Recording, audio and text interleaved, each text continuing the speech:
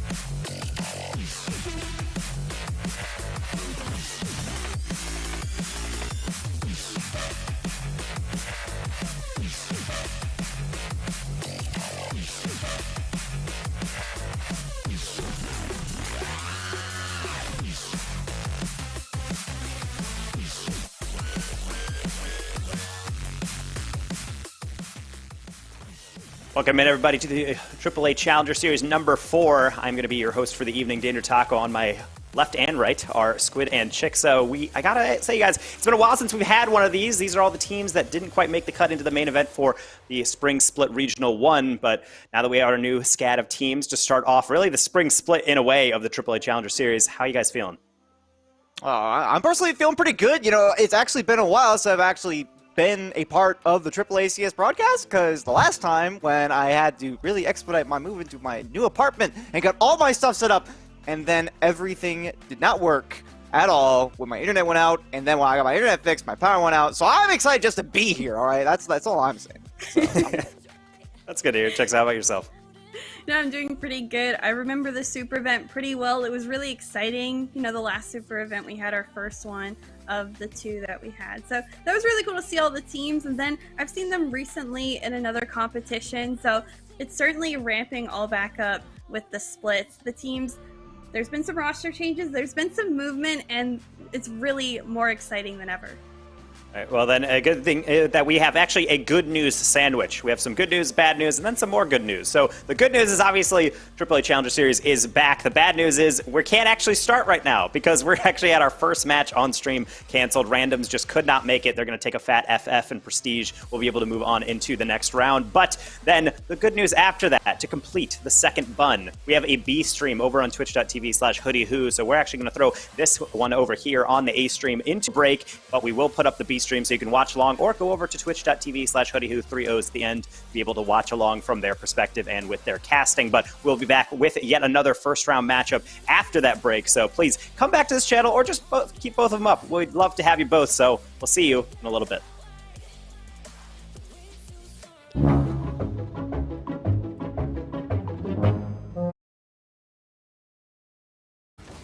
Zanil with a great catch, drops it into a low 50. Will be dispossessed. The Torrent will continue to press. Now Zanil with a lot of space here. Over 2 to the backboard. KX with the miss. Kinsey, a very soft shot. I'm certain that's not what he was going for.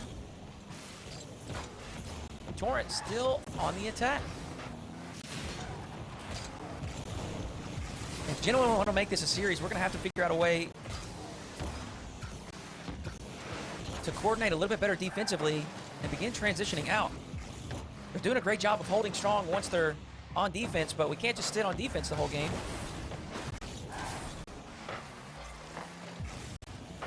We've seen a couple of great touches here from the gentleman's side.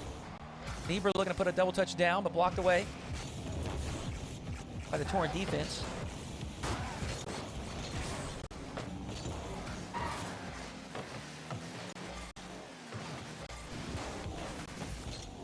Challenge there from No Mansion, a double commit here in the midfield. This is all aerial plays too. It's going to cost the gentleman's side a significant amount of their boosts and resources. We also see a demo here on the goal line. Kinsey just delaying that press from the gentleman. Gentleman looking very discombobulated. Just looking confused. Not very coordinated. We're seeing these players challenge the same ball. Spacing just doesn't seem to be there tonight for this gentleman's side. Is the stream lagging? Is there something wrong with the stream?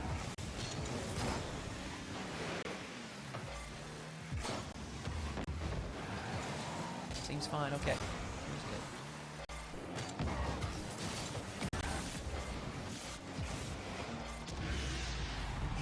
There they go, gentlemen. Finally going to get one in here. We'll strike first in game number 2. A nice pair of touches there from Niebuhr. Gets that unorthodox flip reset. Unexpected. Catches the Torrent defense. Torrent defense off guard.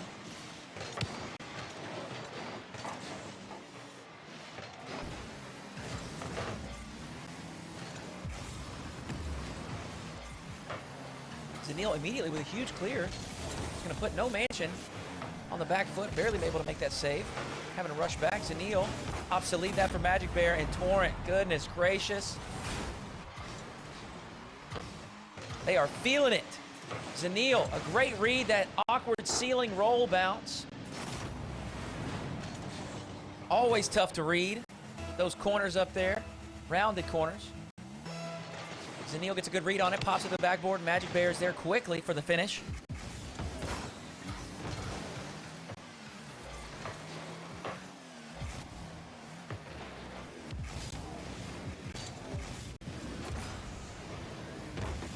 Magic Bear working from the side. Now Kinsey takes over. A half flip 50-50. Beautiful stuff there. Pass up to Nebra. Nebra looking for the dunk. Does get a touch. It's not on target. Zanil looking high and away. Kinsey with a great read on the play here. Understands that No Man's just looking for that pass out to Nebra. Cuts it off at the midfield. Now Magic Bear drops one in the box, and Kinsey, I am a little confused how this happened. Kinsey, a great read here on the play. Wow. What a read. Kinsey just understanding that that ball's going to roll across the face of the net, and he just has to wait and let it do its thing. He's there for the tap in. Torrent are going to take that lead inside the final 60 seconds.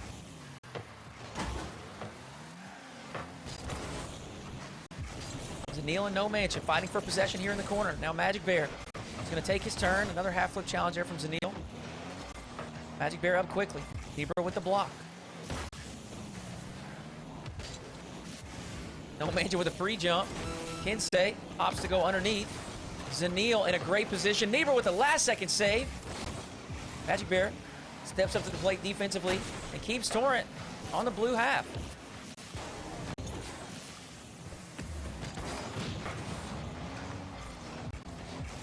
Nebra going to have to collect this and get down the field ASAP if the gentlemen want a chance to take this to overtime. Nebra out to the sidewall. No Mansion will catch it. The ball is in the air for now, and unfortunately, a little miscommunication there, and the ball's just going to drop to the floor.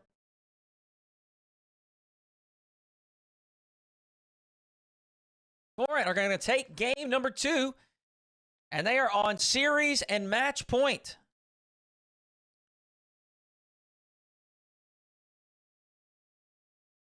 Wow. Torrent looking very strong, and I got to say, I'm not too surprised by this.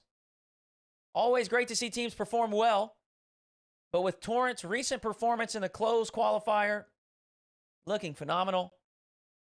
Once again, I am just not surprised that they are showing that they mean business. Let's go ahead and jump straight into this game number 3.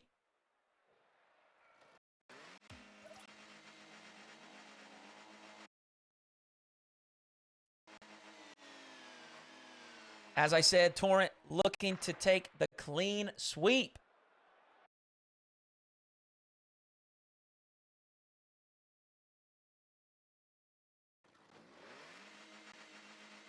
Gentlemen, if they want a chance to take this dub here, they are going to have to reverse sweep. Granted, it is only a best of 5. Definitely more easily achievable than with the best of 7, but either way, it's going to be tough, and that is not the way to start. A third-man challenge gets beat. Nebra has to rush back. Unfortunately, KX will get a demo. That's going to buy a little bit of space here. Nice air dribble from Nebra, and the flip reset to tack on the end. The mechanics on display. No Manch is going to give a reset of his own. But Zanil pops into the corner, and Kinsey will take over. Goodness gracious. Kinsey, what a read. Now the drop down. Zanil almost in place for the finish. Torrent looking very comfortable mechanically. Seen quite a few resets, a couple of wave dash dribbles. Great control on the ball this evening. Players feeling confident. As I say that, we do have a miss there. Zanil and Torrent. Nebra's going to quickly turn and put that in. Once again, gentlemen strike first here in game number 3.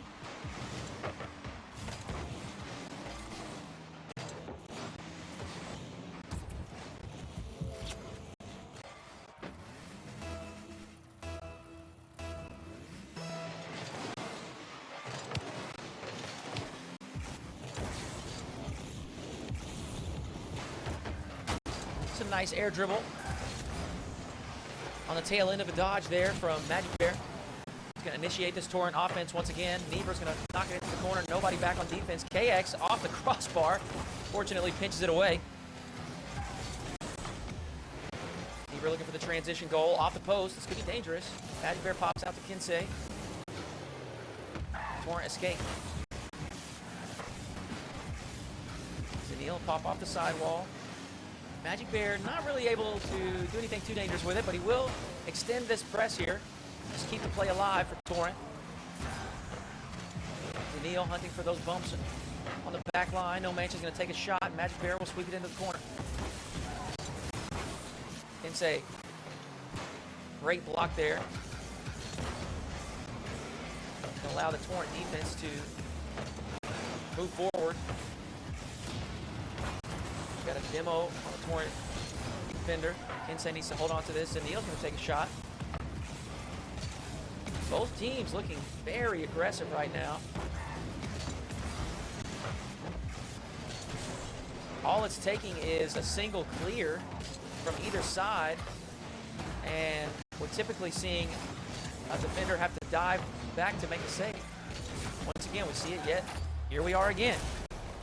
Now, this clear was a 50-50, but again, we're seeing this aggressive positioning from both squads. And Neil having to make a diving touch just to keep that out initially. But Gentlemen will eventually put it in and extend that lead to 2. We got a little under half the game left. Torrent does have plenty of time. We have to clean things up on the defensive side.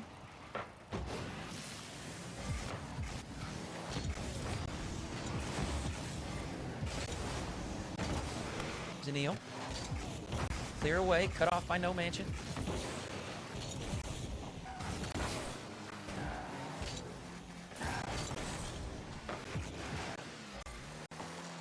Magic Bear Kinsey. Excuse me, Magic Bear KX. Coming together for that aerial challenge. Neither team able to really grab possession here. A little bit of back and forth.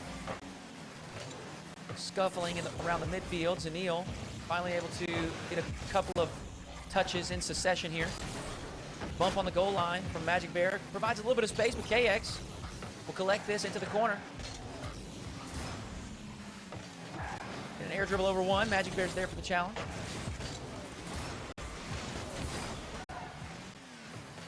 Zanil's going to catch this. Looks for the flick with KX. Quickly in position for the block.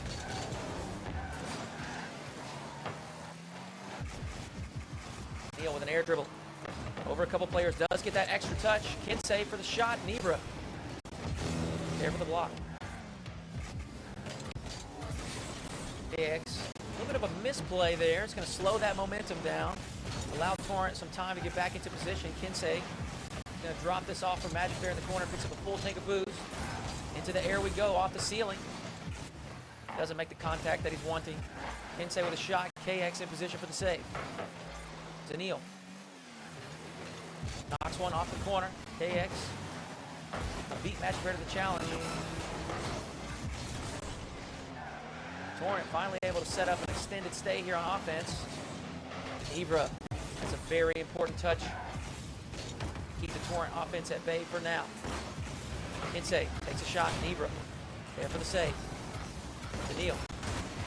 Looking to work through that corner once again. No Mansion, 50-50 off his own backboard. KX quickly into position to clear it away. And with the waning moments here in the game, number 3, Gentlemen are going to take their first game in the series and potentially initiate that reverse sweep. Great work there from Gentlemen. Bouncing back there in game number 3, not letting the first 2 go to their head.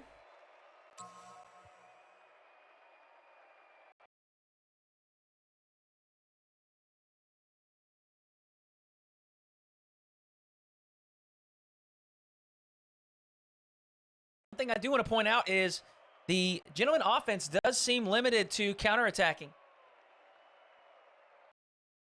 The only time that we've really seen them have any genuinely quality opportunities to score has been when Torrent has overextended, overcommitted. And the gentleman roster quickly capitalize. We'll see if they can introduce a little bit more creativity, maybe some extended stays on offense. Up that possession time in the orange half.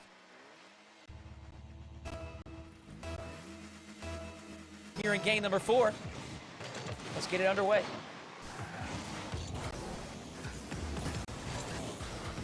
Daniil does get the reset, not able to get any flick or any power on it. So Nebra will take command of possession. Nebra round 1. Looks to knock one infield off the backboard. Daniil reads it perfectly though. Here again, we see some miscommunication, over urgency. I don't know if comms may be off. Maybe there's some nerves or even frustration. As I said, this gentleman roster, unfortunately not able to get into that closed qualifier. Could be feeling some self-inflicted pressure here of knowing they can perform better and wanting to show that.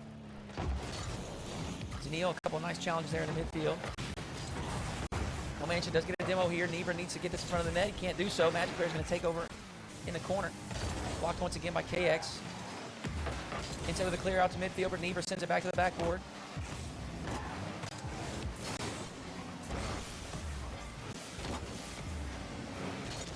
And we see it yet again. The over-aggression. Look at that. All 3 players in the top left, top right corner for Gentlemen.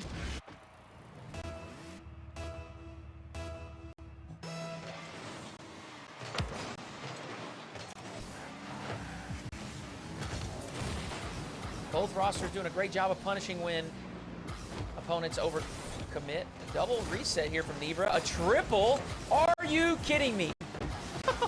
Nebra pulling out all the stops there. As I said, I was calling for more creativity from the gentleman's side. I guess if a triple reset is what it takes, then hey, more power to you.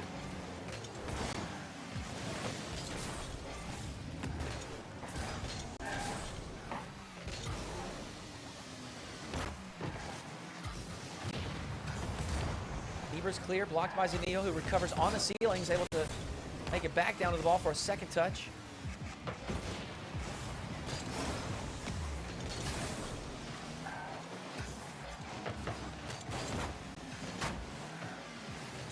Infield pass cleared away by Magic Bear.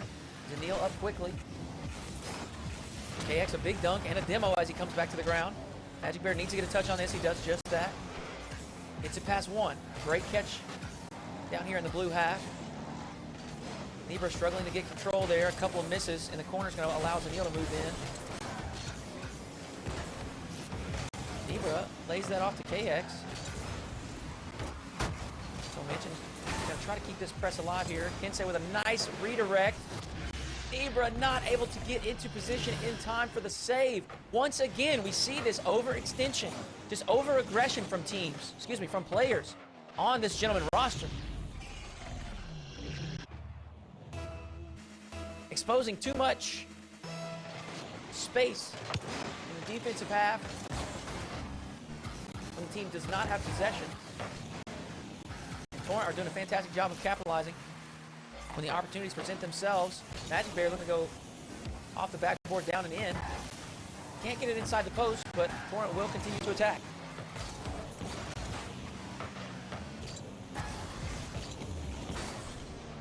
Magic Bear pops high. There's no one in defense. KX finally back in time. Daniil's going to catch this on the corner. On the sidewall. Looking for the air dribble. Does get the dunk. No Mansion. Great challenge on the goal line. Keep Torrent out for now. Nebra, the infield pass. Once again, all 3 players press very far up the field.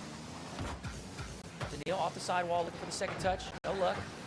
Nebra will collect, looks for the dribble. Blocked by a Torrent attacker rotating out. Nebra and No Mansion, they team up to get it down the field. KX looks for the shot. Blocked by Daniil. Some chaos here in the orange corner. As we have 4 or 5 players stacked up in there, wrestling over the ball. Libra looking towards the back post. KX trying to put a shot on target, can't get it inside the post. Magic Bear, once again, breakaway time. Oh, seems my connection to the server had an issue there. Libra with the block, excuse me, the bump. KX, move forward for the shot. Gentlemen struggling to break down this Torrent defense. As I said, the only times we've really seen Gentlemen be able to put anything together is when Torrent step a little too far forward.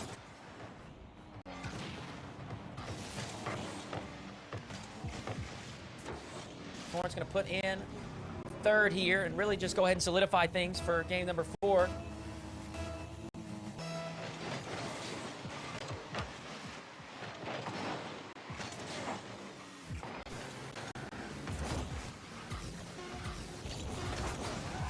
Final 10 seconds are going to tick away.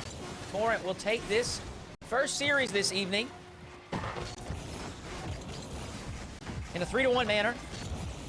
GG's to both squads. Torrent looking a little bit cleaner, a little bit more coordinated tonight. Gentlemen struggling to put together their best performance. Go ahead and take a look at the stats here.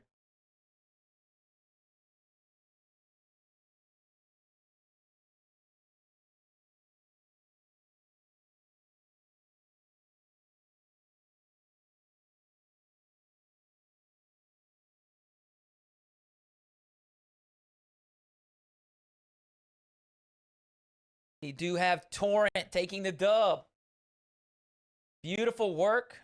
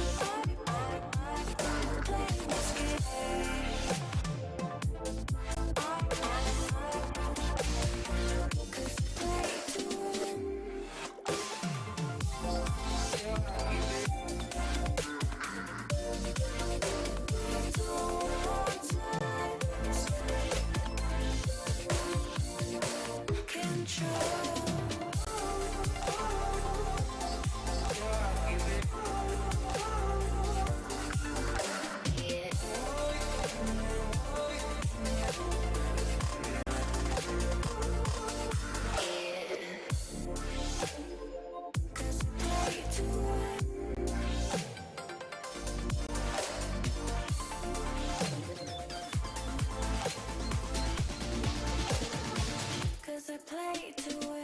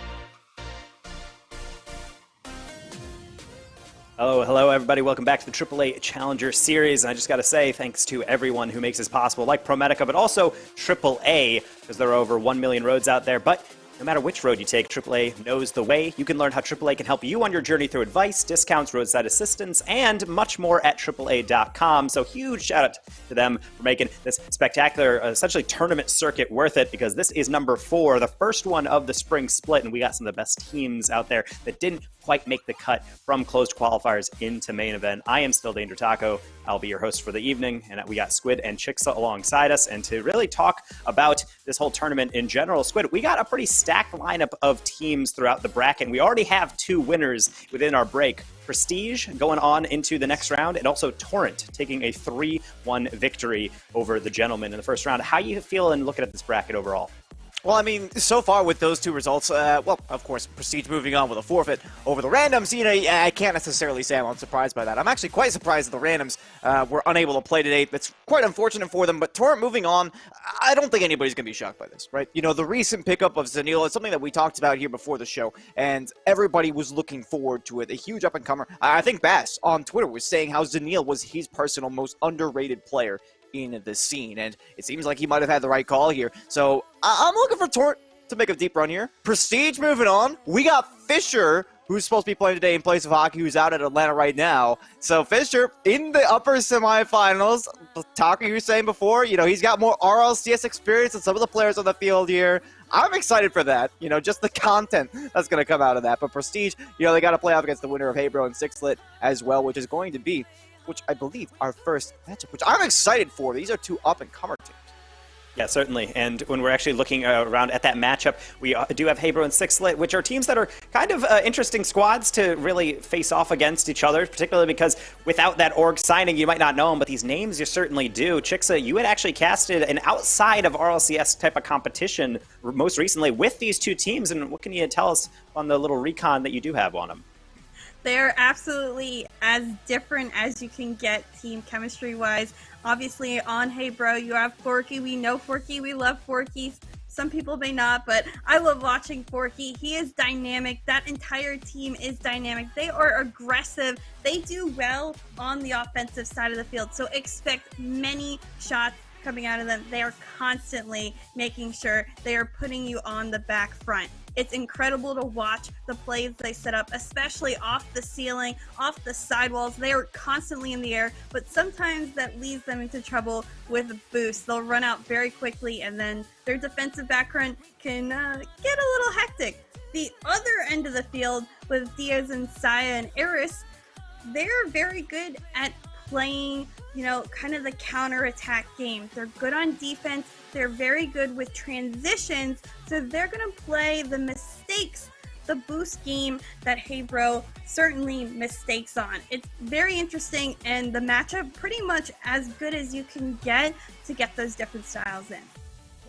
And it's really important to see these types of teams face off, particularly because Sixlet is something that's interesting. That is essentially the 2 players on Prestige that used to have Jay actually moving on to another thing. So we actually might be getting a very interesting matchup here, because if Sixlet is able to take that next match, they will be playing in the upper semifinals against Prestige, kind of facing off against the old org, maybe, you know, being throwing a couple blows, a little choice words, I would say. But to be honest, I think it's really interesting to see the whole smattering of teams within the bracket for tonight, particularly because there is a lot on the line. Again, this is the Challenger Series number 4, which is going to have 2 more after this one, leading up to a Super Challenger event, essentially regionals and majors, if it helps you kind of think about it in that sense. And so winning this, it gives you a huge leg up to be able to get into that Super Challenger, obviously take home more money, and then my goodness, that tournament championship coming up later on with our grand finals, coming up with a $35,000 prize pool. I mean, that is something certainly to keep your eye out for. So this tournament has a lot of action for it. And to come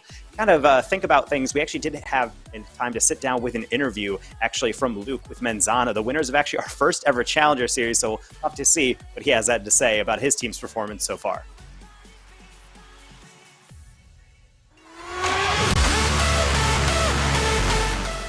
Ultimately, we went into this first event as an underdog team. The casters had us as underdogs the entire event, and yet we were absolutely able to shine as a team. So J-Rose was definitely our strongest player throughout the entire AAA event.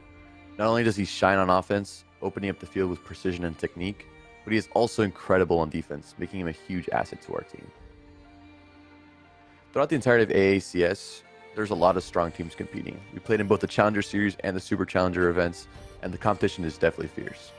When you play some of these top teams in North America, you really have to give it your all and be the best player you need to be on game day. AAA Challenger Series runs in concurrency with the RLCS events and is the highest level competition outside of the RLCS. Make sure you tune in every time there's an event.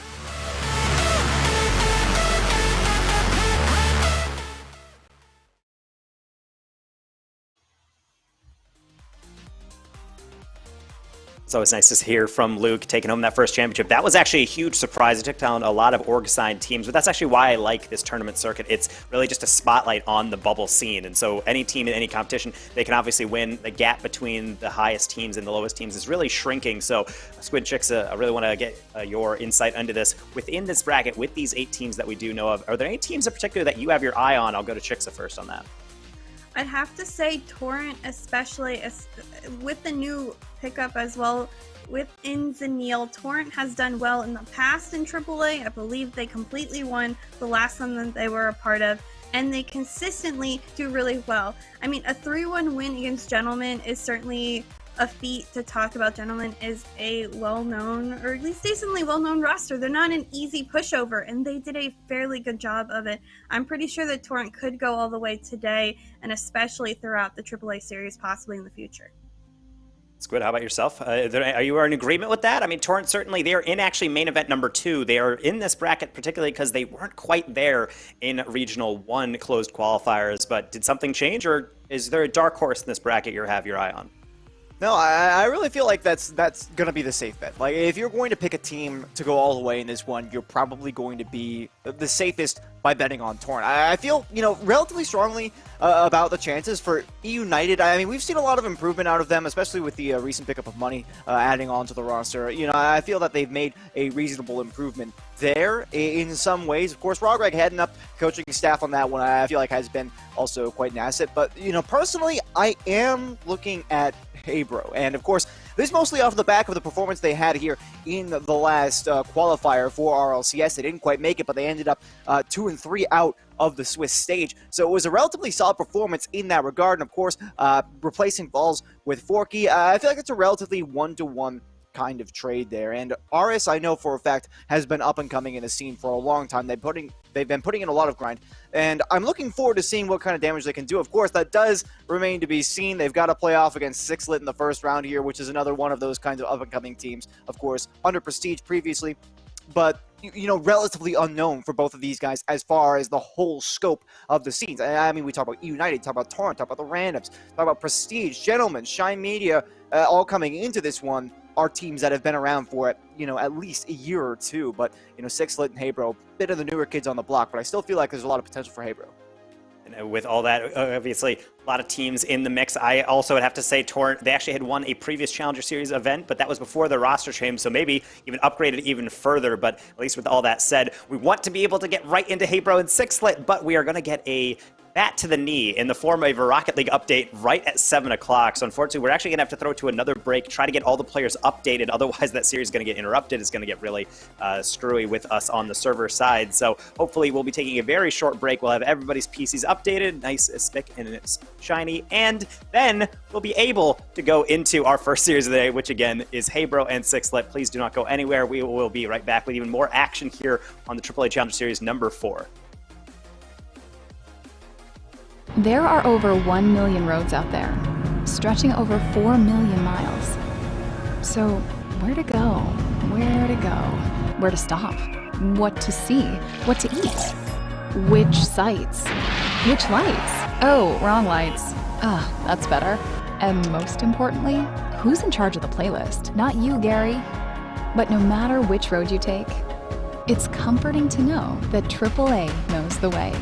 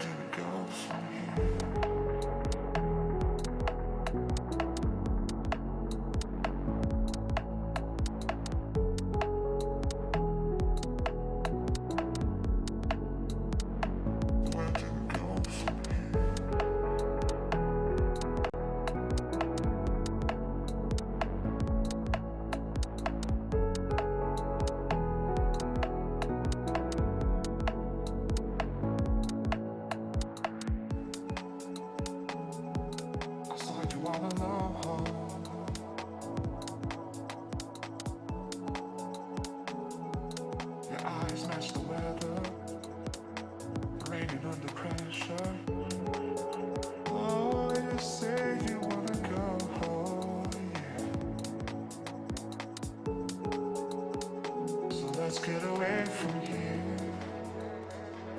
Let's get away from here.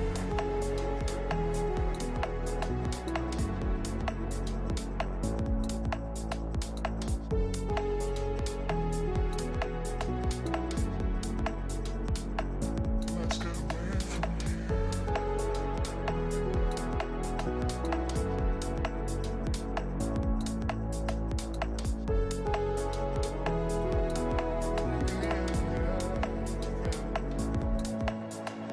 strangers stand lost in time with one another. The hourglass takes us further from here. Strangers stand lost in time with one another. The hourglass takes us further from here.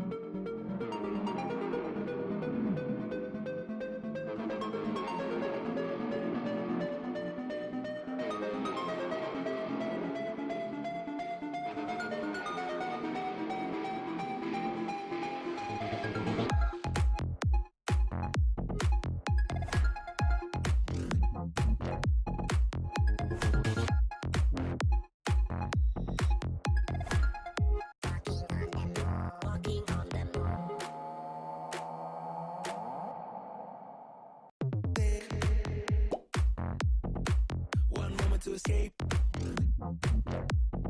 People take your own. And when you're walking on the moon, walking on the moon, chase your happy place. It will change your groove when you're dancing on the moon, dancing on the moon. When we dance again, all our trouble seems to fade away. This is how I feel when you take me to some levels that I've never been. When we dance again, all our trouble seems to fade away. This is how I feel when you take me to some places that I've never been. When we dance again, that I've never been. That I've never been. That I've never, ever, never, ever, never been.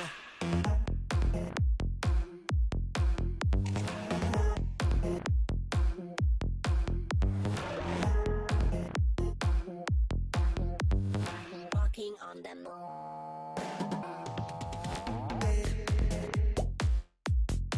One moment to escape. People take your hold. When you're walking on the moon, Walking on the moon. chase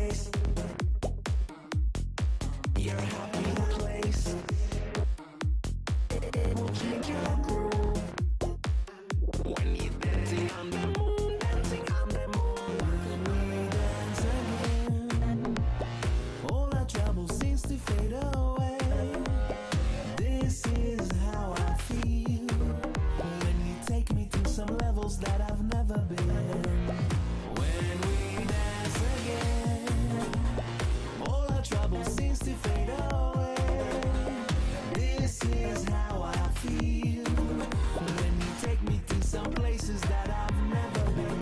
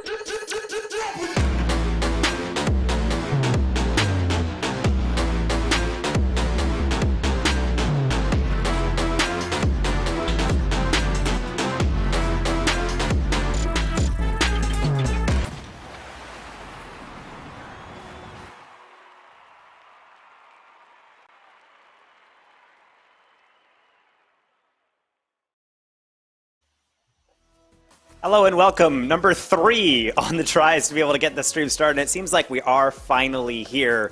This is the AAA Challenger Series number 4. Of course, I am still Dana Tago, that is still Squid and Chixa alongside me, and we do have Hey Bro and Sixlet, our first matchup of the day, finally on stream in the lobby, and it seems like they're ready to go. So I don't think with actually much further ado, we've already really talked it all out. I'm just going to send you guys right into just start this game off, so casters, please get it started. Well, yeah. No, I completely agree with that sentiment. And although we may not have gotten to do our personal predictions here, Chixa, I feel like it's probably better off that way because I would end up being wrong one way or the other. Like I said, Hey Bro was my team to look out for in this bracket. Like I said, Forky coming on as the new third. It might be a little bit questionable, but I'm very excited to see what Aris can bring to the table alongside Leaks as well. Of course, as Tequila, they almost made it into the main event in RLCS, and I gotta be honest, with performance like that, you gotta be fairly confident in yourself.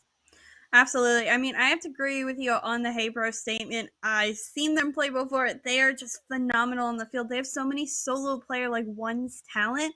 You give them space and time with the ball, they're certainly going to make do with it. So with that being said, I think they do have the edge over Sixlet this game. Sixlet, they need to be really good at penalizing every and any mistake that Hey Bro puts out on the field. So they don't make many. And like I said, with all the opportunities they get on the offensive side of the field, you really need to attack back as best as possible. Hey Bro, does have the advantage, but we'll really see. It all comes down to what plays on the pitch. Well, we shall see. We've got the teams now underway here. Sixlet going to be represented on the blue, and Hebro in the orange. And again, watching out for that offense. We've seen some pop-off moments from them already. Aris almost with the goal. We got to make sure we differentiate there. Aris on the other side, and here's Aris yet again, all ready for goal number 1. Not even 20 seconds into this game, they have 3 shots on the board, 2 coming from Aris, and the finish is there for Hebro. I told you, they're going to attack. They're going to be deadly. It's going to be 5 minutes of just full-fledged offense from Hebro. 18 seconds and 3 shots already on the board. That's quite the statement. They're already looking for one more. Aris under control, denied by their counterpart, though. We haven't really gotten into the meat of things. Of course, we saw that nice offensive rotation on the blue side of the field, but remains to be seen what exactly Sixlet are going to bring to the table in terms of their own offense. It was a slight double commit here. Forky, though, is able to find a massive clearance. It will be touched all the way back downfield. A little bit more of that ping pong you would expect out of game 1. Almost a nice double tap out of the corner, and Air is just too slow. It's almost a triple commit, but the pre-flip from Diaz will keep that one locked down in the opposing half. What a play there. It's been dangerous on both sides of the field. Finally, that it's settled, but still Hebro is coming out with more offense. Saya finds the goal line save, and it's been even more shots coming out from Hebro. That roller, it just goes on in, and they find their second within a minute 15. Looked like Leaks had a lot to shoot at there. They couldn't find it inside of the uprights, but it's still plenty enough to confuse the defense here. And Aris will pick up number 2 for their team. It's already 7 shots here for Hebro. Couldn't ask for a more offensively minded start. This looks like it might make number 8. Leaks trying for the demo there against Aris on the back where they're still in danger. Fork with the flip reset, can't do more. Aris, another shot on target here. Trying for the hat trick before 90 seconds even pass. They will be turned away. Potential counterattack here for Sixlet. You were talking about the potential to make these kinds of plays off the back wall. Diaz is there, but not on target. Little slow for them, especially. It's hard to come through after such offense is being displayed in the transition goal. Aris will indeed get his hat trick, and that is hit right now for Hebro. They have managed well on the offensive side of the field, and they have 9 shots within the first 2 minutes. Which is absolutely insane. I mean, being on track for almost 20 plus shots in this game already is quite the advantage, I would say. Of course, this is only round 1, so I believe we're going to be seeing a best of 5 out of this one. And certainly not the way you want to start game 1, although we've seen some promise out of Sixlet, and they do force a little bit of an awkward touch there from Aris, but Forky easily the first one up to that ball. We have yet to see much of Sixlet really on the offensive side. The couple of ideas that they have had looked sound in theory. This one does not, though. A bit of an awkward touch, and Aris is there yet again receiving from Forky for number 4. I mean, did I tell you so, or did I tell you so? They make work on the field. That is a gorgeous pass from Forky to midfield, where he knows Aris is going to be there. In fact, Aris pre-jumped that way ahead of time.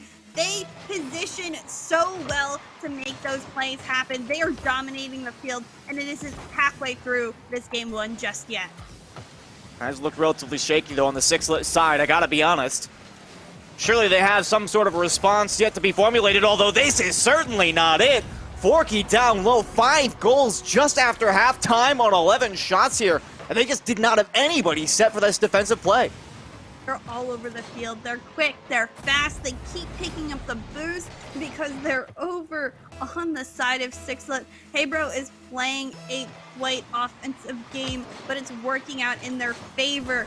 They don't give Sixlet any opportunities, any times on the field, and Forky will send this one down off the backboard to Aris. That is just another one on the field. And of those 6 goals, 5 of which are assisted. They are constant. They are aggressive. Hebro has come to play today. Not only that, but I mean, talk about the fact that Sixlet, you know, I said they looked a little bit shaky, but at this point, it just seems like they're being outright outclassed at this point. We've seen very little promise from them on the defensive side so far. As I mentioned, in theory, some of their attacks have looked at least decent or on par, but they have had very few attacks, totaling 1 shot so far in 3 minutes of regulation. A huge double commit there, and a completely open net. Leaks is gonna finally dip their hand in the cookie jar here with goal number 7 in game 1. This is a runaway. They're making a statement. They are certainly making a statement, and I think this is what they're showing everybody watching. Every single team that could possibly have their eye on Hebro right now, they are scared, and I would be as well. They continue to just dominate on the field. We have yet to see anything real on the Sixlet side because I think they're just confused. They're beside themselves. What are they supposed to do when they can barely get the ball out of their half? They have 1 single shot recorded on the scoreboard, and they're having a very difficult time finding any more than that. I think right now the biggest thing for them, and we saw it a little bit earlier, Saya, you can tell that they're not taking this game quite so seriously anymore, and as much as you could say that still, we're only in game 1. You know, for these players, you've got to be more mature than that. Oh my goodness, Forky, the flip reset here. But again, it just feels like it's a moot point here. And something I will say, you know, something I actually say relatively frequently, is the fact that Sixlet, you know, they've got so much time to take this game in stride and say, okay, yeah, we let this one go in a major way. But I think, oh my goodness. It's just... What in the world? Okay, all right, we were getting our cameras reset there for a second. I thought I was looking over at my feed. I thought you were we were talking at the same time, Chicksa. But no. But I still think the point stands. You know, I still think that for right now, Sixlet, they got so much time where they know this game is over. They can focus on saying like, okay, yeah, we made a lot of trivial mistakes there, but we can easily fix that. I mean, no matter if you lose game 1 by 1 goal or by 20 goals, it's just a game lost. They're going to need to really pick themselves up for game number 2. Kind of forget this game ever happened. Maybe try to build some momentum at the end of this game. With 30 seconds, they have a chance of a goal of their own, and that's something to look forward to if they can get it in. And it's a big statement right now because Hebro just looks way too good. They're certainly having a time on the field, and they're just continuing to attack. They are quite relentless. They demo, they bump, they burn this clock time. Hebro is making an outstanding game 1 statement. Well, I said we were on track for 20 shots. I feel like if they decided to really play the rest of this game out, we may have found ourselves there, but I don't think that they really needed it, and with good reason. You know, you don't want to show your whole hand if you've already basically taken the entire pool already, so I feel that for Hebro. Yes, yeah, it was a pretty good showing. Yeah, you know, average at best, of course, but it does seem like we need to get a restart here on the OBS side, so we're going to be taking a little bit of a moment here between games. I think Sixlet are definitely going to be happy for the opportunity. I mean, we talk about the things that they really need to fix, and it's, well, it seems like a relatively long list if you look at the scoreboard and you just take it at face value. But honestly, it was really just the defense. And I mentioned it already once before. It just feels like they were completely lost at times where realistically they probably shouldn't have been. And of course, hey bro, you know, they brought quality attacks to the table, but it certainly wasn't anything that you would normally see a team become so flustered by. Yeah, it's hard because this, you know, we look at the game, we're used to casting really fast gameplay, but imagine actually being in the shoes of a Sixlet player that game as Forky and Aris are just peppering you with shots on the goal line. It's kind of hard to see how fast that they were really playing on the field, and sometimes it's just too much to handle. I don't think Sixlet was necessarily ready for the speed and aggressiveness that Hebro were going to bring, and they brought it. They didn't really hold back until the end of the game, and they still managed to end the game with 16 shots. That's just outstanding numbers. I don't know what else to say other than it was just total domination on the side of Hebro. Yes, but that's why I said, you know, I felt it was important to really emphasize the point that I felt like the defense was the big, really, you know, dull point for Sixlet in the last match. It's just because to say that they had a poor offense because they didn't put up many shots, I feel is being rather close-minded, right? Of course, when things snowball like that and they just didn't really have much in the way of zone time, I mean, hardly even a chance, to have any significant zone time. If there are 8 goals scored in a game, of course, that's enough to break up a fair portion of the match. So we never really saw them with any sustained pressure whatsoever. So I feel it may have been a pretty big freebie for Hey Bro, and well, you know, a lot of people would take that, again, at face value and say like, oh, it was an 8-0 in game 1, this is clearly going to be a complete sweep. I would personally highly doubt it. You know, it's definitely not going to be the same story. I feel like Sixlet has a lot left in the tank here, you know, unless something is truly going wrong behind the scenes. But I definitely feel like there's a lot left for them, and it looks like we do have the broadcaster back, and we're ready to get underway here on Neo Tokyo. Again, Sixlet, they have quite the mountain to climb here. It's going to be a difficult game, and I think the starting goal, that first blood goal, is going to be huge for their momentum. If they don't manage to score early on in game number 2, they're going to have a very difficult time coming back from it. It's not easy to be down against Hey Bro because they consistently put on that aggression. So early start for Sixlet. Hopefully, maybe they'll manage something, and maybe someone like Eris will come on top. It's the battle of the Erises, but we'll see really what happens in game 2. Well, it's a good idea there with the flip reset. Certainly earned them a lot of zone time there. Well, they're not able to hold on to the ball. They're not able to drive it past the goal line parallel, which we all know is of vital importance in a game such as this one. In fact, it's the only important part of a game such as this one. First 30 seconds did go their way, and so far they've been able to stave off the opposition attack. Diaz, a nice little challenge here out of the corner. Aris does have it over to Leaks, over to Forky. A nice little pickup here just past Saya. But not enough momentum towards the goal line to get that one completely past the defense. This is the kind of solidification we need to see out of the Sixlet defensive side in order to keep this a competitive contest. Tell early pre-jumps, early reads, but misses like that will not help their case. Eris, a very quick shot that's put on target, and Diaz just not able to find any contact on that ball. It's a start again for Hey Bro. They find first blood, but it's certainly a much quieter one than last game. Well, I would be remiss to disagree.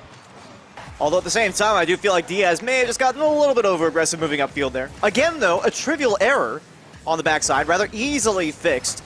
They had the proper respect on the first attacking chance when it was Forky driving down the line all alone.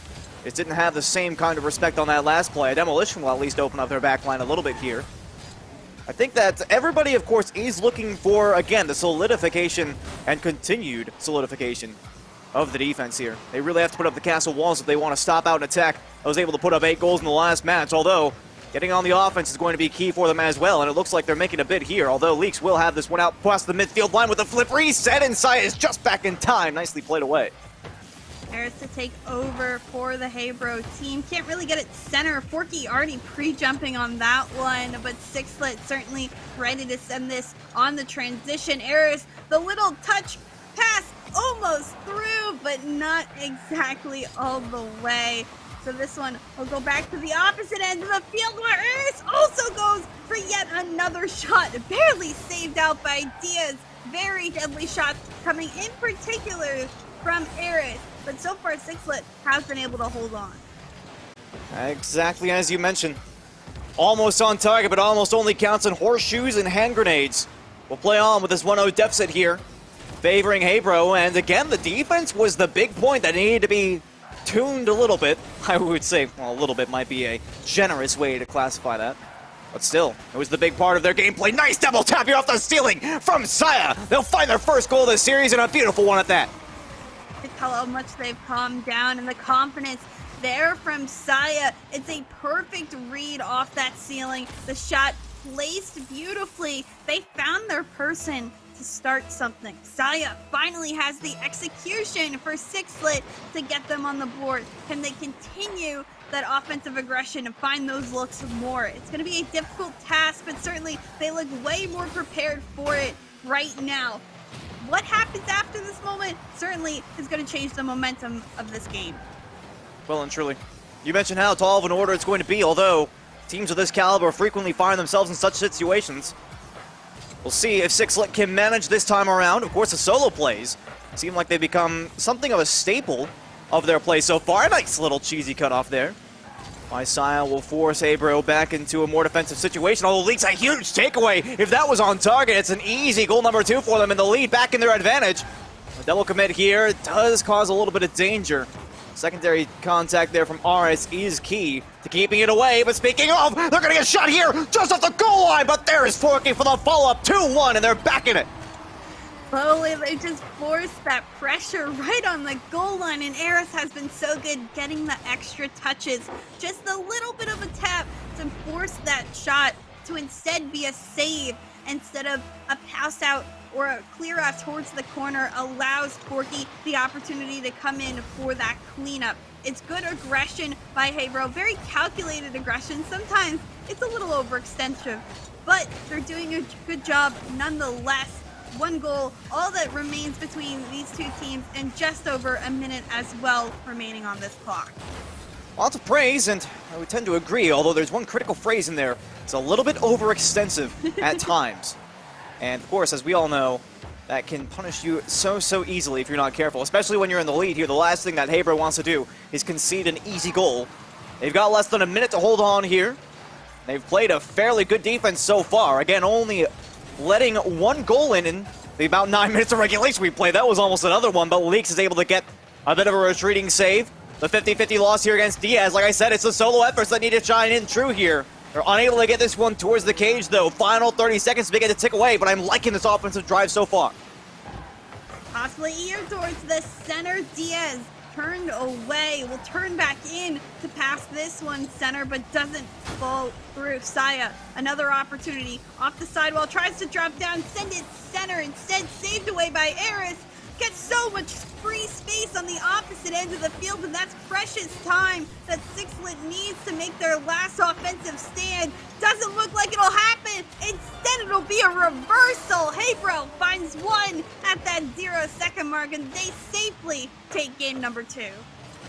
If you ever needed an answer as to who the star striker is going to be, there is your answer. Aris coming out with a majority of the goals here after game 1 and after game 2 with an upper 90 banger at 0 seconds. Well played there. 100% assist rate there for Akrew. And again, Sixlet, you know, we talked about the things they needed to improve upon, all right? And they did an amazing job. Their defense, of course, was the big stickler for almost everybody watching this series. And they managed to bring that up quite significantly. They kept the opposing shot count down low. And although there were some chances that they may have been able to make a counterattack happen, the important part is maintaining a relative control of that ball first and foremost. So I very much appreciate what they were bringing to the table, but it's still not quite enough. They're going to have to pull off a reverse sweep here if they want to move on the upper side of the bracket. Reverse sweep. I don't know if that's unattainable right now for Sixlet. Akrew certainly has the momentum in the favor. I think they have the confidence as well. That's what this team screams a ton of the time, especially with the plays that they go for. Just a ton of confidence. They're, you know, Sixlet, they're going to have to break that confidence down, and it starts again with scoring more than just 1 goal. You can win a game with just 1 goal, but it's very rare, especially against a team like Akrew. That's what they need to focus on. Finding different ways to score. Change it up. Bring variety. Do something unexpected. Akrew likes to do overextending plays. Demo the third man. Leave that back end open. Find something. Transitions. Anything like that. They need to change it up, and maybe that'll just give them the advantage. Quite the apt analysis, I gotta say. I agree. Basically every front. I feel like, though, the big thing I noticed for Sixlet in that previous game was the fact that whenever they drove upfield, again, it was their first man. I said it during the game. I noticed it at the very beginning when Diaz tried to push forward in the first 30 seconds all by themselves. And that can be a very important and vital formation for some teams. I feel like it might be the answer here for Sixlet, is just get that first man to try to beat out as many people as possible and play a close enough secondary to where you can follow up and start to establish that offensive rotation. It's all about finding that first gap in the defensive line to finally find your entrance, get your foot in the door, and then start your attack true from there. We'll see if they can manage it. Game 3 now underway. Akrew 1 game away from moving on to the winner's semifinal. They may just do quick work starting on the offensive side of the field, and Eris will do just that off the backboard. A couple of misses. The other Eris finds a great landing, and that'll be the transition goal that Sixlet needs to start off game number 3. Slightly overextensive at times, although I gotta be honest, if you're Leaks here, how in the world is it that you're going to expect that one? I mean, forking up for the challenge, and Eris just gets a bit of a wayward touch and throws it right underneath of the offensive. That's a bit of an odd one, but surely Sixlet will take it. They've got their first lead of the series. We'll see if they can hold on to it, though. There's loads of time left on the clock, and Hebro have been no strangers to putting up multiple marks per game. There's so many question marks we have between these two teams, but if Hebro really has the consistency to push during this game and find that offensive structure again, it's going to be difficult. But Sixlet, they're staying on the offensive side for a majority of this game already. The first minute, they have the possession in their favor, and they're looking to continue to do just that. Some cars flying through. Leaks gets a good win. Forky with the shot, but it's just high off the crossbar. Eris to demo the opposite Eris, and this will allow the ball to go upfield for Sixlet. A couple of 50s keep it exactly there, and Saya finds room for a shot. Another one to ring off the crossbar. This one down, saved down. This one off the crossbar again, and nothing finally will fall on through for Sixlet. The demo opens up that, and man, how many opportunities did they need to finally punch that one in? Oh boy, that's what I found myself asking. Clearly the crossbar being relatively antithetical to the playstyle that we're seeing from Sixlet there. I mean, the first shot from Saya looked like it should have been a freebie. Well and true, and speaking of, Aris just serves this one right out to Leaks after a missed touch on the defensive side with no reinforcement. I mean, sure, it's a tough spot, but you gotta be making that read. And just like that, it's back the other way for one goal, and you know, all that analysis, all those shots we missed, you know, fine.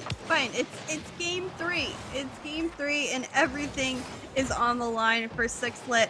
Hopefully the game's calmed down just a tad, and it looks like we're back to controlling the ball. Higley's getting some 50s on through. Hebro will maintain possession for the first time on the offensive field this game. Not for too long though. Eris has plenty of time and boost, but not the greatest control. Gives Forky some space and time only for him to be demoed. And just like that, Hebro, they're having some issues putting on an offensive stand. Well, that's only at present right now. I can only imagine that we're going to see that change sometime soon, although that does remain to be seen. My conjectures will stay out there for now. Nice little dunk here from Leaks. Again off the backboard, forcing Aris into the air, but they cannot quite get the power they need back towards the mid. But it'll be easily denied. They didn't have Forky even in the zip code for that one. They'll be able to deny Saya initially, but the flip reset is there. Off the back wall, there's no secondary touch. A nice little look here for Sixlet. The pre-jump almost off the ceiling. I like the idea. The aggression is there, but they can't quite put it away. Saya, the mechanical monkey, it almost seemed, for Sixlet. Not a monkey, maybe the most calculated mechanical tries we've seen. We saw him make that double tap off the ceiling read earlier, and he has continued to create space for his team, space and time for Eris here off the sidewall to get that pass going, and Diaz, the finish room here, places it in front of all 3, not just 1 or 2, all 3 defenders on Hebro. Who's contesting that? Nobody, because they're all chasing it into that corner.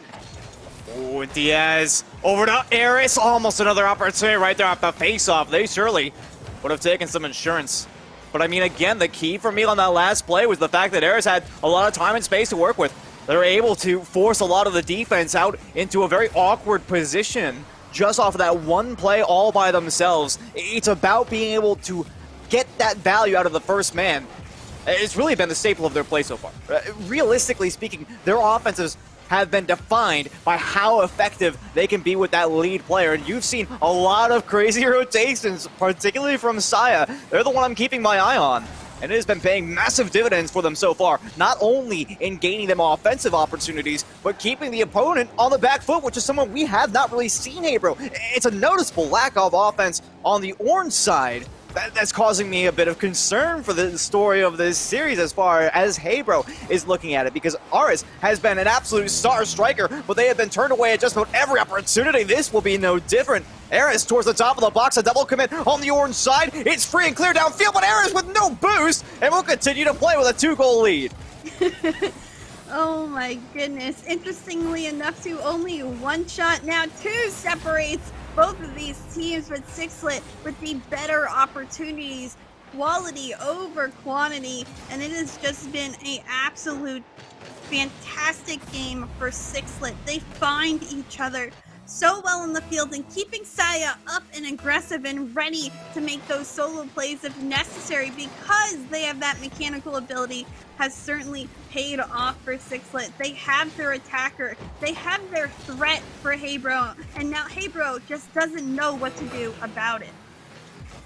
So that's the thing, is they don't know what to do about it at present. Although I feel like they may yet have something up their sleeve. Of course, we talked about them in the pregame. And Aris almost with the cheeky angle, but they cannot quite find it past Saya.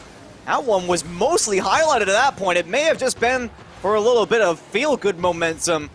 But still, we'll take away the seconds here. And Sixlet will finally find a response here to what was a relentless Hebro offense in Game 1. It continued into Game 2, and they found an amazing response then. And even here, they continue on the uphill path, totaling 9 shots, outshooting their opponents. I feel like that's going to be a key milestone for them in this series. Absolutely. 110%, 1,010%. If you outshoot Hebro, you're having yourself a pretty good game, because they're normally the one to outshoot, win or lose, their opponent almost all the time.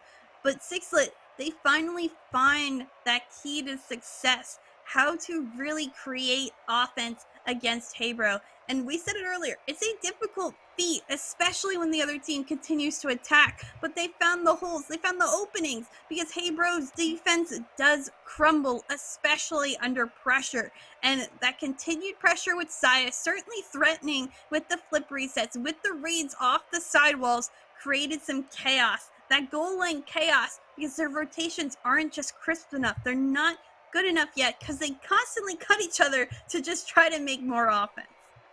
Not much is true, and I feel, of course, the one thing I talked about earlier, and something that you mentioned just now, of course, Saya with those weird and wacky rotations coming off the sidewall. And those might be, as I said just now, weird and wacky, but simultaneously, if they see the opportunity, it's communicated to their teammates, and it causes chaos for the opponents. Realistically, there is no reason not to go for those kinds of plays, so I'm very excited to see if they continue on that path. That remains to be seen. Utopia Coliseum, locale here for game number 4. As the fight continues to go on here, Sixlet managed to find a response in the last game with a rather emphatic victory at that. We'll see what they can bring to the table here. They're starting off on the offensive side of the field, and that's a good sign for any team. Leafs able to find the save, and Forky looks to send it upfield. Can't do much with it. But the little touch here, and Eris will actually send it back into his own corner. Takes it from the corner, but the 50, the contest, will come back in midfield presence. Two teams fight for this ball, and Forky just not ready to make the best play. Diaz a little bit caught off guard. Saya looking to finish it off, and it doesn't mount into anything for Sixlet. They've had a couple of opportunities here, and for the majority of the time have held possession, and that possession will be vital in them, again, taking another game off of Hebro, possibly. Of course, I mean, you talked about that interaction there at the midfield, and of course, they didn't get the result that they were hoping for. But it's all about playing the mental game. They do find a demolition here, although Aris off of the sidewall will slow things down. Saya way up in the air, looking for the flip reset. Aris is early out to it. And you can see that Hebro seem to be finding the response. They know that the win condition here for Sixlet is to maintain close control of the ball and make things difficult for the deep. And speaking of, no double tap there from Saya. Aris was expecting it. Of course, it is important to respect your opponents. Will punish them this time around as their offense slowed down. The demolition certainly helped. But still, I feel that for Sixlet, these last couple of offensives have looked relatively weak, mostly because of what Hebro has been responding with. Quick shutdowns, the demolitions again, certainly becoming a massive boon for them, because there's hardly anything that the offense or the defense can do if they're not on the field. It's been utilized on both sides for a majority of the first half of this game. Diaz, especially on the side of Sixlet, has come through and opened up the net a little bit for themselves. Just haven't found the opening otherwise, but that's a double commit and possibly an opening for Hebro to go on this transition. Leaks the touch a little bit too strong, and Diaz able to come through and just cause enough chaos to bring this ball to the opposite end of the field. Saya wins this 50 quick off the wall, instead goes the opposite end. Eris just doesn't find the touch for the shot, and still we find ourselves at null. Ooh, I like that play. Eris down low, although, again, the demolitions, the physical play continues to strike true. A nice little dunk here at the mid. We talked about the strength of Hebro being particularly notable in the blue zone. We have struggled really to find much zone time for them. They've only totaled 4 shots, of course. It's much more than Sixlet with only 1. This might only be the second they need, though. And they will get it through. Saya receiving from Diaz off the backboard. I mean, who gets that through?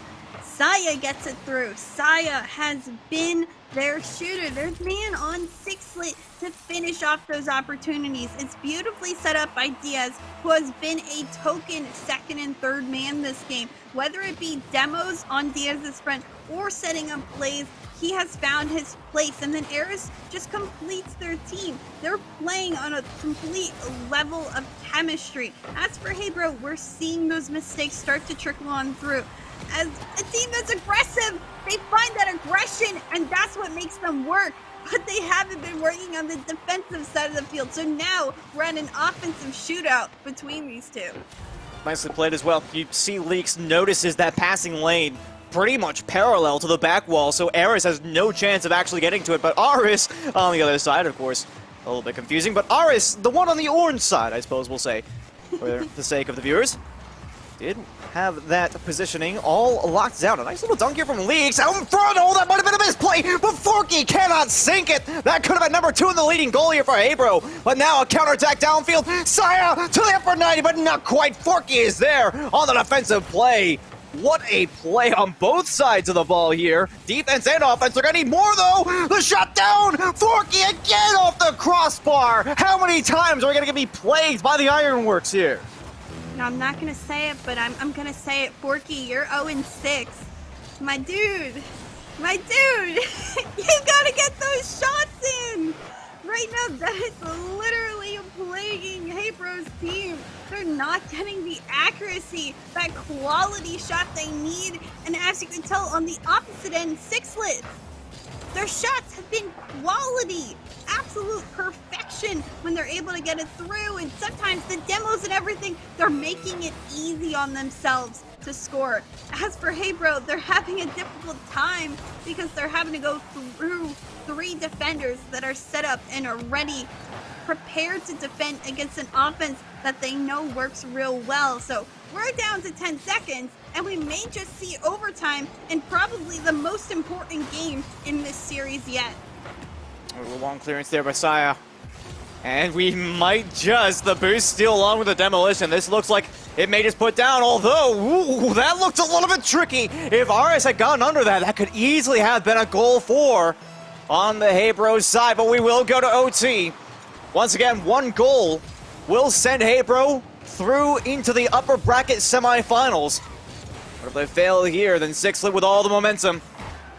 See what happens. This is a nice redirect chance. No Aris will go for the pass back over to Forky. They only need 1. They almost get it, but the 50 is just good enough to send it out to the post. Leaks off the ceiling here looking for the read, but Saya has the backboard well defended, and Sixlet will hold strong yet again. Finally, a clear for Sixlet, but only into the hands of Forky. Not able to do much with it, though, and Eris will be off the sidewall. They've been good setting up these sidewall plays. The ball does indeed drop, but Diaz safely back to defend it only as far as towards the midfield. Shot on target, but saved out by Eris, and back to square one is Hebro on the offensive stand. A good 50 by Saya will keep it out of harm's way temporarily, but here again comes Forky, muscles the ball towards the center of the field, but out. The clear for Diaz is good, and back to a midfield possession game we have. What a wonderful cutoff there by Saya. Talked about the wacky rotations they can bring to the table. That was a key one there. Stopping the defense. Oh, the Forky! Oh, the double tap! No! Again off the post! Forky cannot buy a goal right now, and will continue to play yet again. That was almost just a luck play at that point. They just found themselves in the right spot at the right time, but the angle was not favorable. And Sixlet getting away with that fourth defender yet again, playing favorites. Forky now down to 0 for 9, make it 0 for 10 now! Off of the post again! Receiving from Aris.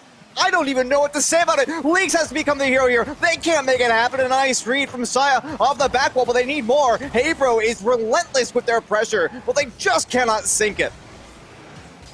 Yeah, it's really hard to, say something when by now Hebro should be up by like 5 goals. Let's be real, they should be up in this game, but they're not because the shot placement has not been there. We wondered earlier why Eris was the solid shooter, because Eris is really darn accurate on the field. And now, Sixlet, they're finding time in this game, time to make an opening happen with the mistake from Hebro, just like that. That's game. That is game, because Forky could not get one of those shots in. Not only that, but Forky, the last player left with loads of time and space to get up to that play, and 40 boosts in the tank. And Feels side flip. You could not ask for... see, this is the thing, is Forky comes in as the top scorer in this game. 520 total points, 3 saves, 10 shots. Problem being, they missed the clutch, the closer, so many times. Not only that, they failed on the last play. A simple mechanical error, completely unforced by the offense. And Sixlet have taken us now to match point. That has got to feel just atrocious right now. But if you are Forky, if you are Hebro, you cannot allow that to get into your head. Because there is one big takeaway they need to take away from this game, and that is look at how impactful their offense was. Sure, they might not have had the finishing touch, but they were there. They had the winning moment right in front of them. Sure, your execution was lacking, but you can fix that. That can be remedied. It's all a part of the mental game. They had them on the back foot so many times. Sixlet nary got a chance to actually put a shot on target. And now as we get into Game 5 here on Champions Field, they're going to have to come up clutch or go down to the lower side of the bracket. I mean, you said it. You could not have said it any better than that. And that's just going to be game. We're going to have to hopefully allow Hebro to do better this game, or else they are in real trouble, since they should have packed up this series a while ago. And if they cannot manage some confidence off the bat, Sixlet may just be able to get this reverse sweep. And a reverse sweep in this bracket would be huge. You could just tell the confidence they have making these saves on the back wall. Right now it's a mental game, a huge one for Hebro. Ooh, Aris likes this idea, going for the double tap off the ceiling though. Won't be fast enough. Get that one away from Saya. I think that's really one of the most important developments that we've seen throughout this series, is how much more respect there has been given to solo plays on both sides of the ball, realistically. First off, it was Sixlet who were taking massive advantage, but now Hebro, they have really started to get out onto the attack. Oh my goodness, what is this? All the way downfield. Just as I was starting to gain some confidence in their attack, they leave the backline completely free. It's execution, it's transition, it's speed, it's quality. Sixlet have now managed to find their stride, and it's really hard to break momentum when it happens. Eris, they're ready. Now Diaz gets his own opportunity and almost manages to sneak it in between 3 people. Just little things like that, constantly breaking down the defense of Hebro. I told you earlier, we've seen it already. Hebro is comfortable on the offensive side of the field, but they have just not been able to spend extended quality time there. This game already, and last game, not to the effectiveness that they needed. Starting to see a little bit of desperation on their side as well, sending players for some challenges that don't necessarily look theoretically optimized, although Saya forced to stay down on this one, and Aris will put this one away. They had a lot to shoot at, and they will put number 1 back on the board. Whew. It's good that Eris is the one shooting. I have to say, of all 3 shots that Hebro has right now, they're all in the hands of Eris, and Eris is able to sink in that 3rd one. They need to feed him. If you're going to feed someone on the field, feed Eris. It's going to be a battle of finding that quality shots that we keep saying.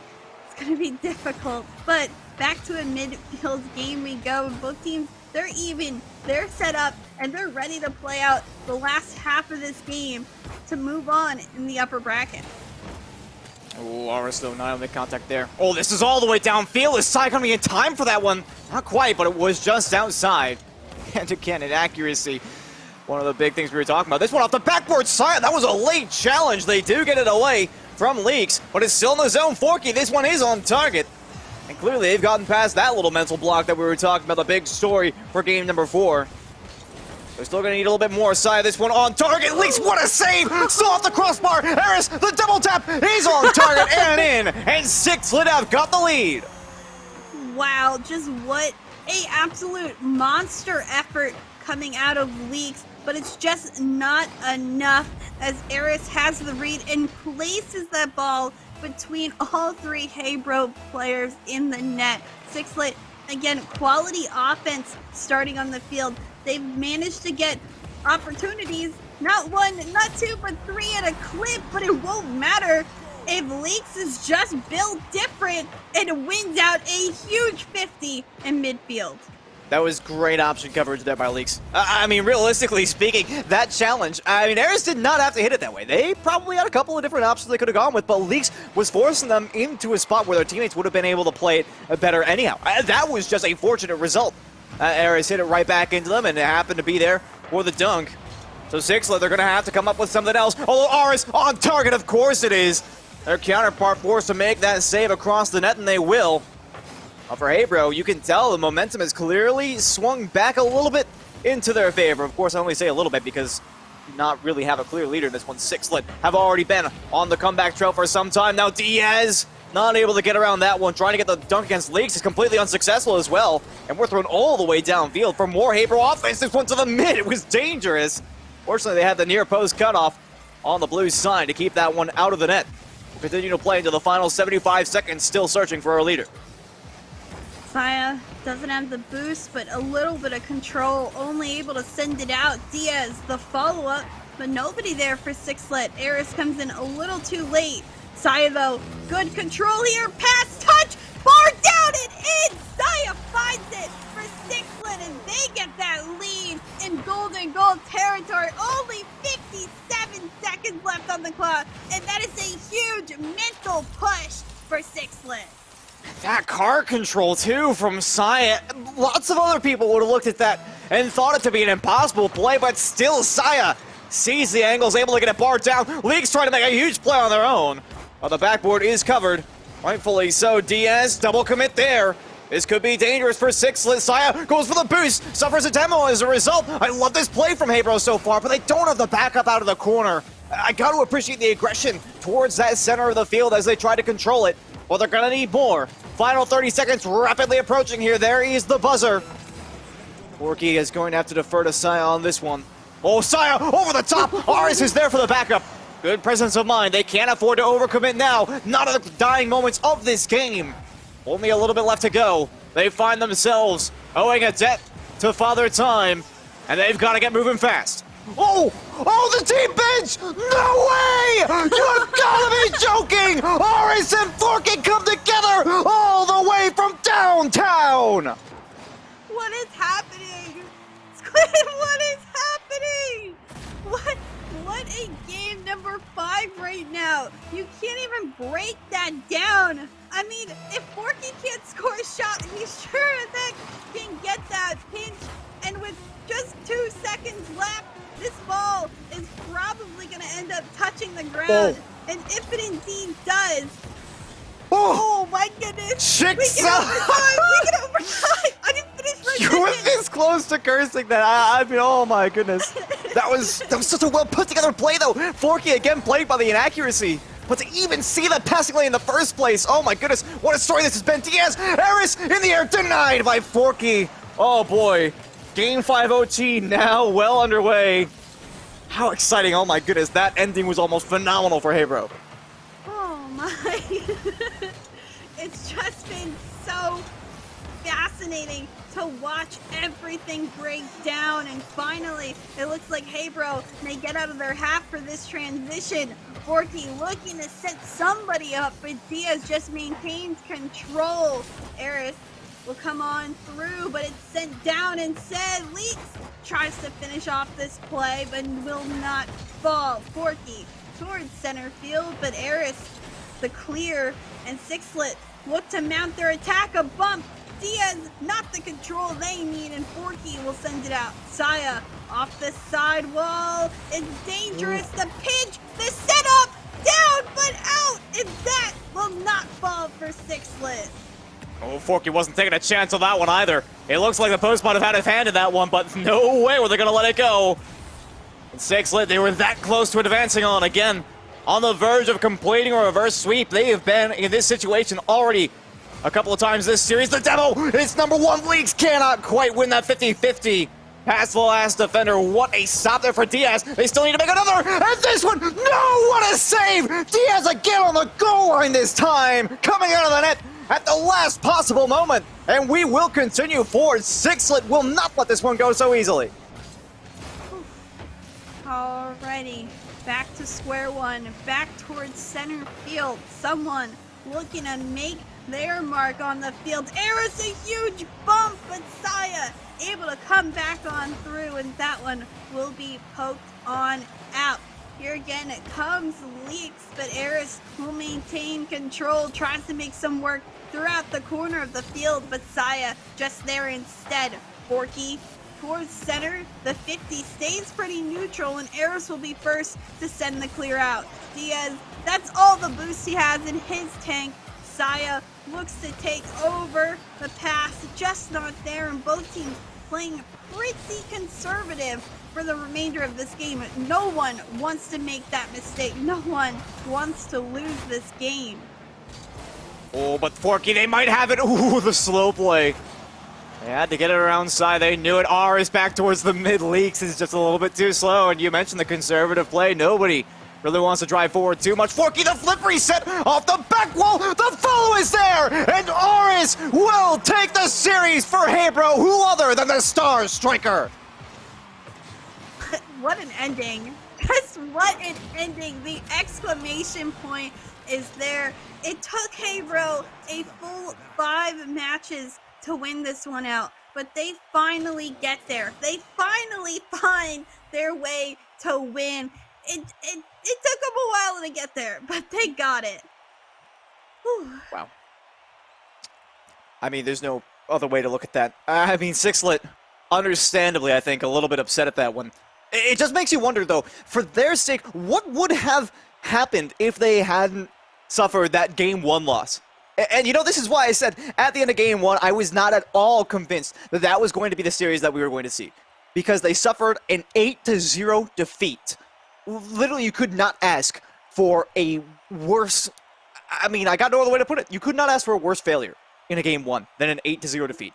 And yet, they pushed it all the way to Game 5, and they had the lead all the way up until 7 seconds to go, and it was a team pinch from Forky and Aris, literally the entire length of the pitch. Almost the longest goal you could possibly ask for, save for if it was higher up on the ceiling, or towards the ceiling. I mean, that's the only way you could possibly increase the distance. Nobody can expect that realistically in a game. So the fact they weren't there to save that one, I do not blame them for. Well, My God. I mean, that was crazy.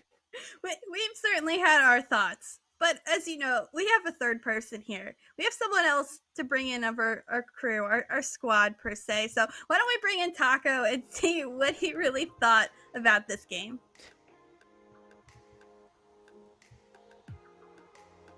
Yeah, same. Okay, so let's just break this down. So game one happens, and I'm thinking, all right, well, we should probably wrap this up, looking at the clock. I mean, we only have so many games to go. We got to ready up the next series, and then the other game, it's a little bit closer, so I'm thinking, okay, that's fine. But then the craziness started happening. I think the one stat that spoke to me the most is Forky in game 4, I think, had about 4 or 5 post-hits, 10 shots, one fewer than the total amount of shots of all other players combined. And I'm thinking to myself, there's no way this series could get crazier. And yet then game 5 happens, and I've got to say, we had to wait a while to get in this series. 100% worth it. So now that it's going to be Hey Bro moving on to that next round. We can take a look at the bracket to see really what's going on as we have these matches coming up as we're slowly inputting those things. They're going to be playing off against Prestige Esports. And I'm going to come to you, Chicksa, first. After watching the insanity of that game, do you think Prestige is going to follow a similar script? Is it going to be an even match, or did these players just play their hearts out in that game 5 just to get knocked around by Prestige? You know, I've seen Prestige be hot and cold at times, and, you know, I know they have the new roster, of course, being that we just saw 2 of their previous players. So, with that being said, new Prestige, really haven't seen them much, but if they're, you know, per se better than the old squad, then they should win this one, since they just, you know, old squad just lost, new squad comes in. But it's really hard to tell when, hey bro, they could do really well, but at the same time, they also could just fall very short. And so Squid being able to turn just basically into now the lower bracket run that Sixlet is going to have to make, considering that they did just take that pretty brutal L. It looked like they were on the upswing. What do you think went wrong for that squad? Just besides, I would say, the obvious, considering all the craziness that we were witnessing. See, here's the thing. The only way I can possibly respond to that is, I don't know. Like, what? You expect me to take a look at a team that started out that cold and then became that hot and tell you how deep they're going to make it into the bracket? Like, I may as well just go play the lottery at that point. I don't know what you possibly want from me, but I feel like, you know, jokes aside, they did have a significant improvement. I feel like that's very important, of course, for teams of this caliber to have the mental fortitude to get back into these tiers. I felt like, again, you know, looking forward as they started to advance in that game, particularly Saya getting very, very comfortable on the rotations. They were getting that sorted out. I feel like that may even have been part of the problem earlier on in game 1, was the fact that they were giving a heck of a lot of open nets, and it was always confusing as to why that was happening. Well, it was probably because somebody was trying to go for a cheesy rotation, and it wasn't properly communicated. But once they got that sorted out, things started to change rather quickly, and I mean, pair that with the fact that they're trying to open up the defense with that first man, as I was saying. In game 2, it particularly looked like they started to utilize that strategy. They started to open up with a first man. You get Saya making cheesy rotations, and the defense is having a hard time trying to read that, and it allowed them to start really competing in the game. Yeah, 100%. And I think he said it well. I think there's a lot of cheesy rotations. There's a lot of nonsense going on. And I think that's really what typically you say game 1s are for. But clearly we saw really what happened in that game 1. So really, I suppose that's what the first series are for. That was our first round of the bracket. So we have our lower bracket starting to be filled in with games. But we're going to stay in the uppers, as we're actually not going to take any break. We're going to be sliding into trying to look at the next match that is coming up on stream. That is going to be Shine Media Orgulus, the previous NXT roster, going up against Torrent, a team that many of us had thought that might be the favorites for this entire bracket. Squid, what you thinking when you're looking at these two rosters? Well, first off, you know, I think a lot of people are probably wondering, wait, what happened to United? That's what I was certainly thinking. They fell out in game 5 here to Orgulus, and I gotta say, you know, for as long as this team has been together, you do expect to see some tangible improvement. And I feel like for right now, they could definitely pull out an upset here against Torrent. Do I think it's going to happen? No, certainly not. but there definitely is some upset potential. Of course, with Zanil coming in here on the roster, with the potential for pop-offs from Magic Vera Kinsei, it really does make it an uphill battle here for the likes of BU, Nitrous, and Skills. But like I said, the continued chemistry for them, they have some relative consistency, and, you know, they have some pop-up potential of their own. I'm not trying to discredit anybody here. So I feel like, while it may be a little bit of an unfavorable matchup here for Shine Media Orglis, there is a reason why they are here. Absolutely. And Chicksa, when we look at this matchup, I mean, we do have Torrent in this bracket, and if they do win this, that will be actually a second Challenger Series event that they will have won. They won previous one with Magic Bear Kinsei and Jordan. That was their old third. Now Zanil, young player coming in, a very hot player. Shine Media Orglis, on the meantime, has actually beaten Torrent in the past, actually taking them down in RLCS closed qualifiers. So there is a little bit of a beef between these two squads. If you're Shine Media Orglis, you're sitting there in the comms, what are you telling these players to try to ready them up for this next match?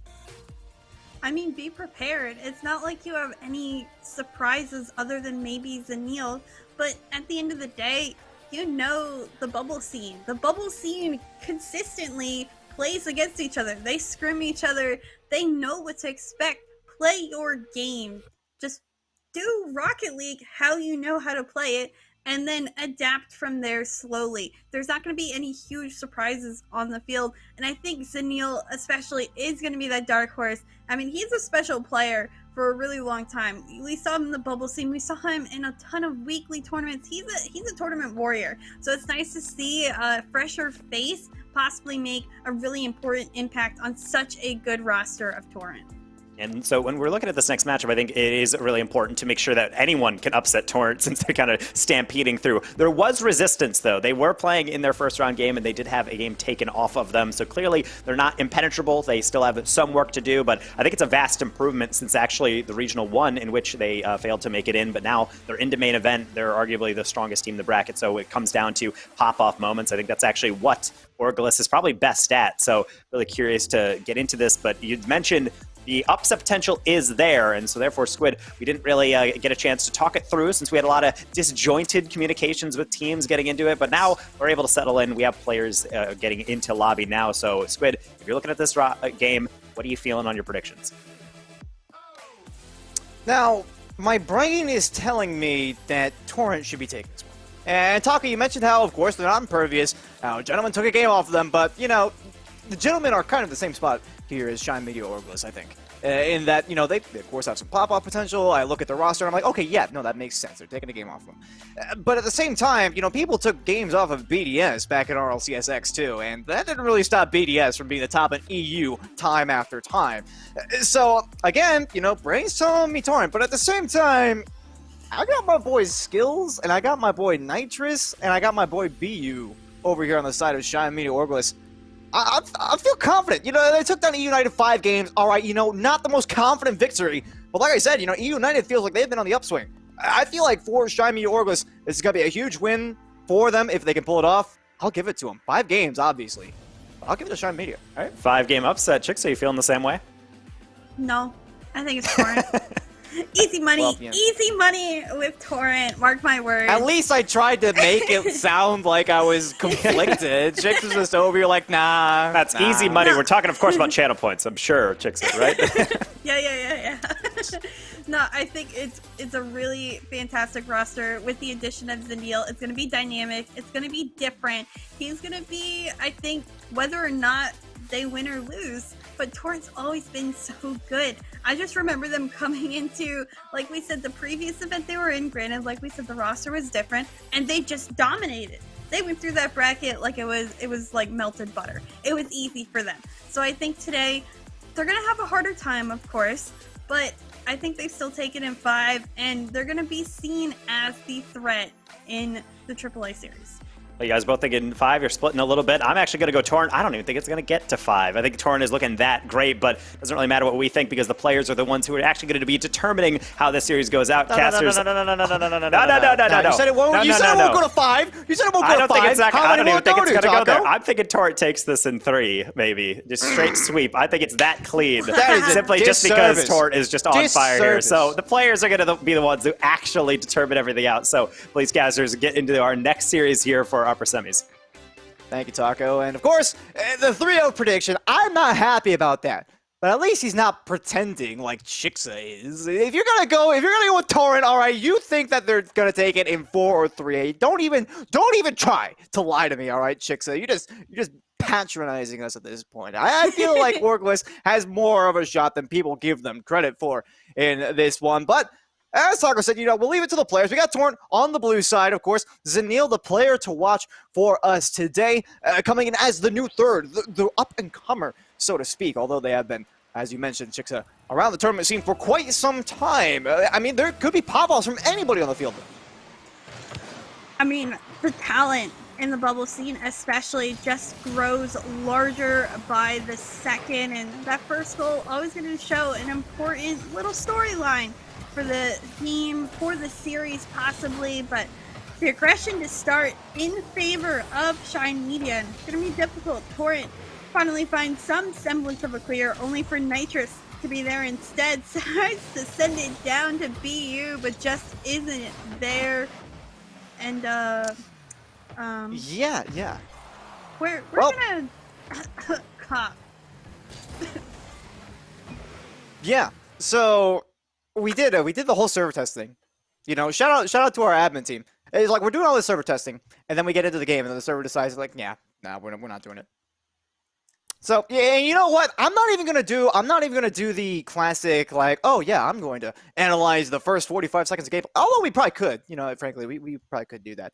I feel like it's not good to look into it too much, especially with us having to reset so soon. Fortunately, no goals scored, no significant offensive opportunities, but still, I mean, looking into this one, as I said, anybody could potentially pop off. All eyes, for me, at least, on Zanil. Chixa, I gotta ask you, though, is there anybody in particular you're looking out here for, except for Zanil, besides Zanil? Because obviously, I mean, I'd say Magic Bear. Like, that's fair. Good answer. Good answer. That's exactly what I was thinking. Oh, wow. It's so nice when we're on the same wavelength like that, isn't it? Love it. 100%. 1000%. Sorry. Anyhow, no, Magic Bear, I do completely agree, though. I feel like that for the longest time, everybody's looked at Torrent, and Magic Bear was the #1 name. Like, when they first really made their impact on the scene, back in Alpine Esports, I think it was, they had a couple of deep runs. Everybody was talking about Magic Bear and the potential to make these solo plays and completely pop off in that regard.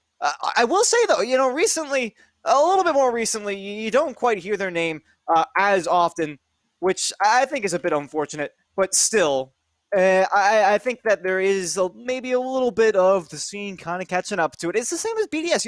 I just kind of alluded to them a little bit earlier, but once people kind of get used to their style of play, sure, they may have been dominant at one point, but it will start to fall off eventually when people catch on. Absolutely.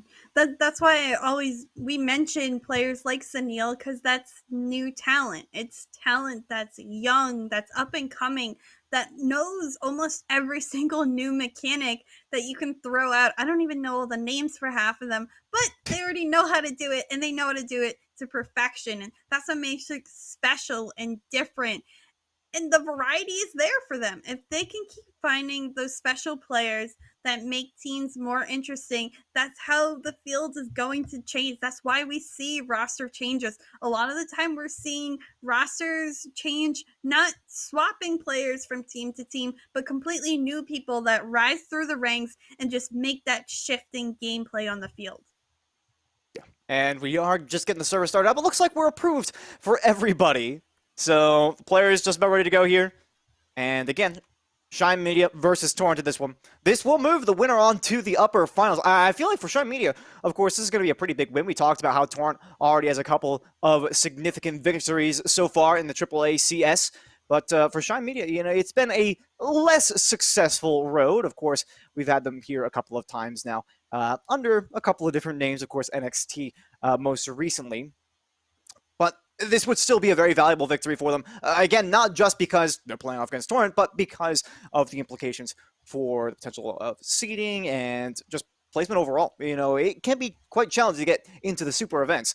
So hopefully for their sake, they can make it through. Again, I'm a huge fan, and hopefully my fandom will help them succeed here, as we do have game #1 now underway. Torrent again here in the blue, and Shine Media Orgless represented in the orange.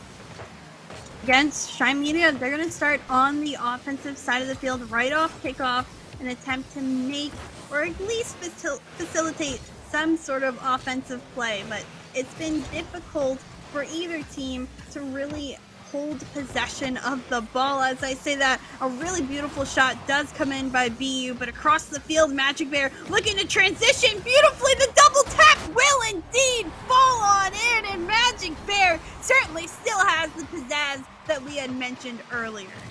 Oh boy.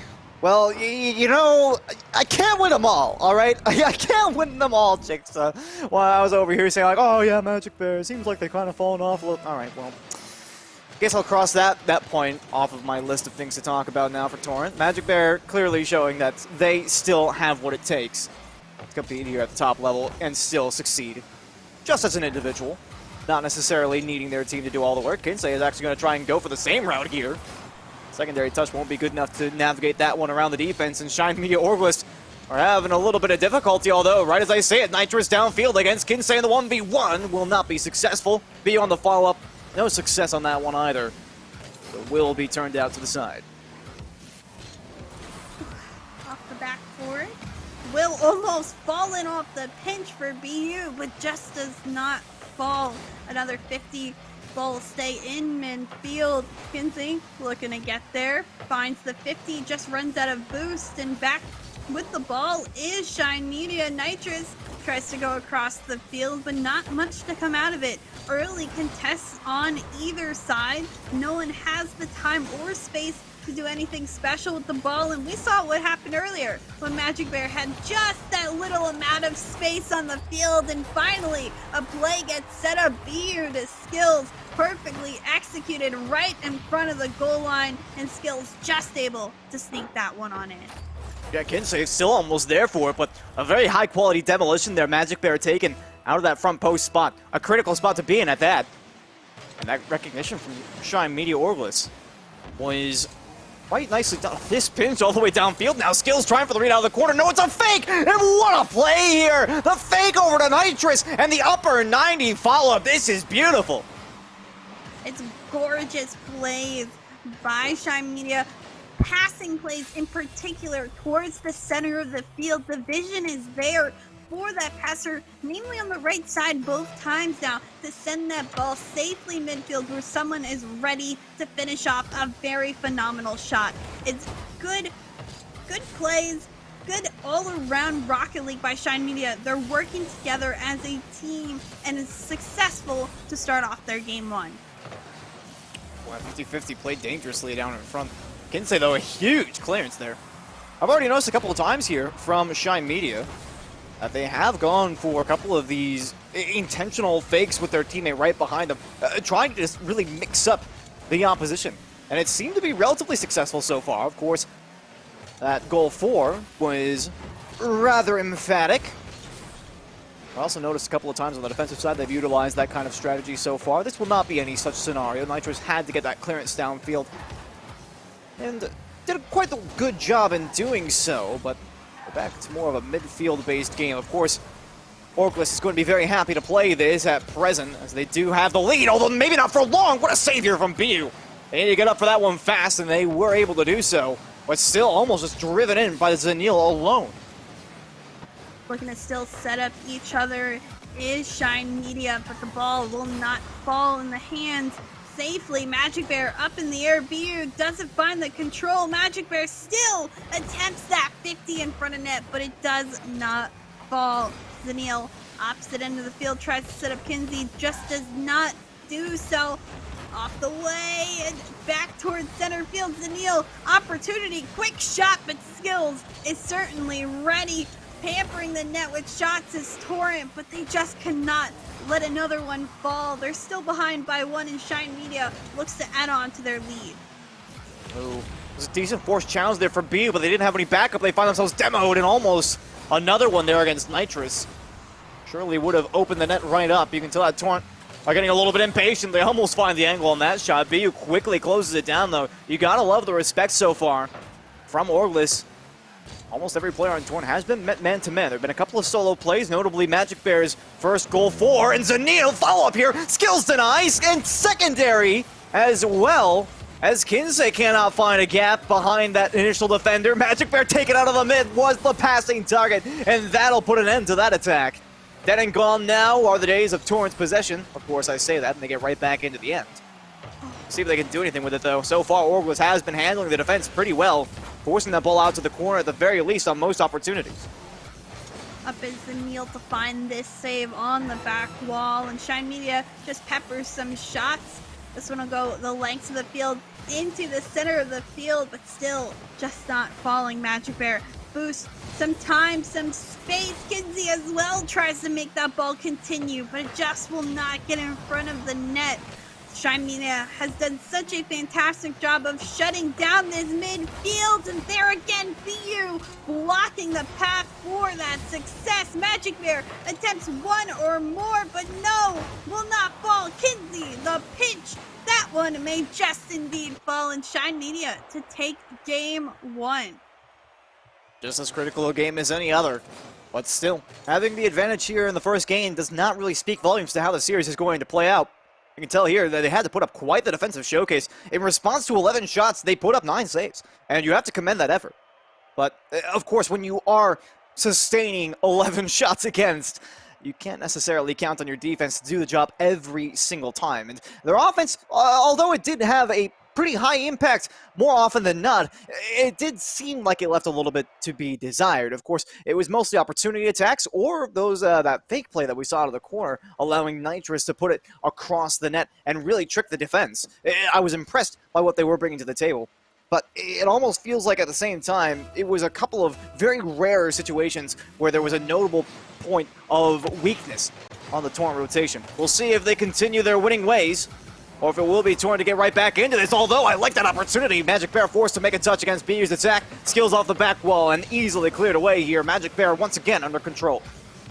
Such good possession, doesn't find the 50 they exactly need, so Kinsey now to work the corner, doesn't have the boost, and Zanil caught a little bit out of rotation, will just need to stall with that 50. Not the looks, it just seems slightly out of position. Is Torrent on most of these plays, they're not getting the space or the time that they would want. Zanil, even going for that last shot, did not have the opportunity that he necessarily needed for it, so it falls flat. Torrent struggling to find offensive success already to start off this game, and Shine Media handling it well. BU gets the flip reset, but this ball to go straight to Skills, off the backboard, sent away, and Zanil, the small touch, will get that ball out of harm's way, at least for temporarily, because here comes more shots by Shine Media.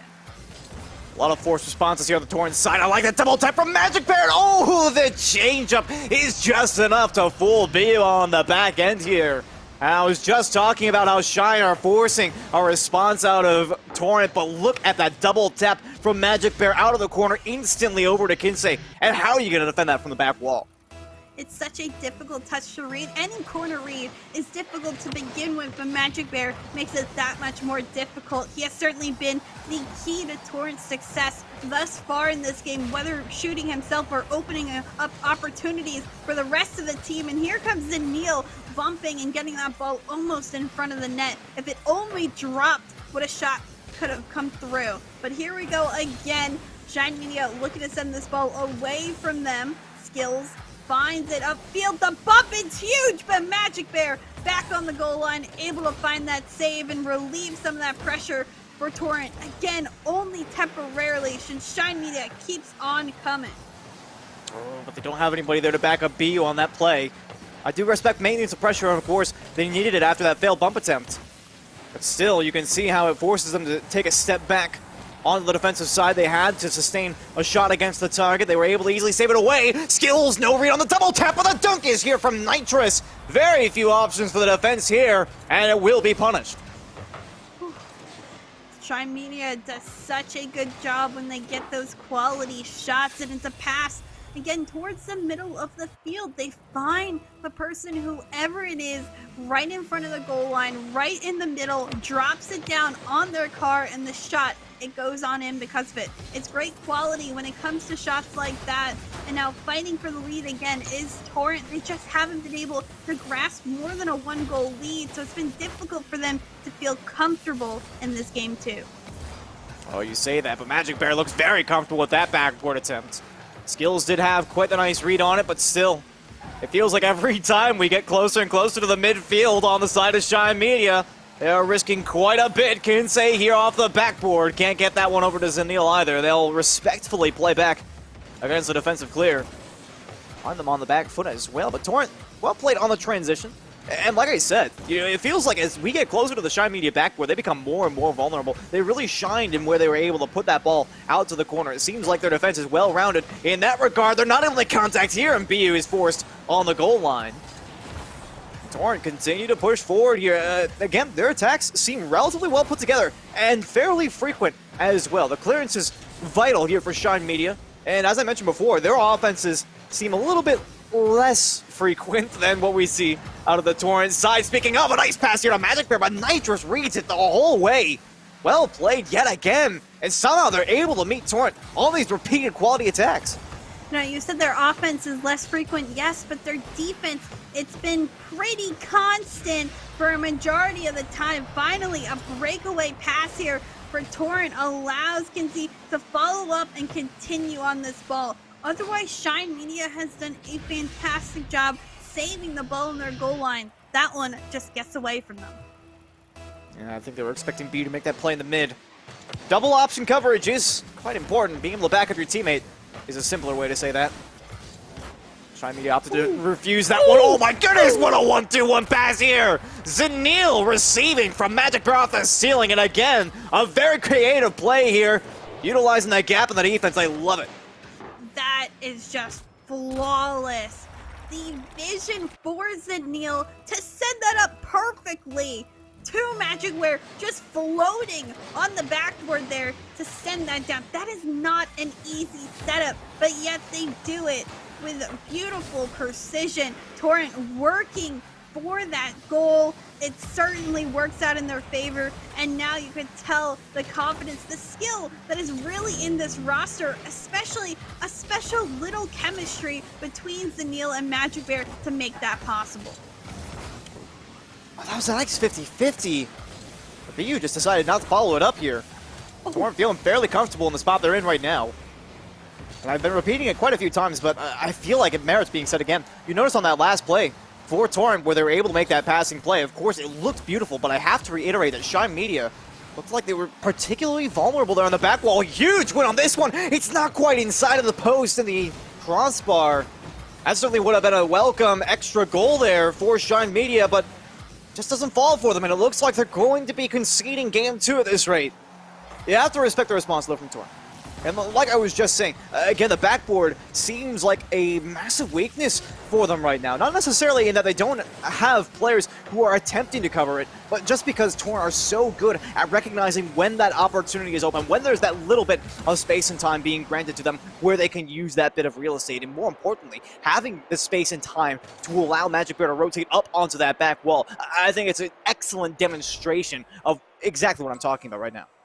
I mean, it's certainly a surprise because the bubble scene, I mean, notoriously, as soon as you hit that GC1 mark, you kind of get the backboard reads feels because everyone starts to get those double taps. That's what you see. And as you advance in the ranks, the backboard, it becomes an essential part of defense. So if Torrent is able to keep hitting up that backboard and finding Shine Media when they're vulnerable, that is going to be vital to their success the rest of this series. That backboard, I mean, that's the easiest way you could really set up someone on a pass. You read the backboard bounce, that's an easy goal 9 times out of 10. So keep on attacking. They find quality on their shots, and the quantity, it kind of comes with it too. Torrent, they find various ways, a variety of them, to really attack that backboard and the entire offensive side of the field. Well, something I used to say pretty much all the time was that an open backboard could pretty much equate to an open net. I feel like that's not necessarily the case in today's meta, as players have gotten a lot better at reading those nitrates. A wonderful shot here, but Kinsei still in front of it, and Skills, no chance that one's going to break past the entire defense. They try to bait out something, but to no success. I love the idea there immediately off the bat from Nitrous. The placement was on point. The double tap here certainly makes things a little complicated, but Kinsei again completely unfazed on the back line. And we'll see Torrent safely into the offensive zone, turning Shine Media away relatively easily, it felt. Magic Bear forcing BU and Skills up for that one. A double tap here from Nitrous. Shine Media will be able to at least 50 that one out to the sideline, but this is the last place that a fan wants to see them, has continued on the defense. Kinsey trying to abuse the backboard yet again to no avail. BU coming in from center field. The block by Zanil will be one in his favor, but it'll be bumped on away, and Skills now trying to push the offense for Shine Media. It will fall to Magic Bear. The 50 pretty much neutral, but Zanil to follow it up quickly sends it onto the Shine Media side. Here again it comes Skills. They're looking to send it away, but just not on target and not dangerous enough for Torrent to really have to worry about it.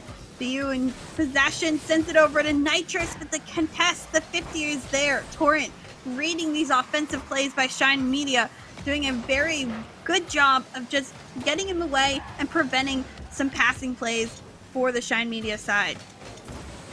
Which is true, but still Shine Media having a lot more midfield presence than in the prior iteration of this particular matchup, although that was a bit of an odd scenario. Nitrous now forced to use all of their boost here, and they still don't even get the play that they want. BU now in the air for the follow-up, but you can see how much more Torrent is getting out of these interactions. Touch out of the corner. Leaves this one for Zanil off the back wall. It's a relatively easy read there for Skills, and Nitrous, a nice little fake here underneath of Kinsey. That's going to be some valuable reset time available for them, and maybe more. The pass from Nitrous over to Skills. A beautifully orchestrated 1-2-1. I've done this a numerous amount of times now, and every time it works to absolute perfection. It's a great bully 2-on-1 play. Skills, he's positioned, he's ready for that pass back. Shine Media finds the quality of that shot and the quantity as well. The fact that they've outshot Torrent 4-0 to start off this game, and we're about rearing halftime. Certainly doesn't feel like it, though. I mean, I want to recall in particular a couple of scenarios where it seems like Shine Media has been very explicitly on the back foot. Although, as you mentioned, the scoreboard does not reflect that in the shot count. Perhaps it's just the possession game that I'm recalling specifically. Although, as I say that, we're seeing a lot more of the blue side now. Nitrous has to cut off this passing play, and they will to great success. Magic Bear demoed. It's completely free territory downfield. No over the shoulder for Zanil, and that's number 2. What a breakaway opportunity for Shine Media. Just a huge demo, and nobody back in sight for Torrent. Zanil tries his best to find one, but it's so difficult to get a touch when you're facing your net, trying to get one towards one of the corners. It's a great opportunity for Shine Media. Now they find themselves only back to a 1-goal lead since Magic Bear bites them right off kickoff. Well, I suppose that's what insurance is for. Although I don't suspect that they really wanted to use it that early on. It's really a nice little comeback goal there for Torrent. That's actually going to tick off as their first shot on target as well, and it will be assisted by Kinsey. Force off the face-off. Somebody's bound to get one. It looks like Shine Media already unhappy with this present score line. They're right back on the attack. Nitrous, I think, baiting in that touch from Zanil, gets it out towards center. Forces Kinsey to keep this one towards the back wall. No immediate challenge. Shine Media starting to get a little bit slower with this ball, and it's paying dividends. Forces Magic Bear to use almost all of their boost here. Kinsey sitting on empty in the back, and it will be cleared of the Torrent lines. Shine Media getting quite a bit of notable pressure there. Magic Bear doesn't even need another pump. There's nobody around. The initial demo opens it perfectly for Kinsey. Demos have been the story for Torrent this game. Same with the story for either side of the field. When you get rid of that last man, it opens the field up. And now both teams, they need to decide, do they leave 2 people back and ready for a demo to occur? They need to take a step back and realize defense right now is not working on either side because demos are opening up that 3rd man. What do they need to change and adapt to not allow this to happen? I feel like getting a little bit more of the midfield presence is going to be very valuable, but as you mentioned, a breakaway is possible pretty well at any time. So I do agree that keeping a safe player back, an extra player if you will, is going to be rather important. I feel notably on that last play, it was BU trying to make an initial challenge actually in response to a demolition. So I think it was a slight out of the ordinary play there. Skills, nice read here against Kinsey. we'll just have to see how things develop. I mean, of course, that is an answer that the teams can devise for themselves. I like this play from Nitrous, forces out over to BU, and should see Shy Media on the attack. Oh, Zanil instantly shuts that one down. No chance for continued attack on the Shy Media's side. We're rapidly approaching the final 30 seconds. Start now. The end of the game on the horizon. We still need to find who's going to be taking this game. Magic Bear almost left with a gift right on top of his car, but instead this one flies in the air. Magic Bear up again, tries to set up Zanil, who will patiently wait, doesn't really find the ceiling touch with the 50, which will trickle down towards the center of the field. Kinsey out here towards the sidewall, follow-up touch off the backboard. Magic Bear tries to send it out, but just deflected away. One last opportunity, the ball indeed touches, and we see overtime in Game 3. A critical Game 3 at that. As I said, just as important as any other game in the series. And Nitrous, ooh, that could have been dangerous. That touch, couldn't get it away from Kinsey, but they didn't have the read on the play. Of course, phenomenally difficult to have a proper read on that kind of a touch from Nitrous. Torrents still find themselves moving onto the attack quickly here with Kinsey leading the way, grabs the boost in the corner. Magic Bear with the takeaway, double no triple tap though. BU, fantastic respect, and again, that backboard defense was something that plagued them a couple of times in the previous match, but not here. Ball almost rolling on the Shine Media side. Nitrous, good way out, gets the flip reset as well, but chooses to indeed leave it. Here comes Skills, just playing with the ball. Tries to get one to contest, gets two, but this ball will trickle onto the side of Shine Media. BU, the contest goes away. He wins the 50, bullies Magic Bear a little bit. Nitrous, the shot attempts the pass, but will go away. BU, last back, Lonely Land here. Needs somebody, but Zanil is demoed on the opposite end, so that gives them the space and time to open it up. Here again, Skills out towards center field, looking, sent right back, and Zanil will get another opportunity to send this away. Kinsey just doesn't find the touch. The net so seemingly open, and Torrent really fighting on the offensive side of the field to find the play they need. Oh, that demo from Skills though. That's going to force Kinsey to drop this one out into the corner. Very smart plays coming in from Shine Media so far. They're trying to bait in these challenges. You can see how close Nitrous was in the secondary right there. BU intentionally lost that challenge so Nitrous could take it away and try to find something over to Skills potentially. But that's just the play that they're trying to go for right now. They know how confident Torrent can be when it comes to solo efforts. So they invite the challenge. They let the play become reality, and then they try to play off of the resultant. And it's been working pretty well for them so far. As I mentioned, their neutral presence has been significant, and BU looking for the demo here. They will not find it. A pretty textbook play on that one, and easily read away by Torrent. You see how much more zone time it's netting Shine Media in this particular instance. They'll be able to safely transition back onto what appears to be a defense, although it's a big giveaway from Kinsey. All the way downfield, just saved by Zanil. Well played. Got a good offensive to defensive effort for Torrent. They look on the offensive side of the field, but just haven't been able to find what they exactly need. Kinsey may just get the ball here, may find the shot, but just off target. And back again, they will restart. The ball sent away. Zanil off the sidewall, goes pretty slow, and the 50 stalls that ball there. Skills, a huge clear. Magic Bear finds the save on the touch as well, and Zanil sends the ball straight into the opposite car to go to the other end. Zanil out to Kinsey, who's patiently waiting but doesn't find the touch, and Magic Bear will try to make do with what's on the field. Zanil, not much boost in the tank, but does win the 50, and back to the other end we go. This overtime slowly becomes longer. Slowly, people get more frustrated. The more tense, just a single mistake could be the end-all, be-all for either side of the field, but it's just sent high for Torrent. I don't even know exactly how much Zanil had to shoot at there, but clearly it wasn't enough. And now the transition. Ooh, Magic Bear going to wisely lay off of that ball. Could have been an own goal if they didn't read that one correctly. Zanil, again, not a very possessive play on this one. BU just going to throw it into the corner and bait out that touch from Kinsey. And as I iterated on before, it feels like that's really the game plan, honestly, for both of these teams. When they know when they are forced to give it away, and they have players to back them up as a result. Like that backflip there from Zanil, just baits Skills into making that clearance downfield. It's a very theory-based game right now, just trying to force their opponents on both sides. They're trying to force the opponent into making a poor play. It's all about who makes that first mistake well and truly at this point. And even then, it's still relatively difficult to capitalize on because we have seen multiple coverages on just about every single play so far. This will be no different. Magic Bear had Zanil backed up on that one. The initial save made nonetheless, and they'll find space downfield. We're almost into an extra regulation period of Rocket League being through, and BU with no boost. They have to get some backup, and this might have opened a gap, but Magic Bear so far in the back has to play respectful of a potential long clear.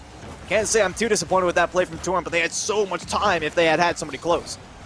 It's just conservative, very careful Rocket League. You tell every teammate is working with their brain, and no way. That's just unfortunate. Is this? It was. Kinsey went up for the ball, trying to force it, and got pull shot by Nitrous over top of Zanil. Game over. You gotta be joking. After all of that, I said how it was going to be one mistake that most likely defined the game, but even then it wouldn't be a problem because of double coverage, and that was what Torrent was trying to manipulate there. They had the play, it was just going to be a quick little force by Kinsey, allows Zanil to take an easy clear, and you could tell how ready they were to execute that plan, because Zanil went first, Magic Bear was already driving up the right-hand sideline, they had the passing play already sorted out, and then suddenly the ball was sailing over their head into the net.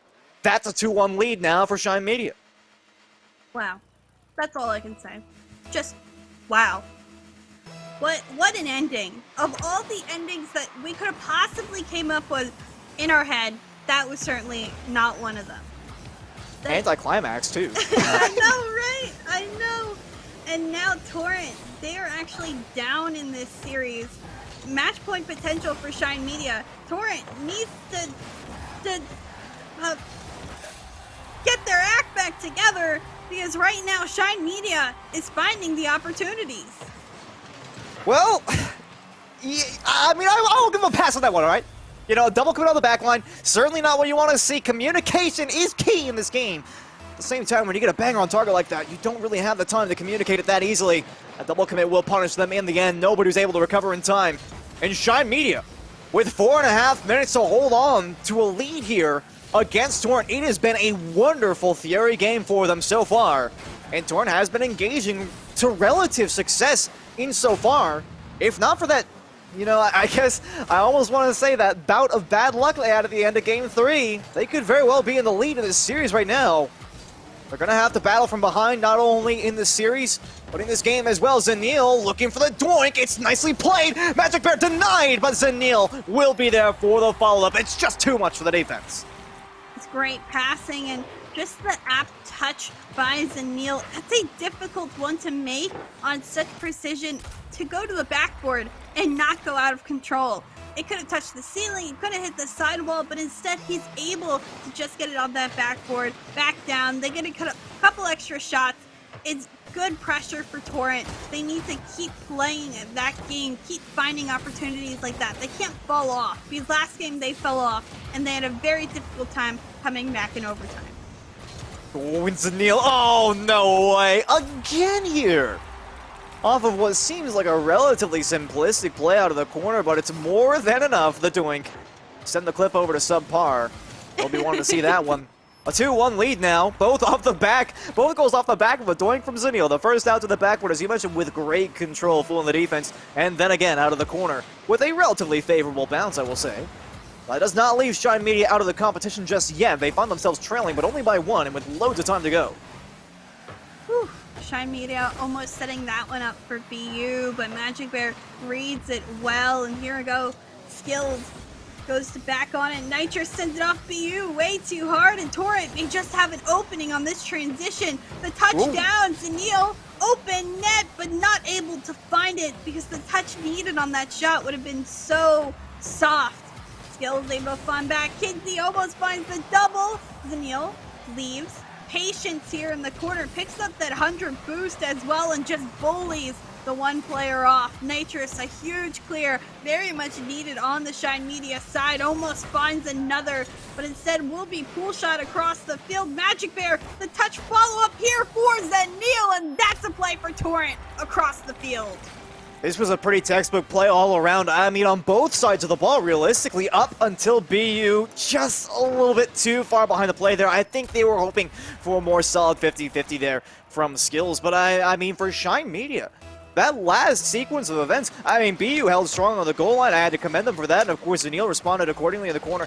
I can still see how everything is a mind game at this point for both of these teams. And Shine Media is not necessarily playing it poorly. They've just had a couple of unfortunate misplays, I feel. There's things that haven't quite gone according to plan. Torrent we're ready to punish on. Speaking of, Kinsey trying to abuse that backboard yet again. You know, may as well test the waters. It hasn't worked out for you too much recently, especially not in comparison to how it did in Game 1, but you may as well give it a shot. Kinsey doing work here, got that flip reset, gets a dunk, and the ball will float across the goal line of Shine Media. Again, looking to attack is Torrent. BU gets some time, gets a little bit of space, and only able to bully towards midfield. Magic Bear off the ceiling, off the backboard, but that's not the greatest touch away. But it seems like Shine Media, they're not ready for it. They're gifted with that ball in front of the net, and no one is able to put on a shot. So Torrent, again, gains some control and some space to just, take control, take possession. Even if it doesn't do much, doesn't result in a shot, they're burning clock time, and that's all they need to do with their comfortable 2-goal lead. Not much is true, but it seems like they're getting a little bit over-anxious here in the midfield. A couple of different giveaways here to Shine Media now as they start to push downfield, too, with a demolition. And maybe some boost control even. Kinsey not able to get back to this one, although it is forced away from the Shine Media defense. And oh my goodness, Nitrous has to come across with that one, avoiding a demolition along the way. They'll try to guide it downfield. This is a very dicey play at best. You don't often see these turn into goal-scoring chances. BU will do their best anyhow. Again, you can see how Nitrous and Skills both forced back after having exhausted most of the resources, if not all.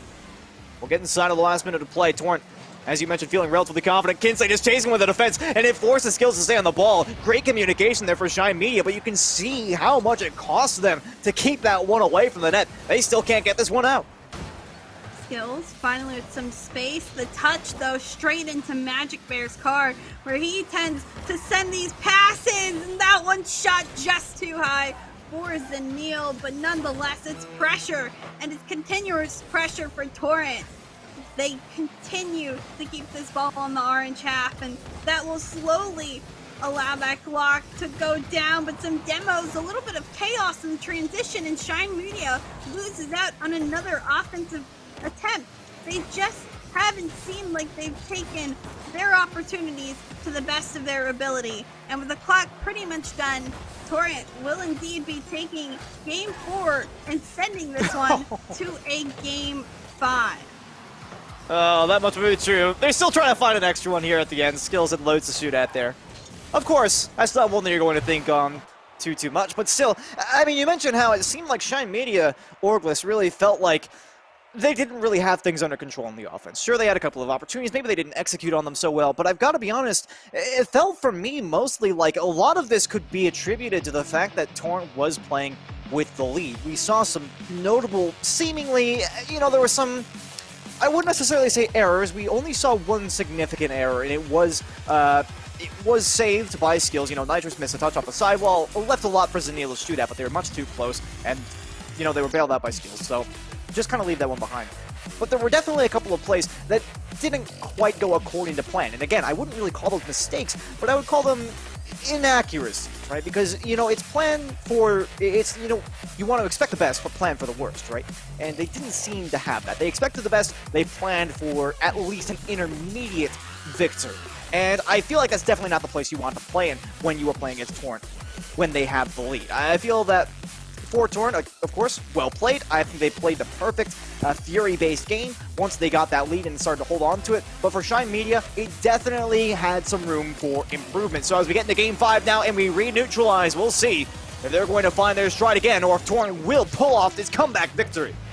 I mean, consistency is key. We see throughout all levels and skills, it's hard to stay consistent, and which team has the full 5 minutes of consistency here in Game 5 is going to be vital to the victory. But on the bright side, Squid, we both got the prediction right. At least it's going to Game 5. That's true, and any victory, or I guess any defeat for Taco was already a victory for us, so we're getting a little bit of both now. We'll see how things pan out here, though. Again, only one of us can be correct in this one. We shall see. First 40 seconds seem to be relatively uneventful so far, of course. Right as I say it, Magic Bear almost punishes on a key miss on the defensive side for Shine Media. They should find themselves still on the back foot here for a moment. From the air, Kinsey looking to continue this pressure for Torrent. Can't get through the corner. Magic Bear slowly, BU winning out this 50. Zanil, but still cannot go towards the center of the field. Nitrous, good control. Zanil will send it out towards the opposite end, and he loses control because of it. Magic Bear off the sidewall, touch, but will not remain center. Again, another fantastic block by Shine Media, and the ball almost on transition will go into the back of the net. They find some great pressure here, continuing on this ball. The clear will continue to go into the Shine Media cars, looking for something. Doesn't come out of anything, and Kinsey will allow that ball for Torrent to go the lengths of the field. Quality challenge there for Zanil against BU way up high. Nitrous, oh, that's a pretty huge win for them. Zanil is going to have a tough time trying to field this one effectively. This may end up some zone time here for Shine Media. Oh, I love that demo dodge there from BU. Eyes on the back of their head there, avoiding Magic Bear. Maybe the call was made. This one going to be a shot on target, or not quite registered as one. Still, it was quite close, and seeing a lot of long play so far from these two teams. I'm not necessarily surprised to say that, but it does feel like it's going to be a very possession-based game, and you can tell how both of them just kind of want to toss it into the other half and kind of test the waters, so to speak. It doesn't seem like they're being particularly committal on any of these plays. We've seen a couple of opportunities for them to make some backups, try to play a close secondary, and they just opted not to, playing a deep second and third instead, and trying to wait for an opposing mistake, allowing for entrance. This might be a little bit more of a forced one, though, for Torrent. They find a demolition. They look for more. If Nitrous had been taken out there, that could surely have been a goal for. You continuing this pressure, doesn't get it past Kinsey, and Kinsey now with some control. Doesn't have much boost, but will send it upfield. Zanil looking to get a 50, but it does not find contact. Magic Bear has control, but has two players, one behind him, one in front of him. He loses the ball because of it, and now a clear is desperately needed for Torrent. Kinsey able to send it across, continue it up, but not put it towards center field. Zanil, some time, the little touch up. It's dangerously on the backboard, but Nitrous able to send it at least towards center field and get rid of some of that Torrent pressure. Both teams playing so carefully on the field. We don't see any risks being taken in that first risk. I think it's going to do much work on the field, almost on the transition. Torrent able to find something, but it's just saved out, just off target or just away, and now Shine Media looks to do the same. Not to mention the fact that Magic Bear almost had the demo on BU, who made that save on the goal line, so it could very easily have been a goal for Torrent. Skills, I'll challenge that one in the corner, and Kinsey did not bite on the fake. It almost complicated things. It may yet. Final 70 seconds of play now underway. We're still searching for goal number one here. Zanil played around by BU towards the net. Kinsey's just in time, playing with fire on that one. And it will get up to Magic Bear. Plenty of clearance here. Actually a fake challenge there from Zanil, but BU's up for it first with a demo. BU towards the net, the double, the triple tap's not there. They had no boost to work with. Still Nitrous on target here. Try for the bump, and they'll find it, but BU's not prepared.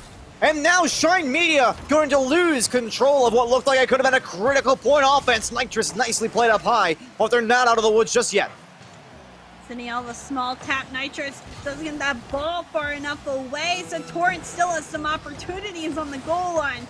Kinsey, rotation back, and Shine Media gets the clear. Magic Bear, a double demo to relieve that pressure, and now Torrent looking on the bite back. They find a shot, but it's saved out by BU again, and Kinsey doesn't have the opportunity to send it to someone else.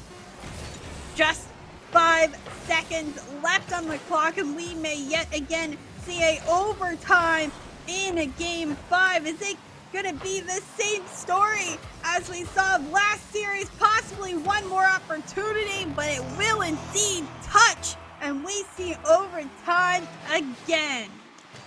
Only one of these two teams can advance to the upper final. It has been a wonderful performance so far on both sides of the ball. Again, lots of respect for everybody on the field. Zanil Going to try to make the first attack of the OT, but won't really amount to much. BU getting a little bit overzealous on that one. Matchberry, key cutoff. That pinch downfield could have been a lot of alleviation there for Shine Media, and they might find it anyhow. Skills did guide that one well downfield. We needed to see a bit of a reset here from Shine Media, and it looks like they will have exactly that. Now looking for some pressure on the ball. Again, it's very key for these teams to play some good raw option coverage, because you know there's going to be some creativity. Speaking of, Skills almost connected with BU on a bit of an unorthodox play. They've still got it in the corner here. Akinsei wisely waits on that one, although they might wait a little bit too long. BU under control. Magic Bear just makes some contact. That could have been a huge double tap towards the mid, where surely somebody was waiting. Finally clear here for Magic Bear, as well as Torrent. Kinsey, just enough time, looks to send this one center. It'll roll, but right into Skills. A little bit of musty action, doesn't really get the touch, and up in the air. A double commit though between Zanil and Magic Bear, leaves it for Magic Bear, but now Zanil, no boost, and is gifted with this ball. Instead, Kinsey, who needs to come through, sends it to Magic Bear, who looks to make the shot off the bounce, but doesn't need the contact. Here we go again. Zanil sends this one out into the car. And Shine Media look to make a defensive stand on the transition yet again. Such careful play. You see each team trying to connect with someone on the field and barely saved out. Kinsey able to find it away. Torrent transition, patiently waiting as Magic Bear, if he can just send this center to someone. But no, it's back towards the other corner. And Shine Media now looking to transition. Feels like Torrent's been on the hunt for demolitions since the dawn of time here on Champions Field. They've been looking for that player in the midfield time and time again, not only to alleviate pressure on the offensive side, but to provide them an opportunity to transition downfield. They've been trying to get those physical plays over and over again. Will they succeed, or will Shine Media be able to get away? Zanil, almost a double. There's Magic Bear, and they'll put it away. Torrent will advance yet again into the upper finals. I got the predictions win. Happy chicks a dance. All right. Anyways. I am displeased. What an absolute game, though. A full-fledged. Completely different to Sixlet Hebro in every single aspect that you can look from both of these teams. They played just careful, thoughtful games. Everything needed to be a counterattack or a transition. It was just so unique to the styles that we saw previously, and it slowly worked its way, and Torrent finally found the opening they needed to finish out the game. Yeah, I feel like at the end of the day, talk about the battle of consistency was the story that we were driving near the beginning of Game 5 there, Chixa, and I feel that the only way you can really say that ended was just that there was a little bit more consistency on the Torrent side. And like I said, they were searching for those demos in the midfield that gave them a decided hand up in a couple of scenarios, and eventually the pressure went out. It was too much for Shine Media to handle. Of course, they'll drop down to the lower bracket. They're not out of it yet. For more, we go back to our wonderful and illustrious host, the Danger Taco. Sir, it was quite the series there, ending in Game 5 OT. The only way we would have it. Thoughts? I was a huge fan of it, mostly just because the first game goes through, and of course, given my prediction, I am furious, and I'm not okay with that because I want to make sure I get my predictions right and making sure getting those games in. So naturally, was a little bit worried, but ultimately they were able to come through. I did notice, of course, it did have to go to Game 5 overtime. You guys have had some cracking series today, but as Chixa had mentioned, it was completely different. It felt a lot more organized. It felt a lot more fluid. It was two teams playing at their peak rather than occasional kind of strange happenstances. So going to actually Squid first just to really get their thoughts on it. That last game, Torrent brought it all together, but the one stat that actually stood out to me was a lot more demos on the Torrent side. Do you think that was shaking things up and making Shine Media at least a little bit more disjointed on their movement? Oh, certainly. I feel like one of the biggest things that we noticed out of Shine Media was the fact that they seemed a little bit anxious to get up on, or excuse me, apprehensive to get out on the attack, right? And I feel like it was a result of those demolitions. As I mentioned, it felt like it was a big factor for me because Torrent was searching for those at the midfield, which I mentioned achieves two things, fundamentally, which is not only does it basically take your opponents out of the attacking rotation and can fundamentally eliminate their presence in the midfield where most of those shots, those dangerous shots, will be taken from, but it will also result in you getting a free and clear opportunity downfield. So if you find that demolition in the mid, it's going to be pretty much game over for Shine, either on their attack and force them to go back onto defense, or just straight up a goal against. It's a lose-lose scenario. And I feel for that reason, they started to play those two players back, and that's why it felt like they weren't getting out on the attack. A couple of those places where potentially they could have, or even a couple of scoring chances they could have taken. Very rarely did you realistically see two players in the attacking third, and I believe that was why. Yeah, that can be very tough. So, Chixa, we see Torrent march on with another victory. Is this just, I mean, we, for a certain extent, expect this through predictions, but is there really any team that can slow them down? Even when they're right on the brink, they're still finding a way to get a W. I mean, I wouldn't say I'm like 1,000% confident that going into grand finals they're going to take it easily. They certainly had their faults, and they did go to game 5. It wasn't an easy sweep by no means.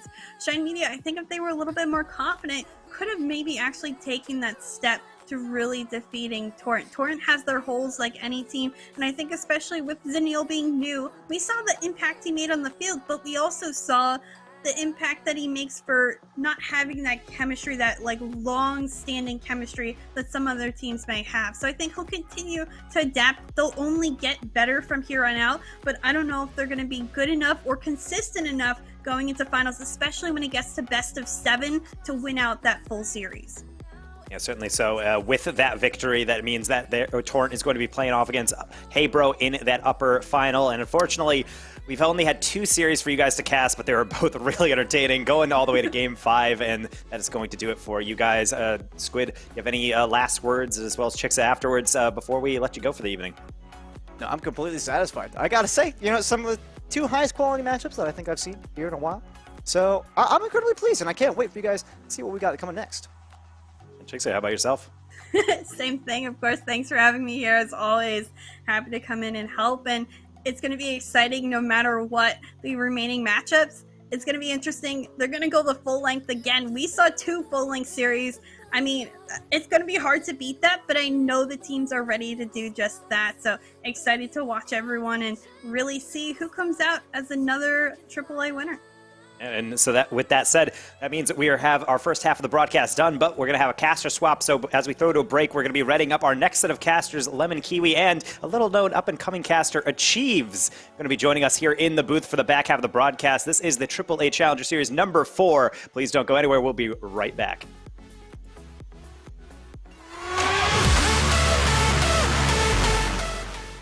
The best performance from that event, I guess, obviously is us, and I guess the best performer, I wouldn't really say it's like one of us. It's like we all played really well, and we all we're really proud of ourselves for playing that well.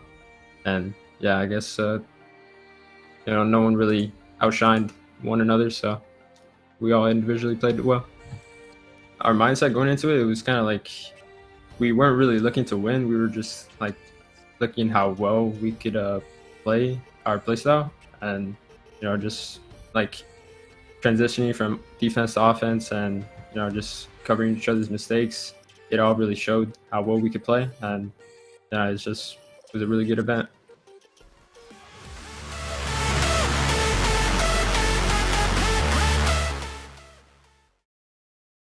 She's a late model sedan, Irma. She's not the flashiest car on the high school lot, but one with the most tenure. She's carried 3 Anderson siblings through a lot of great moments, and protected them through some not so great ones. Irma has put in her time with us, so when it comes to protecting her, she deserves more than a 15-minute conversation, or less. I understand. I'll see what I can do.